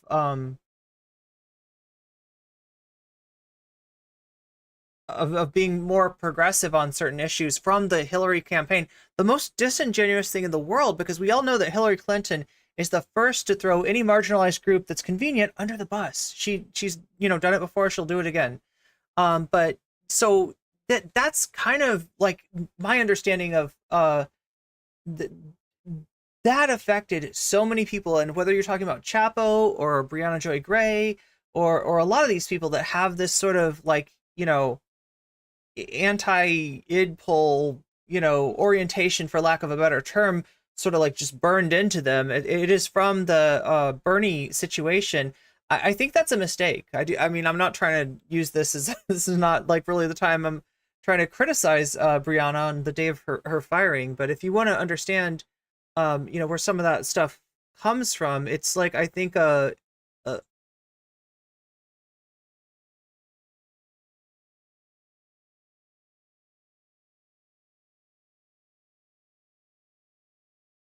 it's a response to, albeit I don't think a very wise response to, the sort of cynical nature of the Hillary Clinton campaign and mischaracterizing everything that, the Bernie Sanders campaign, flawed as it is, and I'll be the first to admit that there were like mistakes that were made in the Bernie campaign that maybe could have given him a better opportunity in 2016. But that being said, yeah, a lot of disingenuous bullshit was thrown at them.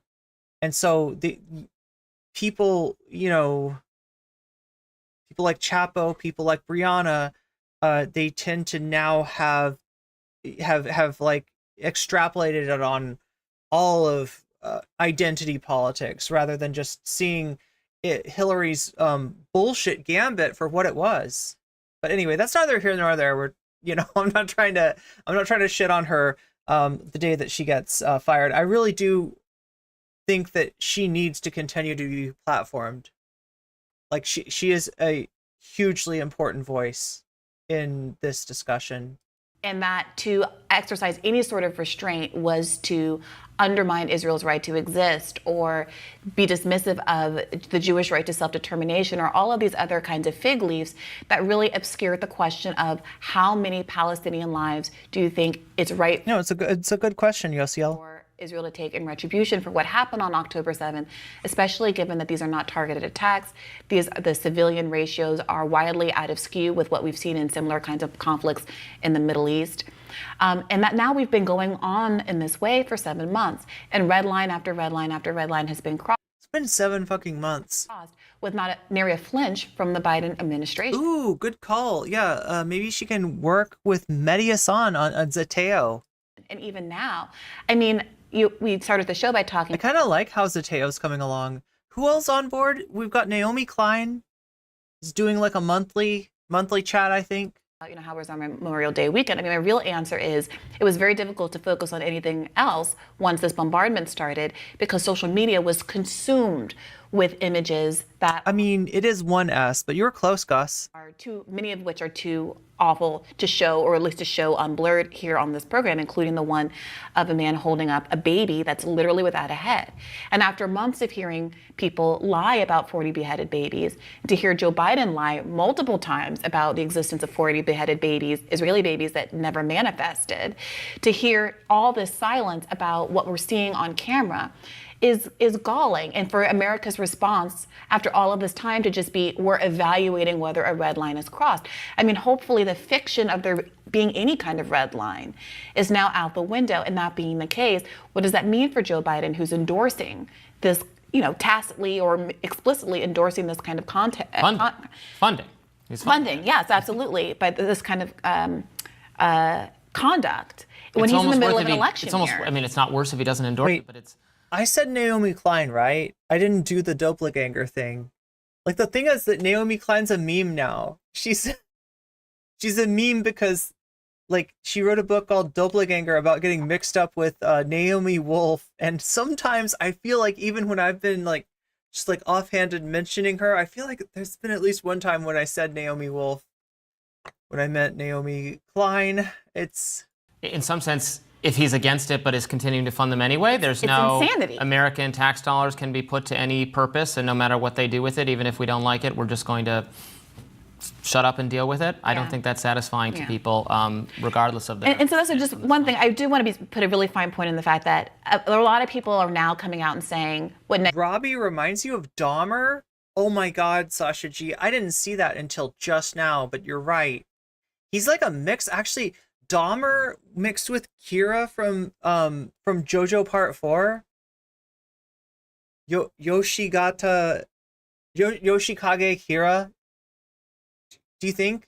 Maybe a little bit of American Psycho too? A little touch. little sprinkle. Rashida Tlaib is the only one who I heard say what Biden is doing is wrong. And given that these are American politicians that I'm really focused on and trying to look at levers of American accountability, I do think it's very courageous for her, a Democrat in the middle of an election year, to be willing to go out and so pointedly criticize the president. And I do think there should be more of a push, and not to give undue credit to people like, Ro Khanna, Elizabeth Warren, or others who I'm glad are saying that Netanyahu is wrong, but at the end of the day are kind of skipping over the most immediate accountability lever they have in front of them, which is that they've already endorsed and do continue to support Joe Biden, without whom this tragedy could not take place. More Rising right after this. Okay, so I was wrong. I thought that Robbie was gonna hardcore go at her. That's how a lot of these radars end up, but not this one. It's more agreement than I realized. Natalie just sent me these screenshots, or earlier sent me these screenshots. Also, Natalie, I got your most recent I don't know if we have time to watch that chat. There's an Ana Kasparian rap. I don't know if we'll get to it today, but some right-wingers made a rap song about Ana Kasparian. That's wild. Okay, so exciting news from Brianna Wu. I told you there's another Brianna in the news today. That's Brianna Wu. Here's your Wu tint for the day. Exciting news. I'm going to be senior producer on the Envy/Desire sequel, which is about toxic trans activists and the cost to trans people. It's a it's Transmedicalism, the movie. That's what she's gotten herself hired as, the senior producer on Envy Desire Part 2, I guess. What I love about Basic Channel is she wants to have a conversation about trans issues. No one else will, because Transmedicalism's got such a bad name. Excited to be part of this. Okay, I'm excited too. And look, there would be reason for excitement, except for boom, boom, boom, boom. Basic Channel. The person she's tweeting at. I don't know. Who is this Amy person? Who is Amy? Okay. A statement from myself and self-help films. Self-help films. Okay. Help yourself, I guess. I don't know why it's called self-help films. I don't think it's like actually films for self-help. I think it's just like that's the name of the studio or something. Self-help film says, we have decided to end our association with Brianna Wu, who was initially engaged to help with fundraising for our upcoming film, the sequel to Envy Desire, titled Summer in Saint Anger.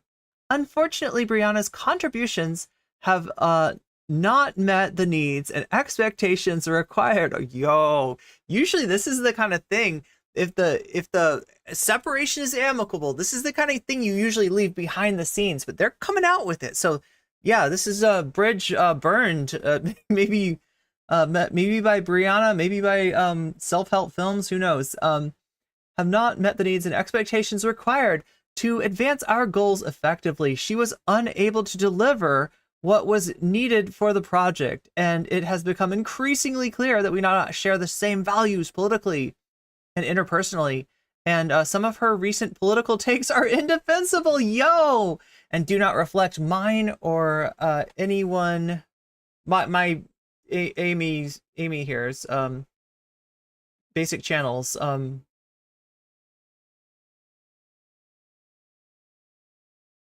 value, or do not reflect Amy at Basic Channels political takes, or anyone at Self-Help Films. Summer in Saint Anger aims to speak to a different audience. We believe it is essential to work with partners who align with our principles and vision. Thank you for understanding and support. Your understanding and support. We look forward to sharing more updates and creating more positive collaborations in the future. See you soon, XX. She spent her time going on Wik panels on and Hulu. Oh, you're talking about Brianna. Yeah, on Hula. When I saw that, I read Hulu somehow. Hula hooping on Tom Foolery's stream. Wait, did she actually hula hoop on Tom's stream? God, it's just like, what is... Anyway, I don't want to talk about that guy. I don't want anything to do with that guy. I gotta stop talking about him. But it sounds like there's a certain percentage of chat that's very interesting, very interested in what's going on with Mr. Foolery, Monsieur Foolery. That's probably not how you pronounce. That's probably not how you say it in French. But anyway, what is this one? This is her responding to Lauren Chen. Let's take a look right here. Yeah, we got the Kasperian rap. I might have to save that for tomorrow. We need to get to this. We need to find out about the Trump religion. All right, we got to save some time for that. Lauren Chen says, end goal of the LGBT lobby is sexualization of. Oh my God. So.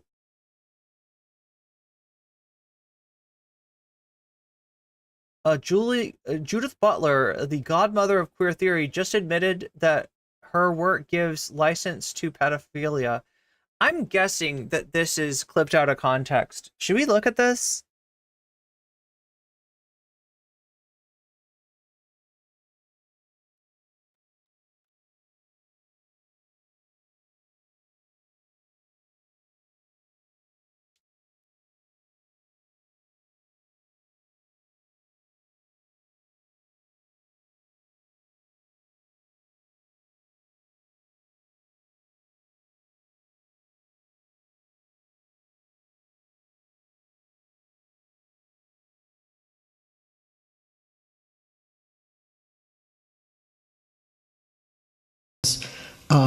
Representing gender ideology and a threat to where I was identified as representing gender ideology and a threat to children.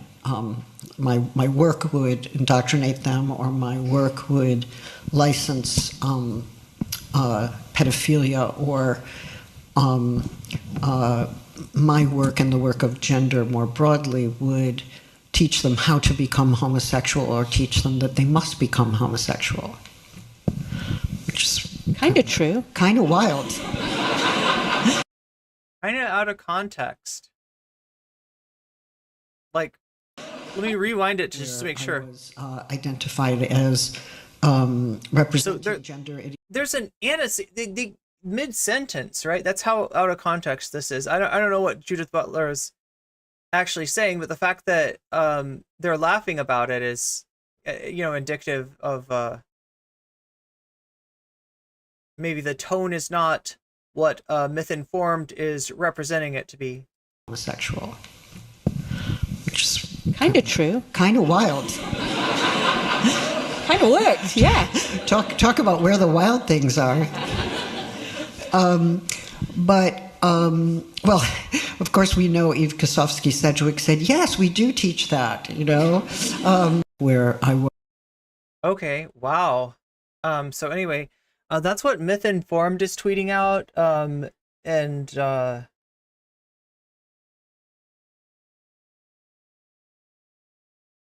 like Lauren Chen is saying this is some kind of like Mastokoff moment, some kind of endorsement of, or like that, like an admission that their work licenses, PDF philia. This is Brianna Wu responding. Lauren, I would hope you respect me enough to hear me when I say I want no part of Butler's agenda. So there we go. Throw Judith Butler under the bus. Just allow this fucking bullshit version of what she said, this bastardized version of what they said, to be propagated with Brianna Wu's blessing. There we go. There we go. Very clipped, yeah. Like that. Look, we get a lot of claims that there's, clips are taken out of context when often they are not in any way taken out of context. But that's the example, right? I always go back to the example of a time where I was literally clip chimped. Like, right? I don't know.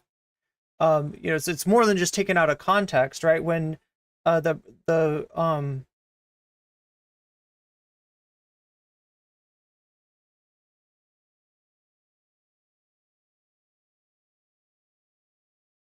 was talking about someone's fans, that person makes the clip, cuts off the part where I say, this is about, this person's fans, and says, this is what she's saying about me. This is, sorry, it's Dylan Burns from that voice.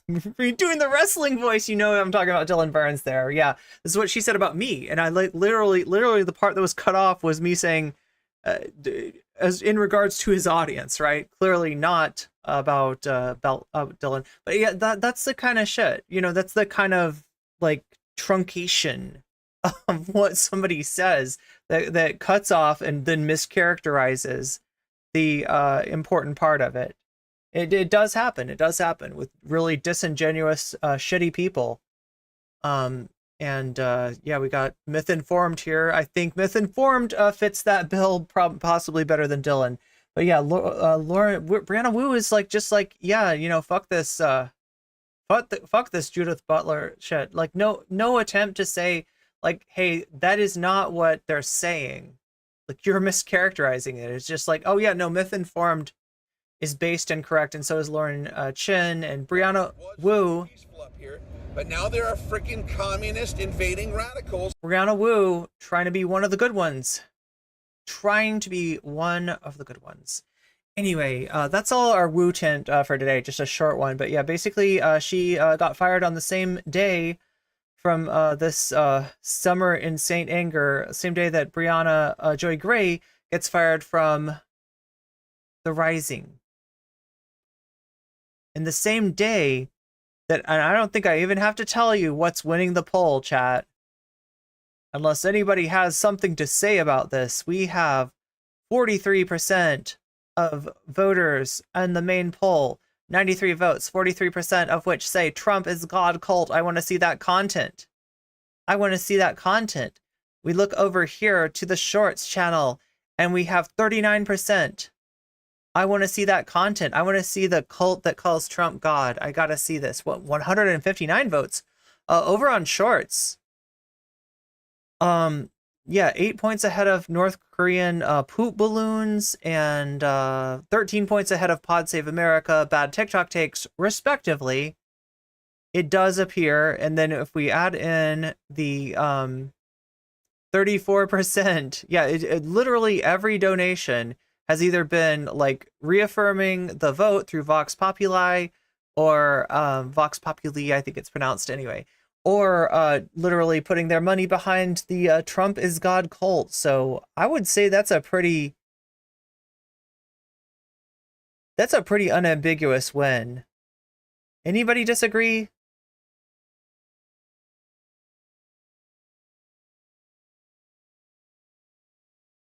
Anybody disagree with this? I think this wins. I think we're going to watch this. Yeah. Ending the poll and ending the poll. We will get to those North Korean poop balloons, though, Chad. I desperately want to cover that. All right, so I'm going to admit, right? I'm going to give you, like, I'm going to be real honest here and say I would not know about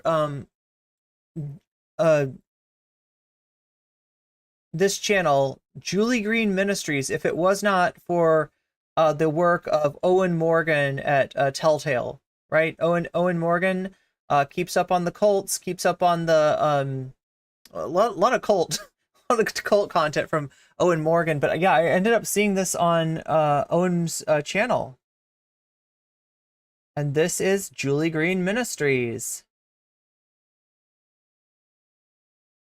Julie Green's prophetic word.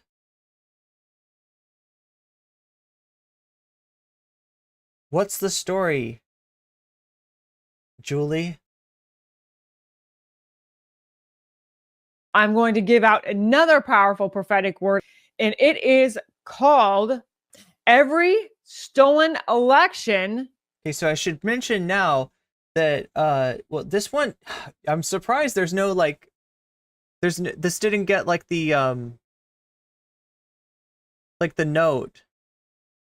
Like it should get the Wikipedia article on the 2020 election here. Yeah, this may be misinformation, Chad. I'm guessing by the fact that she's starting off with the 2020 election that we're gonna get some disinformation from her. Will be overturned. Okay. Wait, is she talking about the... I'm going to give out another powerful prophetic word, and it is called Every Stolen Election Will Be Overturned. Okay, here it is.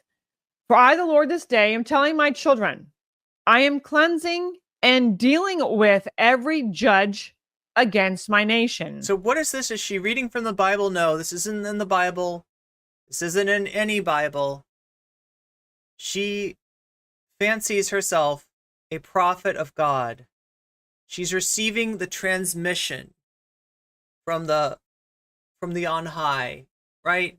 God is beaming these words directly into her brain because she is, I think she would claim, a modern day prophet. This is Julie Green's prophetic word. I am cleansing your judicial system of every person against freedom, justice, and this Constitution. I am the judge over transmission. Yeah, exactly, Valerie. All judges. And I will have the final say. You will see them be disbarred. You will see some retire, and not by their own choice. Yo! You will see some. Not by their own choice. Whatever do you mean, Julie Green? That will die. I told you, my children, the judgment is coming, and now it's here for the ones against me. Wait, what is Romana Dildulo? Dildulo? Saith the Lord. You will see court cases overturned. Retire in the JoJo sense, exactly. You will see others thrown out. You will see the highest court in this land make decisions you never thought they would. They are about to do their job without turning away or rejecting those cases. It is now time for the highest court to uphold justice in this land. Now, ones who refuse will be removed by me, saith the Lord. A great shaking in your Senate has begun. I will reveal every person in Washington, D.C. establishment and every wolf in sheep's clothing.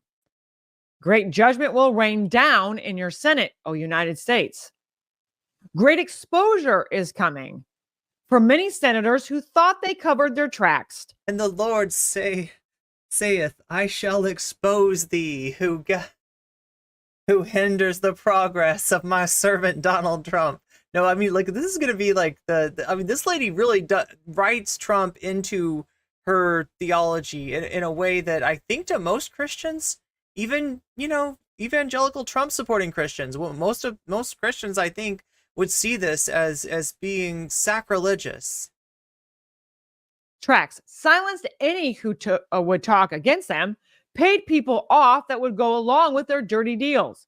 Well, now their secrets, dirty deals, will all be on display for the world to see. Mitch McConnell, Chuck Schumer, Mitt Romney, John Fetterman, Lindsey Graham, Dick Durbin, Cory Booker, and Elizabeth Warren, and so many others. Truth is coming, and nothing will stop the shaking in the Senate of the United States. My children, many removals are coming. That's exactly what is about to take place. I will show you that I am God and there is no one like me. And vengeance is mine, and justice will always win in the end, no matter what any man or any rogue government tries to do to stop it. They cannot stop what is about to take place to free my nation, saith the Lord. Great disruptions are happening at your border, O United States. Is this the news? Is God giving us the news? And many people in your government are connected, and evidence will be proven to the American people regarding the open borders and why the establishment wanted all this to take place. I told you before, they want chaos in your streets, terrorist attacks, to steal more elections because they cannot afford to lose anymore. Like, I just wonder who's watching this being like, yeah, no, this is the voice of God. This is God talking to her. This is God talking through her. This is my prophet, Julie Green. Thank you for giving me the good word of the Lord on high, which sounds an awful lot like Fox News. Surprisingly similar to what you'd hear on, well, not Fox, like Newsmax, right? Something. They know what's about to take place when my David. You gotta love the fact that there's a Holy Bible GIF up here. Do you see this? We got the dove of peace flapping its wings. Returns. A total wipeout of the Washington establishment will be completed. It's already begun. The Washington establishment can't stop Trump because they can't stop me. And this because you can't stop the Trump. This is my nation, and soon you will see that for a fact. And then the Lord said, YMCA, young men, there's a place you should go. Young men, if you're short on your dough, you can stay there at the YMCA, and I'm sure you'll have a good... Yeah, that's what God... They are not in control. They have no power to stop the storm. That's upon them. The storm, that's a QAnon reference right there. If you don't know, the storm was... It was this storm is coming, and that was supposed to be this great, day of judgment, day of the rope, right? Essentially what they tried to do on January 6th, right? The storm, like, if you could say it's anything, if it really had any manifestation, it was like the storm is coming, don't worry, trust the plan. God/Trump has this all under control. I mean, this is literally what QAnon believes, right? And that January 6th was going to be the storm. But who got washed away by that storm?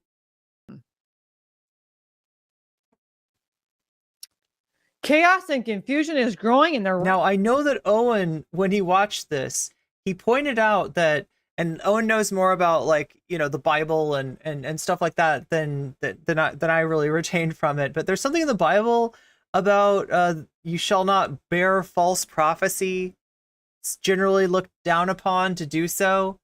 Prophets that make claims that end up being false are not just like, well, I guess we shouldn't listen to them again. It's like, I think the Bible recommends the, stones be thrown at such a person. Obviously, that's not something that I'm here to endorse, but So the Washington establishment. if we're being biblically consistent, right? It's not good what she's doing. It's not biblical what she's doing. The storm shall come, and its name shall be YMCA. And it shall do the strangest dance that you have ever seen. Has begun of the Biden, and it will only grow in the coming months. He is being ostracized as we speak because they see him as weak and destroying their power and control. By getting rid of him, surely they would solve all their problems, they think. But they don't see me coming, and they don't realize they can't stop me. And I'm stopping them from fully destroying my nation. They will not kill my United States. They will not kill or bring down my Israel. No, the world will know these are my nations, and no one can destroy what I have blessed. Explosive proof on the Uniparty. I feel like you could throw in the Pulp Fiction line, and you shall know my name is the Lord when I lay my vengeance upon thee. Washington is about to explode all throughout your airwaves and social media platforms. Emails are coming along with other lines of communication, showing they were a part of taking down President Trump in every effort to stop him from the seat of the president. I will expose. Mitt Romney is about to be exposed big time. Listen to the evidence that's about to reveal who he really is. And why does God sound like a YouTuber?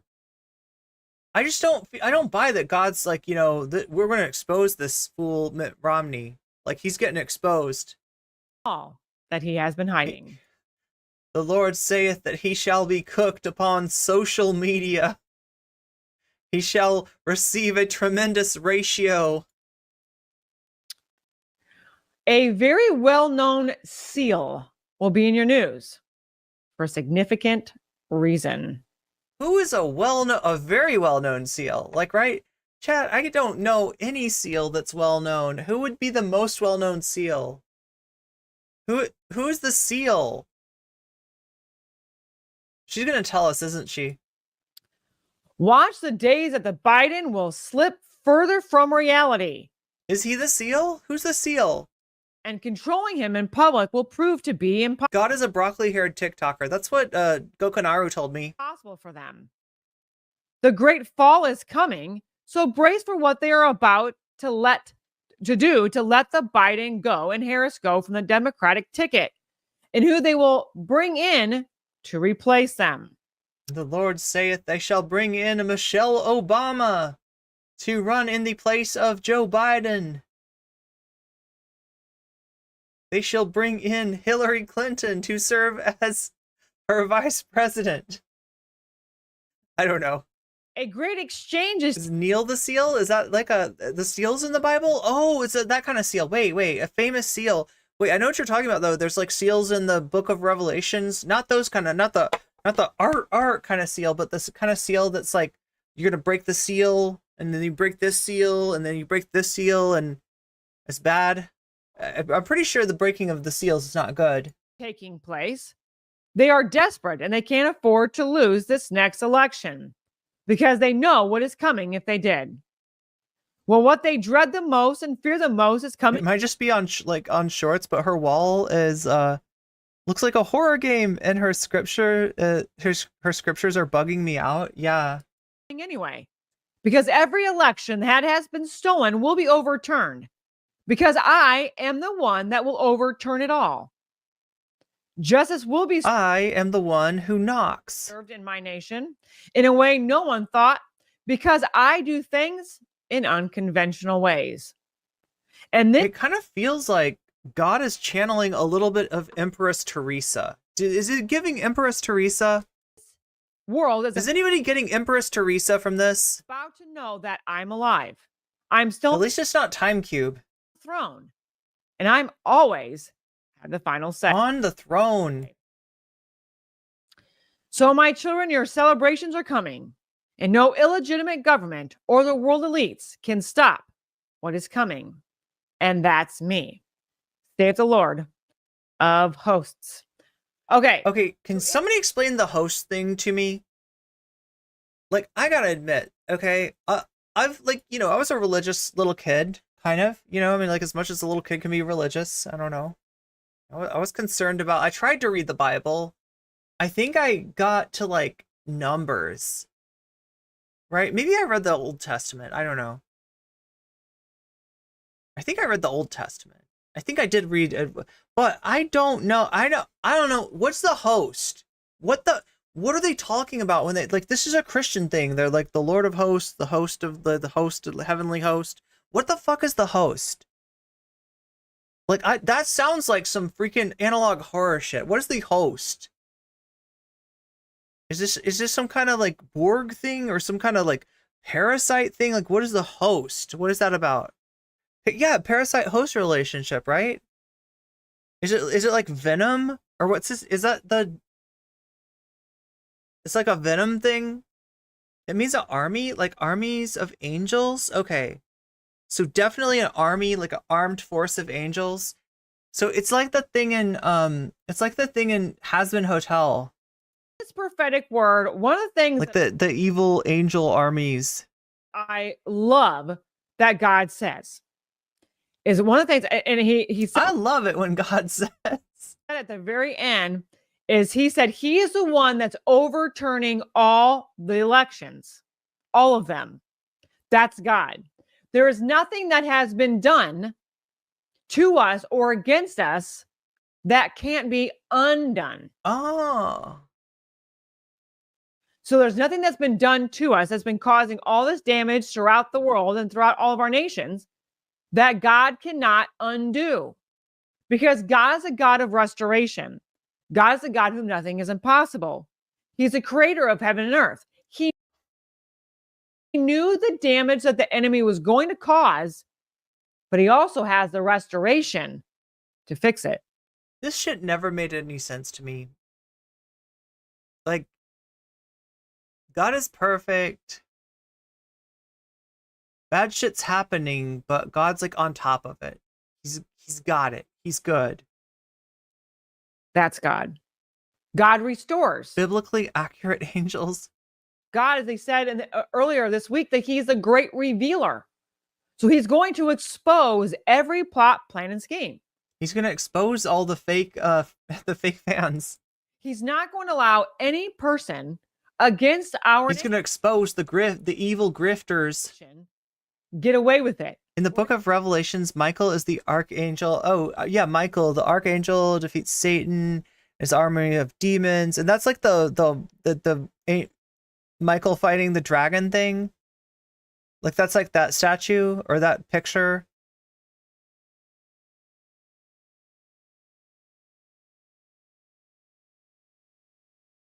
So that's all a host is? I thought it was more complicated. I thought it was some sci-fi shit. There's not sci-fi in the Bible? I kind of wanted there to be sci-fi in the Bible. I don't know, chat. Any person against your nation, get away with it. Now she's got the news reporter voice. God is cleansing not only our judicial system, but he's cleansing, and he said he's getting and removing all the rogue governments around the world. He didn't just say some. He also said last year that a resistance was growing around the world. Well, we can see a resistance growing around the world in countries all over the place. And the reason for that is because people want freedom. People want... Okay, so there's the Lord, and that's YHWH of hosts. And the hosts are like lesser gods and angels? Hosts are angels of gods before... Yeah, wait.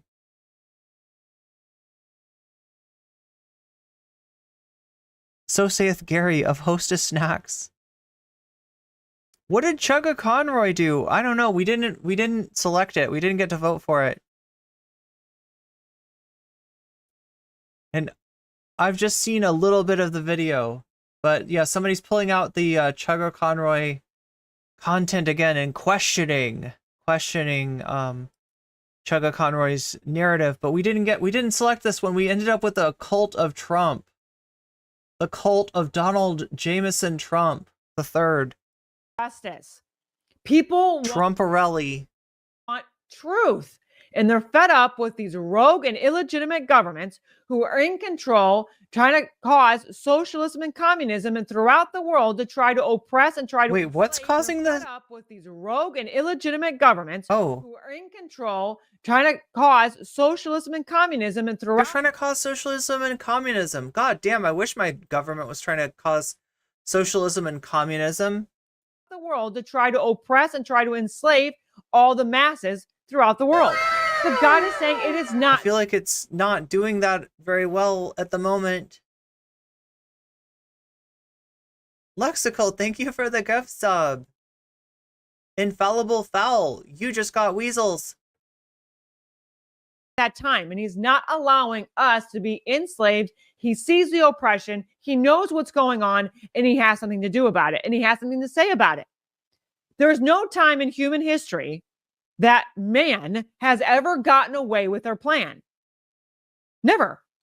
There's no time in human history that man has ever gotten away with their plan. Now, this I remember about the Bible. Chat, this is embarrassing, okay? But like when my parents would they would read me random stuff. Like I swear, sometimes it was like Greek mythology, and sometimes it was the Bible. Like, right? They'd read me like just random stuff. I mean, like sometimes it's like, you know, storybooks, like, right, the like Cinderella or something like that. But like, but yeah, I just remember them reading the Bible to me, and the Bible talking about like, now man was wicked in those days, and was arrogant and prideful, and lived not according to God's law, right? And it just like in my mind. Okay, what I envisioned was that like man was a character. It wasn't humankind. Like I didn't have any concept of like this is humankind. Man means humankind. Man, people did this, right? I was just like man, and I was like, all right. So there's this giant. There's this giant walking around named man, right? There's Adam and there's Eve. They're like humans, right? But then there's also man. And this man is like a really like problematic giant that's always going around and doing the wrong things. And it's always, you know, it fucking hates God, and like, you know, it should just chill the fuck out, but it's destructive and evil and right. And I was like, yeah, God, this is a fucking evil giant named man. You know, like, what are we going to do about man? Does man still exist? Do I have to worry about like, if I hear like shaking outside my house at night, is it because like man is like stomping around outside? Like I literally thought that man was a giant. I thought that they were talking about a giant, like an ornery old giant that was just like somehow in the story as well. That's literally what I thought. Because God knows. It's like whenever man is invoked, it's in a negative sense. It's always like man is willful, man is prideful, man is sinful, etc., etc. That I do remember from the Bible. Exactly what their plans were. Man do be wicked, indeed, Bad Lefty. Little NCC was a gender abolitionist. Oh my God. Gender liberationist, maybe. And if they were against him. Did you ever see the Owen Morgan video about the book Donald Trump, Son of Man, Messiah, written by a white South African who left before apartheid fell? That's awesome. And if they were against his people, he already had measures. So what's the deal? Like there's, okay, wait. Is it like Jesus is the son of God, but like Trump is the son of man? Is that what I think it's something like that. This is like a complex, weird belief system that they have. The way they have tried to integrate Trump into the Bible.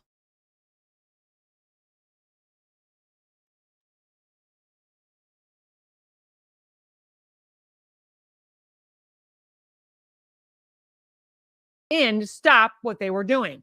And they were only allowed to go so far. As we can see, we've talked about this before. In the last 3 years, there's been a great awakening.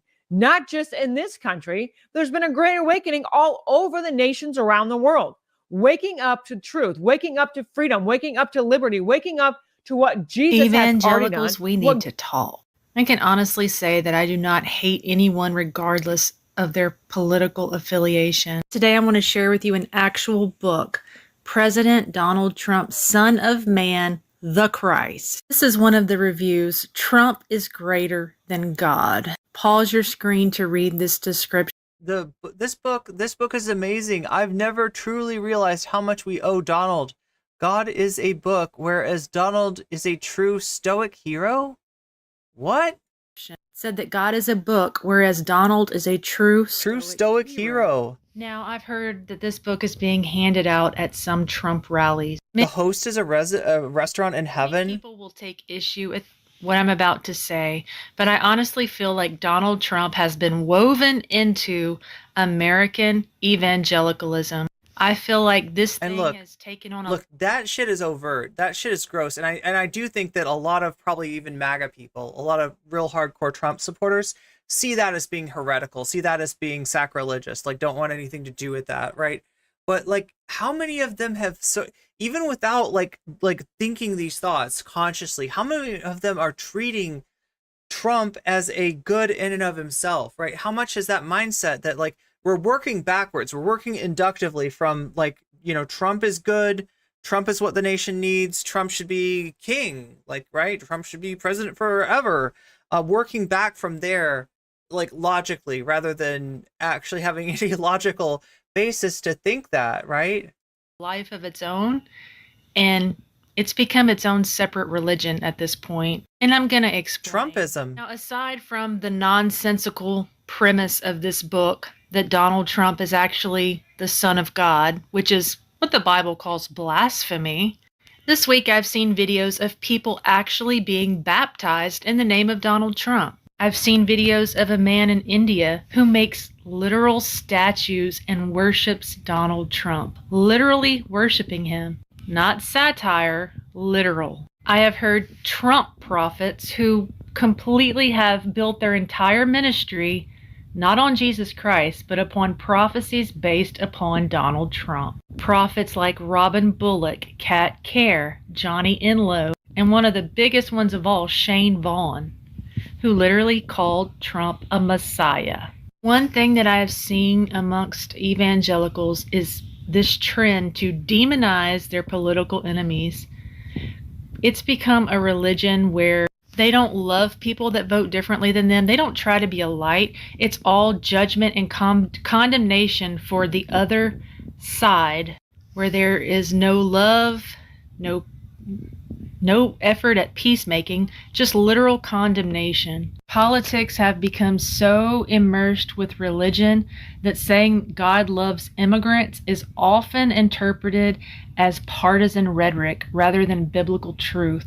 Evangelicalism has embraced the prosperity gospel. Many of them look down on the poor, the same people that Jesus said to help. And in many ways, evangelicalism has become a cult, where unless you belong to certain denominations and belong to certain political parties, you just aren't accepted. You are demonized and condemned by the people that... I can't even imagine going into the spaces where like this kind of stuff existed. I was like literally born there, right? Like I you know, that are supposed to love you. Look, and I'm just talking about the part where people are like, you know, you're not accepted if you're not like 100% MAGA. Christian nationalism is a big problem in this country. People trying to take over government to try to enforce God's will. But Jesus never needed the government to enforce his will. He just needed service through love, which is what Christians should be doing. There we have it. Somebody tweeted this at me. This is a book called President Donald J. Trump, the Son of Man, the Christ, by Helgard Muller. It's been passed out at Trump rallies, apparently, a lot lately. So I bought a copy of it. I want to read it. I want to see what's in it. Let's read it together. This is the first episode. I intend for each episode to stand independent of each other, so we'll see. Before we read the introduction, let me explain the premise of the belief system for you, okay? So what does it mean that he's the Son of Man? In the Bible, there are two messianic roles described. All I know is that, like, I think there was some song that we used to sing in church that was like, the Son of Man came not to serve, but to be served. Wait, no. Was it backwards? Came not to be served, but to serve. And I never really knew. I think I asked and they were like, it's about Jesus. And I was like, oh, cool. He's not. He's like, I'm like, but that's not what this one is, right? This one is seeing Trump as the son, Jesus as the Son of God, and Trump as the Son of Man. So two distinct roles, I guess. Right. There's the Son of God and the Son of Man. Okay? The Son of God was obviously Jesus, who fulfilled that role. He came along, died for your sins, and all that other good stuff. The Son of Man is mentioned in a few different Old Testament verses, like I think the book of Daniel and Jeremiah and Ezekiel maybe. Anyway. Oh shit. So one of the most fucked up religious things that goes on is when Christians look into the Tanakh, what they call the Old Testament, and see prophecy that would be fulfilled in the New Testament. And some of this is like, repeated language in the New Testament from, the rest of the Bible. But it tends to get twisted. It tends to really get twisted, and like they're seeing stuff that's just not there. Right, in terms of the idea, because like I was raised to think that there was that the birth of Jesus was like the fulfillment of stuff that's mentioned in the Old Testament. But when you actually look at those verses and look at what they're talking about, there's just no way that you can rectify that. It doesn't actually fit. It doesn't actually fit on there, but it just shows you sort of the warped framework that you get for a document like that when it's like interpreted inductively towards the end of making all roads in the Bible seem to point to Jesus, including roads that weren't even were built before Christianity was a thing. The Son of Man is supposed to be a prophetic role that somebody fulfills at the end, right before Armageddon. They take political power of Israel, they become like the leader of it, and then they spark Armageddon and become the cosmic judge of everybody on Earth, basically. That's what the Son of Man is supposed to be, okay? The belief is that it's going to be Jesus.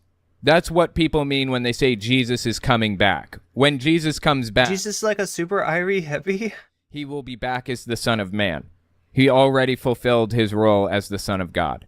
So they believe that Jesus is the one Messiah. There's one Messiah. Well, this guy, Helgard Muller, believes that Trump is... Helgard is a white South African who left South Africa before apartheid fell because he didn't want to be there. He's one of those that really buys into the, yeah, you can't have South Africa if it's not with apartheid, according to Helgard, I guess.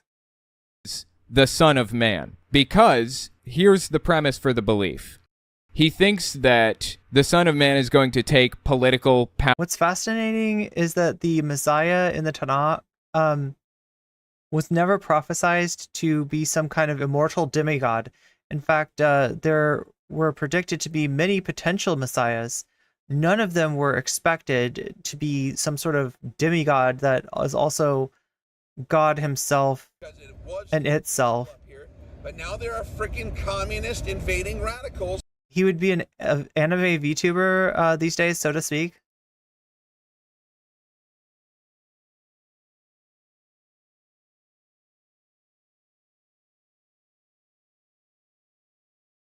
But was Jesus the son of Sam?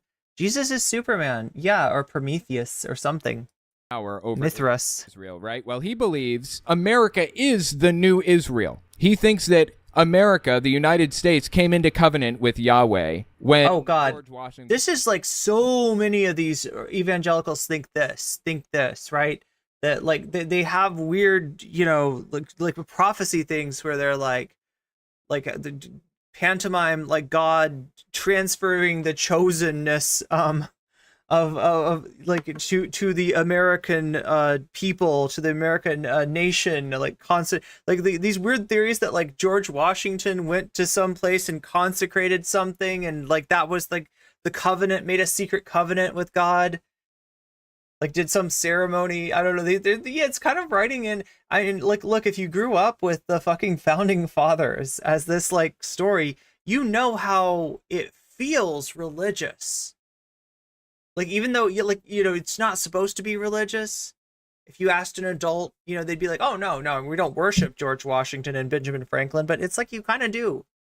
You kind of do. And if you're an evangelical Christian, I mean, sometimes that's a little bit more literal.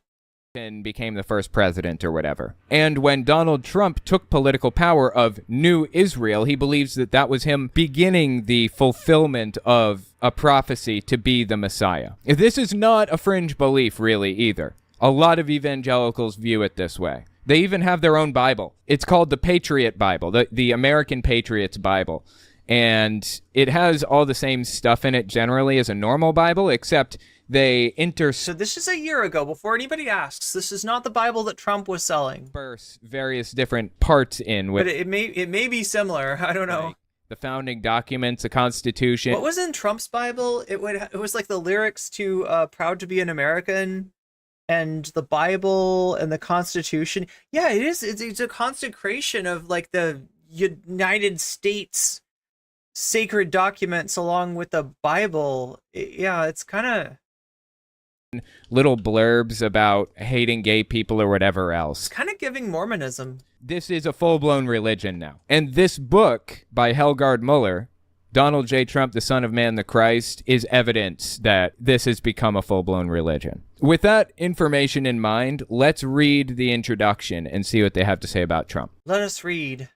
President Donald J. Trump is the King of Kings and the Lord of Lords, the Son of Man, who will be seen seated in the place of power at God's right hand and coming on the clouds of heaven. Remember, what he's describing right now is what Christians used to describe as what Jesus would do when he comes back. It's not going to be Jesus the second time in their mind. It's going to be Donald Trump. You have read that? Okay, that's different. That's definitely different than the Christianity I grew up with. Okay, so here's how I imagined it, chat. The book of Revelations is like this. I'm walking somewhere, and all of a sudden the earth splits open, and lava and fire is like everywhere. Everything is fucked up, but it's okay because Jesus like literally swoops down, and he's like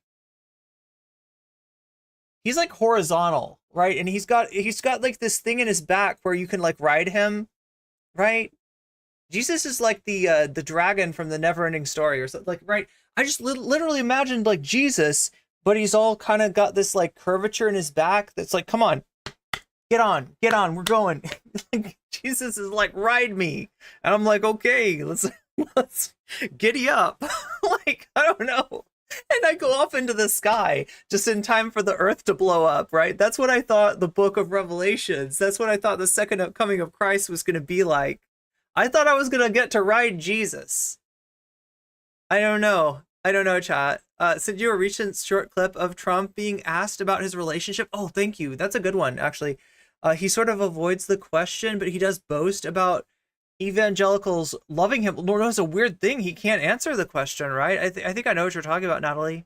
Yeah, that is a strange moment. And this is a strange moment of existence that we're in right now. Like, remind me, Natalie, tomorrow to watch this Anna Kasparian thing. I very much want to see that.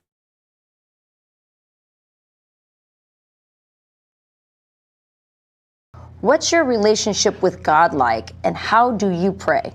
That's Sharon from Alabama. Now, if I was to guess, I'd be like, the very best relationship. And I pray harder than anyone out here. No one prays like us. My prayers are the very breath. Like, that's what I would have predicted, right? But this is not what we get. Look at what we get. Okay, so I think it's good. I do very well with the evangelicals. I love the evangelicals.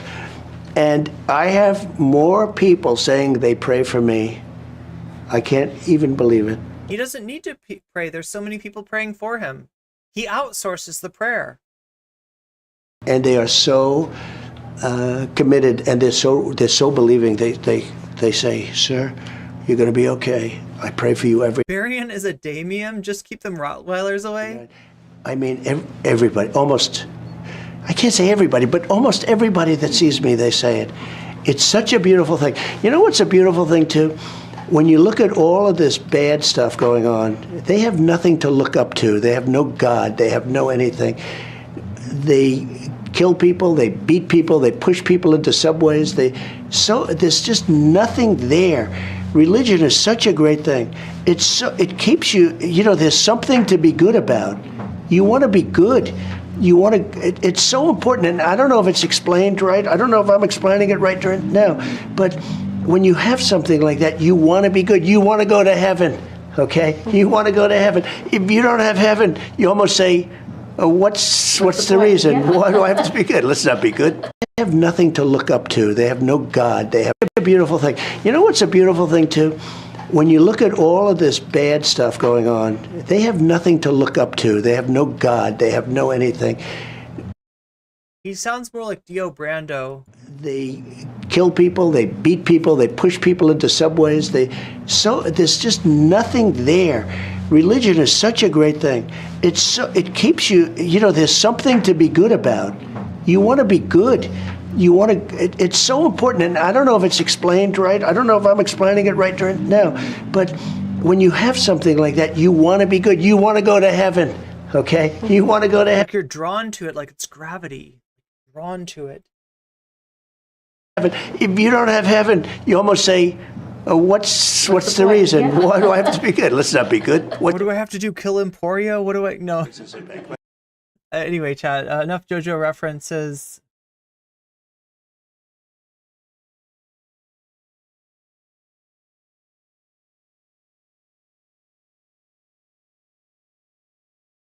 That correctly. President Donald Trump is the Christ for this age, the son of King David.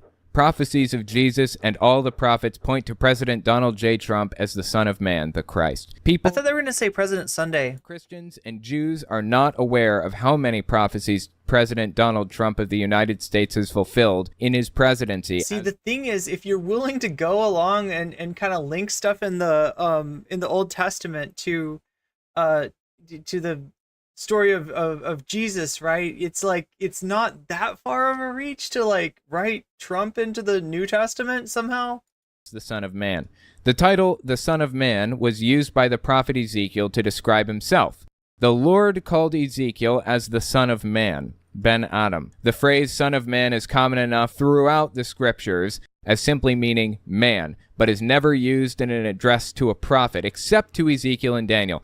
Now, keep in mind as we read this, that this guy, for the most part, has no idea what he's talking about. I have read through a little bit of this, and he gets a lot of stuff wrong. Don't assume he's correct about anything, any single thing. Look up every single thing that kind of raises your eyebrows before accepting it blindly, okay? The Bible does clearly say that Jesus identifies himself as the Son of Man. So the premise of the book is simply wrong right off the bat. Jesus identified himself that way in the book of Matthew. He's just overlooking that section to justify his supposition that Trump is the Son of Man. So anyway, just be very skeptical as we go. This is worse than Idiocracy. Mike Judge set my expectations too high. Skeptical of his historical beliefs and his biblical understandings and all of it. To Daniel, it's used only once, Daniel 8:17, while to Ezekiel, it's used above 90 times. The reason is, doubtless, that since he was a prophet of the captivity, he was addressed in the common terms of the language where he lived. Son of Man, for man, is so common in the Aramaic languages that it's even used of Adam himself in the Syriac version of 1 Corinthians 15:45-47. That's not true. Son of Man is well understood to be referring to a very specific role in prophecy as a Messiah. Jesus identified himself as this messianic figure, the Son of Man. In Matthew 8:20 and Luke 9:58, Jesus states, "The foxes have holes, the birds of the sky have nests, but the Son of Man has nowhere to lay his head." This phrasing seems to tie I thought they were going to say nowhere to lay his eggs. in with the Old Testament prophetic expressions used by such prophets as Ezekiel, and it shows Jesus' understanding of himself as the Son of Man. He viewed himself as the Son of Man, Jesus did. He identified himself that way. When my parents like finally explained to me that like Santa and the Easter Bunny and the Tooth Fairy weren't actually real, I remember thinking that like as they're explaining about the Easter Bunny, right? They're like, you know that like it's not actually the bunny that hides the eggs, right? You know that, right? And I'm like, I've always suspected. You're gonna tell me it's Jesus? Is it actually Jesus? Because like I was like the Easter Bunny, you know, probably doesn't exist, but maybe Jesus hides the eggs, right? He can fly. His back can become like a basket for people to sit on and ride. Certainly, he could hold a bunch of Easter eggs like in his back, sort of cavity, right? As he's flying down, and he could like plant the eggs in different places. I thought they were going to tell me that Jesus was, or the Easter Bunny was actually Jesus, like it was Jesus that hid the eggs, but no, they were like, it's actually the spirit of Christmas that makes parents want to give eggs to their kids. The spirit of Christmas that makes the parents. I thought that Santa, okay, it was even weirder with Santa. I had guessed that Santa was probably not real. Like by the time they told me that Santa was not real, oh God, I hope I'm not spoiling this for anybody. Does anybody look, I'm not saying Santa's not real, okay? If your parents have told you that Santa's real, Santa's real. Okay, just disregard this. Disregard this. This is a flight of fancy here, okay? But I thought that the more likely explanation for Santa was that there was this one really nice old man, and he looked kind of like Mr. Rogers, right? Because Mr. Rogers seemed nice, and he would come into your house, not down the chimney, because that's crazy. That's not happening, right? But through the door. He would just come in the door. He would come in the door. If you had a piano or a musical instrument, he would sit there and play that for a little while, and then he would leave the presents and he would leave. I literally thought this was true. I literally thought that it was a little old man like Mr. Rogers that was actually responsible for the presents, and I thought that the Easter Bunny was secretly Jesus. Way on multiple occasions. So take that for what you will. This guy has to ignore those entries in the Bible for his philosophy or beliefs to work. Matthew 12:8 and Luke 6:5 include the Master of the Sabbath pericope, where Jesus tells the Pharisees, "The Sabbath was made for man, and not man for the Sabbath, so that the Son of Man is master even of the Sabbath." Christians mistakenly take the phrase Son of Man in this passage to refer to Jesus himself. Wow, fascinating. So, yeah, I figured what he's going to have to do from the very start is discredit what Jesus said about being the Son of Man. That doesn't surprise me, but that's not even the verse that I was referring to, which one he's quoting here. Fascinating. I have watched Mr. Trump, who is the host for The Apprentice, an American reality television program that judges He's the host? Business skills of a group of contestants when it aired in South Africa. Donald Trump was the show's host for 14 seasons. After Trump declared his run for the presidency, NBC announced that actor and former California Governor Arnold Schwarzenegger would become the new host of The Celebrity Apprentice, starting January 2017. I was fascinated by Trump's ego and characteristics. Mr. Trump had it all. Either you love him or you hate his guts, but you cannot be in between. When he opens his mouth, you take note of what he bluntly says. I was more attracted to his bluntness and how he could stir things up and turn it around to advance himself. Yeah, so the writer, Helgard Muller, lived or lives in South Africa. He mentioned that in the back of the book. President Donald J. Trump is relentless. He is so dedicated, determined, and courageous. The world is after him, and he stands there in the face of utter evil. Rock solid and ready to fight for us. Fight for who? This dude's from South Africa. He thinks Trump is fighting for him? I mean, I guess he lives in America now, I'm assuming. I haven't seen anything to imply that, but I mean, these books are being passed out at Trump rallies, so. The world is after him, and he stands there in the face of utter evil, rock solid and ready to fight for us. There is no one like him. The Jewish media, oh, here we go. Always with these. Oh my God, this is about to get really bad, isn't it? The Jewish media, Facebook, Google, etc., and the liberals and the communists hate him, and they do not hide their feelings toward him and his followers. Oh my God, dude. Now it's getting insane. Donald Trump has been voted the greatest president in the history of the United States. Voted that by who? In a poll which surveyed over 4,000 people, Trump received a whopping 42% of the vote, pipping the likes of Abraham Lincoln, George Washington, and John F. Kennedy to first place. What? What is bro saying? Oh, a poll? Oh no. Oh no. What is this cursed poll? What kind of cursed poll? Where did this get taken? There was 4,000 people and 42%. Yeah, this is, wow. I don't even think at like the Republican convention, you would get this kind of like 42% being like, he's better than Lincoln, better than Washington, better than Kennedy. Even a lot of the QAnoners like really like look to Kennedy as some kind of magical president. Surveyed over 4,000 people. It'll be Mount Trump more. Trump received a whopping 42% of the vote, pipping the likes of Abraham Lincoln, George... I have not heard that verb, pipping. What is to pip something? Washington and John F. Kennedy. Beating? To first place. Outdoing? Once again, don't trust a word out of this guy's mouth. I don't feel like looking this up, but I'm extremely skeptical. No. He's literally saying, no, I believe it happened. I believe there was some survey at some point in some place that said they were like 42% said that Trump is the best president ever. He beat everybody else. Yeah, you could get a bunch of weird Trump weirdos together and get a poll like that. Sure. Deeply doubt it. The guy, we already know that he twists facts just by the argument he's trying to give us that Trump is the Son of Man, Messiah in the first place. I've read the Bible about 150 times in my life, and the New Testament probably double that number. Last year in 2020, I couldn't get through the New Testament. Published my book, The 5 Gods of the Bible, which I've worked on for about 16 years of my life. So I don't know what it was about the New Testament, but it fucking lost me.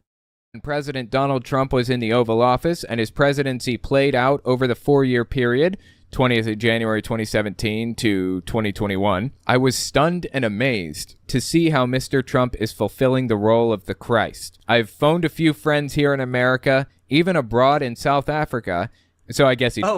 Sorry. I read that as even a woman in South Africa, even abroad in South... Okay, I got it. And I've told them how Mr. Trump is the Christ by quoting the... This is some time cube ass shit. ...scriptures of Jesus to the presidency of Mr. Donald John Trump as the Christ. Okay? God. This is insane, dude. Oh my God. When I finally realized that President Donald J. Trump is the Christ was on election night, the 3rd of November 2020. We are here to see and witness the living Christ of King David in action. My book is not going to be a long and dramatic book. It will be to the point, and I will be breaking up the scriptures of Jesus and some Old Testament scriptures too, which I will compare to the life of Mr. Donald Trump and the Christ of his age. I will mesmerize you as the reader of my book to show you how Mr. Donald J. Trump is the Christ. You will be amazed. There's just something special about how this book is written. And even you will say, this is huge. Huge. Just like Mr. Trump says it like no one else. This is sad, dude. This guy is obviously picking up the personality of Donald Trump, which, by the way, if you've been watching my channels for a while, you will know is a characteristic of a cult. A group tries to program a new personality into people. In fact, Jehovah's Witnesses even call it that, the new personality. You can talk to a Jehovah's Witness about their religion and watch their eyes get glassy. Watch them glaze over and like a smile just kind of appear on their face, an empty, vapid smile, you know? If you're not sure what I'm talking about, let me just show you an example of what I mean. This is called the glassy eye look. One of my viewers sent me this video of this guy who believes himself to be a cult leader. This is a perfect example of the glassy-eyed look, of the cult personality look. In the recent years, we have seen a lot of growth for consciousness. We have seen so many of our family members become stronger. And we have seen so many of our family What cult is this? members also go through very difficult times. I'm very happy to actually be here before you to share exactly what everyone should be focused on anywhere in the universe, as well as what everyone that is human on this planet should be focused on right now. I'm here with the healthy gods of the universe.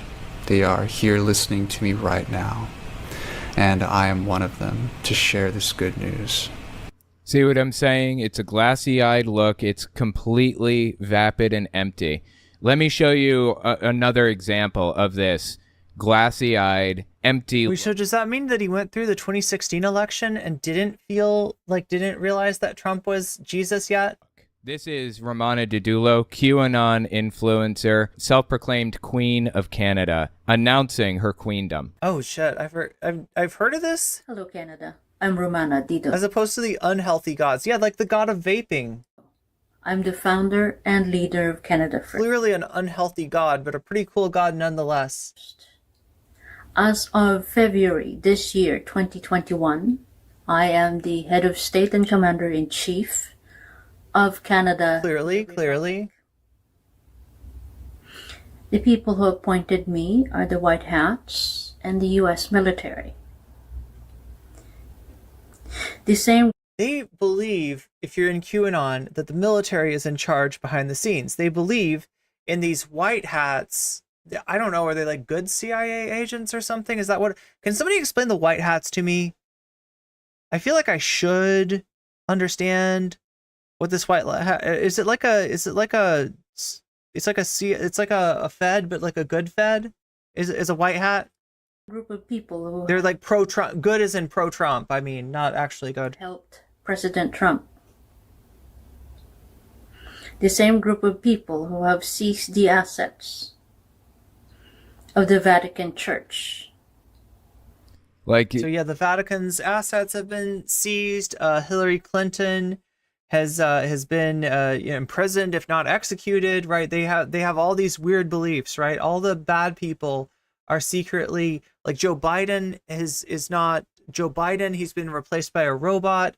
Actual Joe Biden is in jail or has died or has been executed. Right? It's this whole set of beliefs. Complete delusion. They live. JFK Jr. is still alive in Dallas, Texas. In a delusional fantasy land. But if you notice, it's almost like there's no expression on their faces, either of them, almost none. And they're just kind of staring into space. You ever like been watching somebody and it's like they're looking directly past you, like right behind you. They're not looking in your eyes. It's like they're looking past the side of your head. It's like that, right? It's like the glassy eyes. Trump and the Patriots, is that who the White Hats are? The White Hats were hackers that hacked the bad ones back in the day. Yeah, I think they mean something different, though. I think Trump people... I had a roommate that unironically said white hats, right? And it was this friend of mine who, he's from Mississippi. His family's, like, super religious. Like, he came, to the... He came to, like, where I was going to school, and kind of his... his concept of what could be sort of expanded, and he started to get in touch with himself and his sexuality and stuff, and like kind of came out. But there was always this tension because he had to go back home every so often, and this was what people back home believed. They believed in white hats and black hats and Trump as being an intrinsic good. It's really scary because, like, most of the time he was a really awesome person to be around, but just like could not let go of some of these beliefs. Expressionless face, and I don't know. That's the glassy-eyed look, basically. That's the cult member look. Now, these two people I just played for you, they're cult leaders, but they started with the personality and passed that personality down to the people below them, basically. So anyway, the point is, just reading this book, I can see feel the this Trump. guy's glassy-eyed You look can feel the in his Trump. face. in I him. can see the cult personality jumping off the page. This guy is a cult member of the cult of Trump, and it's really sad to see. Honestly, really sad. Anyway, let's keep reading. For Christians, it will be a total shock to see that President Donald Trump is the Christ. I have to say that it's funny that Christians did not catch on that Trump is the Christ, for they have never awaited the Christ's coming, and they've not seen it playing out. So knowing what I know about like evangelicals, the funny thing to me isn't that Christians, like, that more Christians, didn't adopt like this religion, this belief in Trump as God early on. It's more that they don't see Trump as actually fulfilling a different prophecy, a different description of a notable individual in the end of days, that being the Antichrist, right? If anything, out of the Bible, Trump seems more like the Antichrist than the Messiah. Front of their own eyes till now. Or should I say that it is more heartbreaking than it is funny? Every time these Christians have seen the news, watching how liberals and Jewish media, oh my God, this dude, Super anti-Semitic, spew hate and spur division across this land about Trump, they never saw the life of the Son of Man playing out in front of them. It is more than tragic. It is catastrophic, to say the least. Since the 3rd of November 2020, I've been thinking and meditating on how to begin my book, and I could not find the right and correct introduction to my book, President Donald J. Trump, the Son of Man, the Christ. My friends who know that I'm planning to write this book asked me several times, so H, when are you going to start writing on this book? Because everything you've said and how you broke up the scriptures point to Mr. Trump as the Christ, the Son of David. I just could not answer them because I really did not know how to begin my book, or even when I would start my book. Yeah, he's very obviously from a different country. He doesn't speak English the same way that Americans generally speak it. It's a little bit of a struggle to get through what he's saying here, but we'll do our best. The point is that there's most definitely a cult behind Donald Trump, and that's deeply disturbing for a number of reasons. Today, on this incredibly beautiful rainy day on the 7th of June, 2021, here in Cincinnati, Ohio, I had this amazing feeling coming over me, and I just started to write this amazing book, President Donald J. Trump, the Son of Man, the Christ. As my hands are wavering literally through the air, grabbing words from the sky. Literally? He's literally grabbing words. Pulling them down. Okay. I can hear the cicadas buzz in the forest next to my house, and I'm listening to one of the greatest songs. It's like a workout. In 1978 by French. Now pull those words of God, pull them right out of the sky, and put them in your book about Trump the Christ. Singer Patrick Hernandez, Born to Be Alive. Okay, I don't know that one. You just cannot beat this very moment in time for me to write the best text. Now I'm gonna have to listen to that. Age about Trump as the Christ. He's for sure my favorite president. He's for sure my favorite. I stumbled on a dream in my diary on the 31st of October. And the Christ and the second coming. 2003. Oh, who wants to place bets that this dream is going to actually turn out to be a prophecy in this guy's head? I bet that's what's going to happen. Who wants to bet that dream's going to go sexual? Stumbled onto a dream in my diary. On the 31st of October 2003, I dreamt that a man came to me and said that I wrote plenty of letters in the past, but now I'm going to write a Christ letter. I always had this dream in the back of my head, and I pondered it regarding when and how I would write this Christ letter.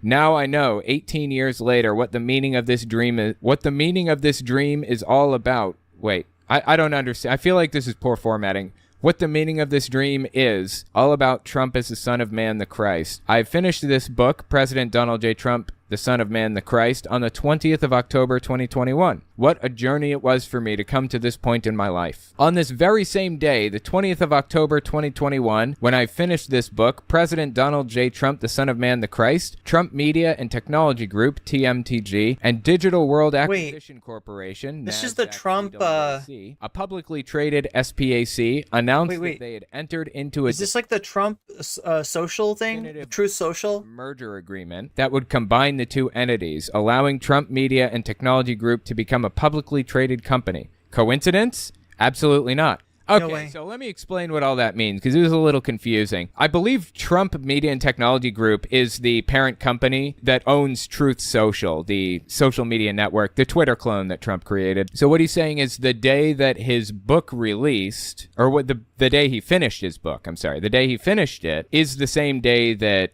Truth Social went public, basically, and is available to trade. Oh my God, chat. He says coincidence? Absolutely not. I'm not seeing the implication by saying that is that God made this happen. I don't know why God would even give a It doesn't make sense. This guy finished his book, or if Truth it doesn't Social make was sense. publicly traded. Who cares? Companies go public every day. I'm not seeing it, but okay, let's keep reading.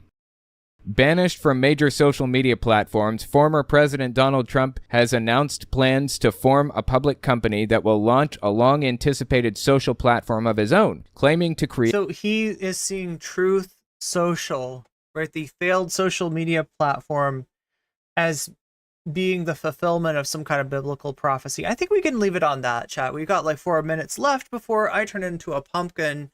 I am planning on streaming tomorrow and Sunday, and I probably need to get to that content. There's a few things that I need to do. But yeah, we are at the end of the stream. Anyway, thank you everybody for being here. Thank you to everybody that supports me in whatever way that you support me, including the Thumb Gang. Thumb Gang, you are awesome, and you're like what makes this work. Thank you so much for thumbs upping my work. It means a lot to me, and it really helps me out in the algorithm. Also, I think I forgot to mention shouts out to my fancy weasels on Patreon. Shouts out to Shakespeare. Shouts out to Omega.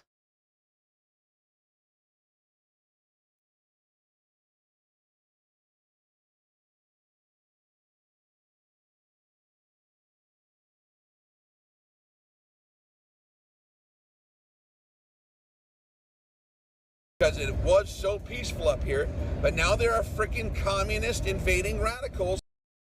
Yeah, I usually try to do that shout out at the beginning of the stream, so sorry about that. And yeah, thank you to everybody who made this crowdfunding of equipment possible. I'm really looking forward to putting it all together.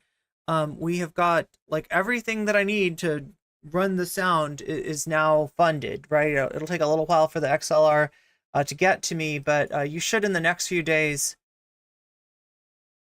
hopefully be seeing, like knock on wood, like that it'll come soon, but like we should be getting this up and running and be able to run the better audio. So you've already got the better video. Hopefully, what do you think about this? Oh, chat, I wanted to ask you really quick. Wait, before I turn into a pumpkin. Wait, I got to keep my eye on the time. Okay, we got 1 minute left, literally 1 minute left. Okay, so we got this is what you're looking at now. Now, I've been experimenting with some different looks. Oh my God, can I make this happen in time? I've literally got 1 minute to try to show you this. I don't know if I'm going to be able to. There it is. Yeah. Oh my God.